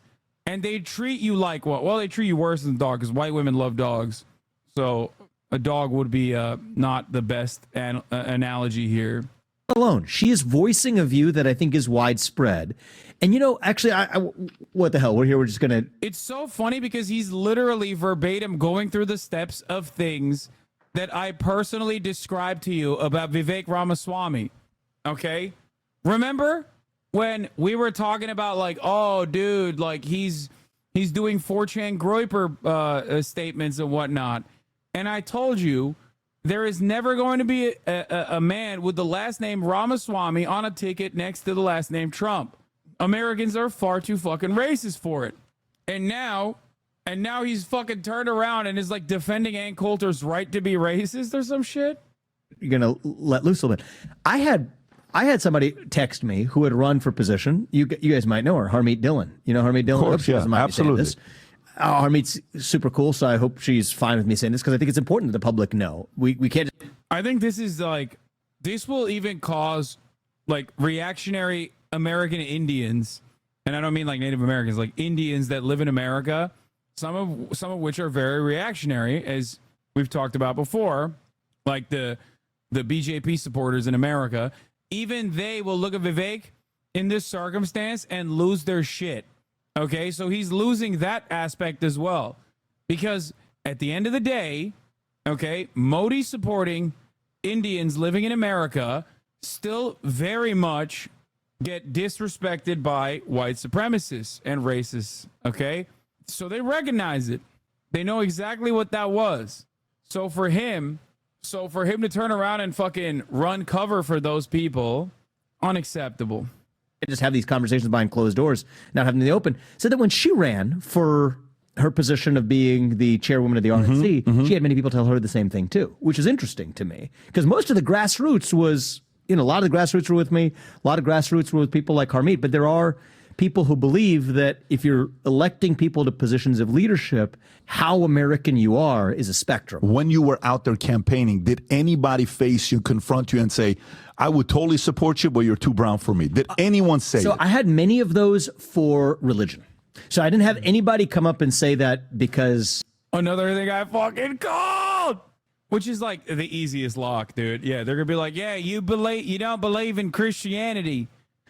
Well, there were people on social media who would make an argument. It wasn't on ethnicity. And this is part of Ann's point, too. It's the point that your parents were immigrants to this country. And so you are truly not at the highest level of being American to be president of the United States. Right. So we had a number of people that would say that occasionally. A much more common one, though, for people... Bro's jumping through fucking hoops. To my face. You're talking to a dude who's also a second generation brown guy, okay? The fuck do you mean? Was, I would love to vote for you. It's difficult for me to vote for somebody else because I agree with you more, but I can't do that because you are Hindu. That came up a lot, especially in Iowa. Even the town hall when we did, somebody asked you, one of the ladies got up and... remember that. I remember they that asked too. you the question, but I thought your answer was fantastic. But I remember her. I was standing on stage, she was standing right there, very thoughtful. Yes. I don't think she was in the category of saying I can't vote for No, she didn't say She that. asked a very legitimate question. She did. She said, tell me about your faith. That's right. Because if you're running for president, I got to know who you are. Right. And if your faith is important to you, then in order to know who you are, I got to know your faith. That's different from, I'm telling you, though. I will face people in Iowa. There's a pastor in Iowa who wrote an extensive Facebook post. I spent 2 hours with him on the back of a bus talking it through, and he still came out on the other side. As he said, if it is God's will for you to be the U.S. president, I will accept it. Respect. Law, brown guy. But I can't vote for you myself because I can't vote for somebody who doesn't share my... Let me stay on this here. So, first of all, if strategically, I don't know if Ann Coulter wants to sell you some product that Sammy Sosa used. I don't know if you're familiar with Sammy Sosa. Sammy Sosa actually... He whitened his skin, yes. He had the skin whitener. Sammy Sosa has... I didn't know that. I know he's a good baseball. He used what Michael Jackson actually, used. if you're interested... No, this is real. Isn't that crazy? I mean, in a weird way, like, obviously I fucking resent racist pieces of shit, but like Vivek sitting there trying to defend all of the racist things that he is receiving directly from the racist pieces of shit that he's trying to cozy up to is just like, what are you doing, brother? It's like, yeah, that's crazy. Ha ha ha. Yeah, they said I'm Indian. I'm too Indian to be American. And I get what they're saying. Ha ha ha. It's a real story. Even Patrick Bet Davis being like, bro, you're such a cuck. Real This is story. not made up. He got his skin to be lighter, so you can go couple shade, lighter. Rob, I don't know why you're laughing. I'm trying to make a solution here to make Ann happy. I'm not going to be a customer. I'm sorry. But He was Sammy Sosa there. So, by the way, this guy hits Why? He's laughing. 66 home runs, and he saved MLB in 1998. Let me go back to the question here with this one here. Okay, what do you think's more extreme? What do you think's more extreme? Tell me how your argument is on the other side. So one side, you know what? I don't think America, because, back in the days, what was JFK was, Tom, you said Roman Catholic? It was a Roman Catholic where America those were the headlines. Yeah, he was white, though, big dog. Come on. What is this conversation that we're having? Yeah, he's still white, though. When Nixon was running, it's a Roman Catholic. We're not ready for a Roman Catholic president. Okay, and then America said, nah, we're okay with it, right? We're actually cool with that, yeah. Okay, we're actually cool with that. Do you think, give me which of these are more extreme. So do you think Ann Coulter's position of saying, no, not only do I want you to be a natural-born citizen, but I also want you to be white, to be a true nationalist, to be a president here. How about the opposite side? What about somebody that wasn't born here but has lived here for 35 years? Yeah. Should this person have the right to run for office one day in America? If they've paid their taxes, they've paid their dues, they've lived in America for 35 years, should they have the chance to run for office? Should they have the chance to run for U.S. president? No. You want to know why? Because the Constitution says so. So if you want to change the Constitution. And would you have 2/3 of this country and 2/3 of the state ratify that? That's a separate conversation. Right. But what the Constitution says now is you have to be a natural-born citizen. Sure. And a natural-born citizen, as it's ever been read by courts, as it's ever been read through American history for the last century and a half, is you're born in the United States of America. And so I think the Constitution is a beautiful thing. We don't have to relitigate these questions every generation. Then go with what the Constitution actually says. If Ann Coulter's watching, maybe Ann Coulter wants to amend the Constitution and say, naturally born white citizen, right? See, with a skin tone that is, maybe we put tears in the skin tone to please Ann Coulter. What do you think? I'm just trying to get some creative ideas here. Biden's father are all born in America. I would much rather vote for somebody like this than somebody that's family's been here and ain't doing shit. So if you like this clip and you want to watch another, wow, somebody like this fucking brown guy over here, okay? Bro, he's born here. Like, what are we doing? What is this conversation? That's crazy. How has the conversation moved on? Oh, God. It's just, I can't do this. You give even a second. If you entertain this even for a brief second, these guys immediately move the fucking needle. Hello, Hassan Abi. Yesterday I asked a question about why you support Hamas, and you and your chat kept calling me right-wing, colonialist, Nazi. I used to like you, but I don't know why you and your viewers are so aggressive. As a leftist myself, I don't know how your community is almost as dangerous as right-wing supporters. I don't know how you are. Here we go again. I don't know if we'll have time to watch the Metropolis anime. Brother. Oh, you're right. We are as a community as dangerous as the right-wing Nazis. You're right. Totally. For believing that Palestinians deserve emancipation, a right to defend themselves, a right to statehood and sovereignty. This places us right there with the Nazis who wanted to ethnically cleanse anyone and everyone that was not a part of the neat little in-group that they had cultivated over inalienable characteristics.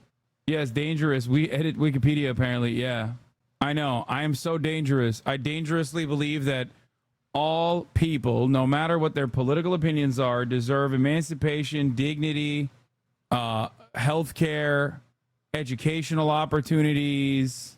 You're very right. I want to cover this Dr. Yagub thing, but no, I'm going to end it for now. I'm going to end the stream for now. Okay?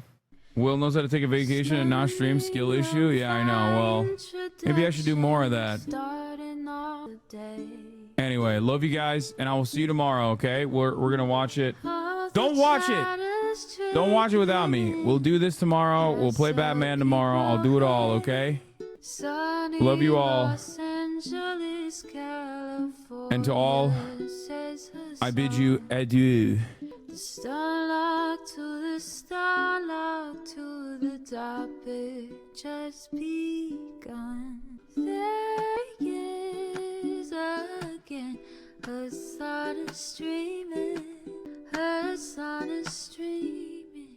There is again a sun is streaming, a sun is streaming. Reviewing the P.O. box, Uncle Uger's face. Sudden discord agitprop, great names take on break. Tiny Bernie Sanders, LGBTQ Air Force. The whole left at your fingertips, Ane at your door. H3 crowded debate, the Young Turks online show.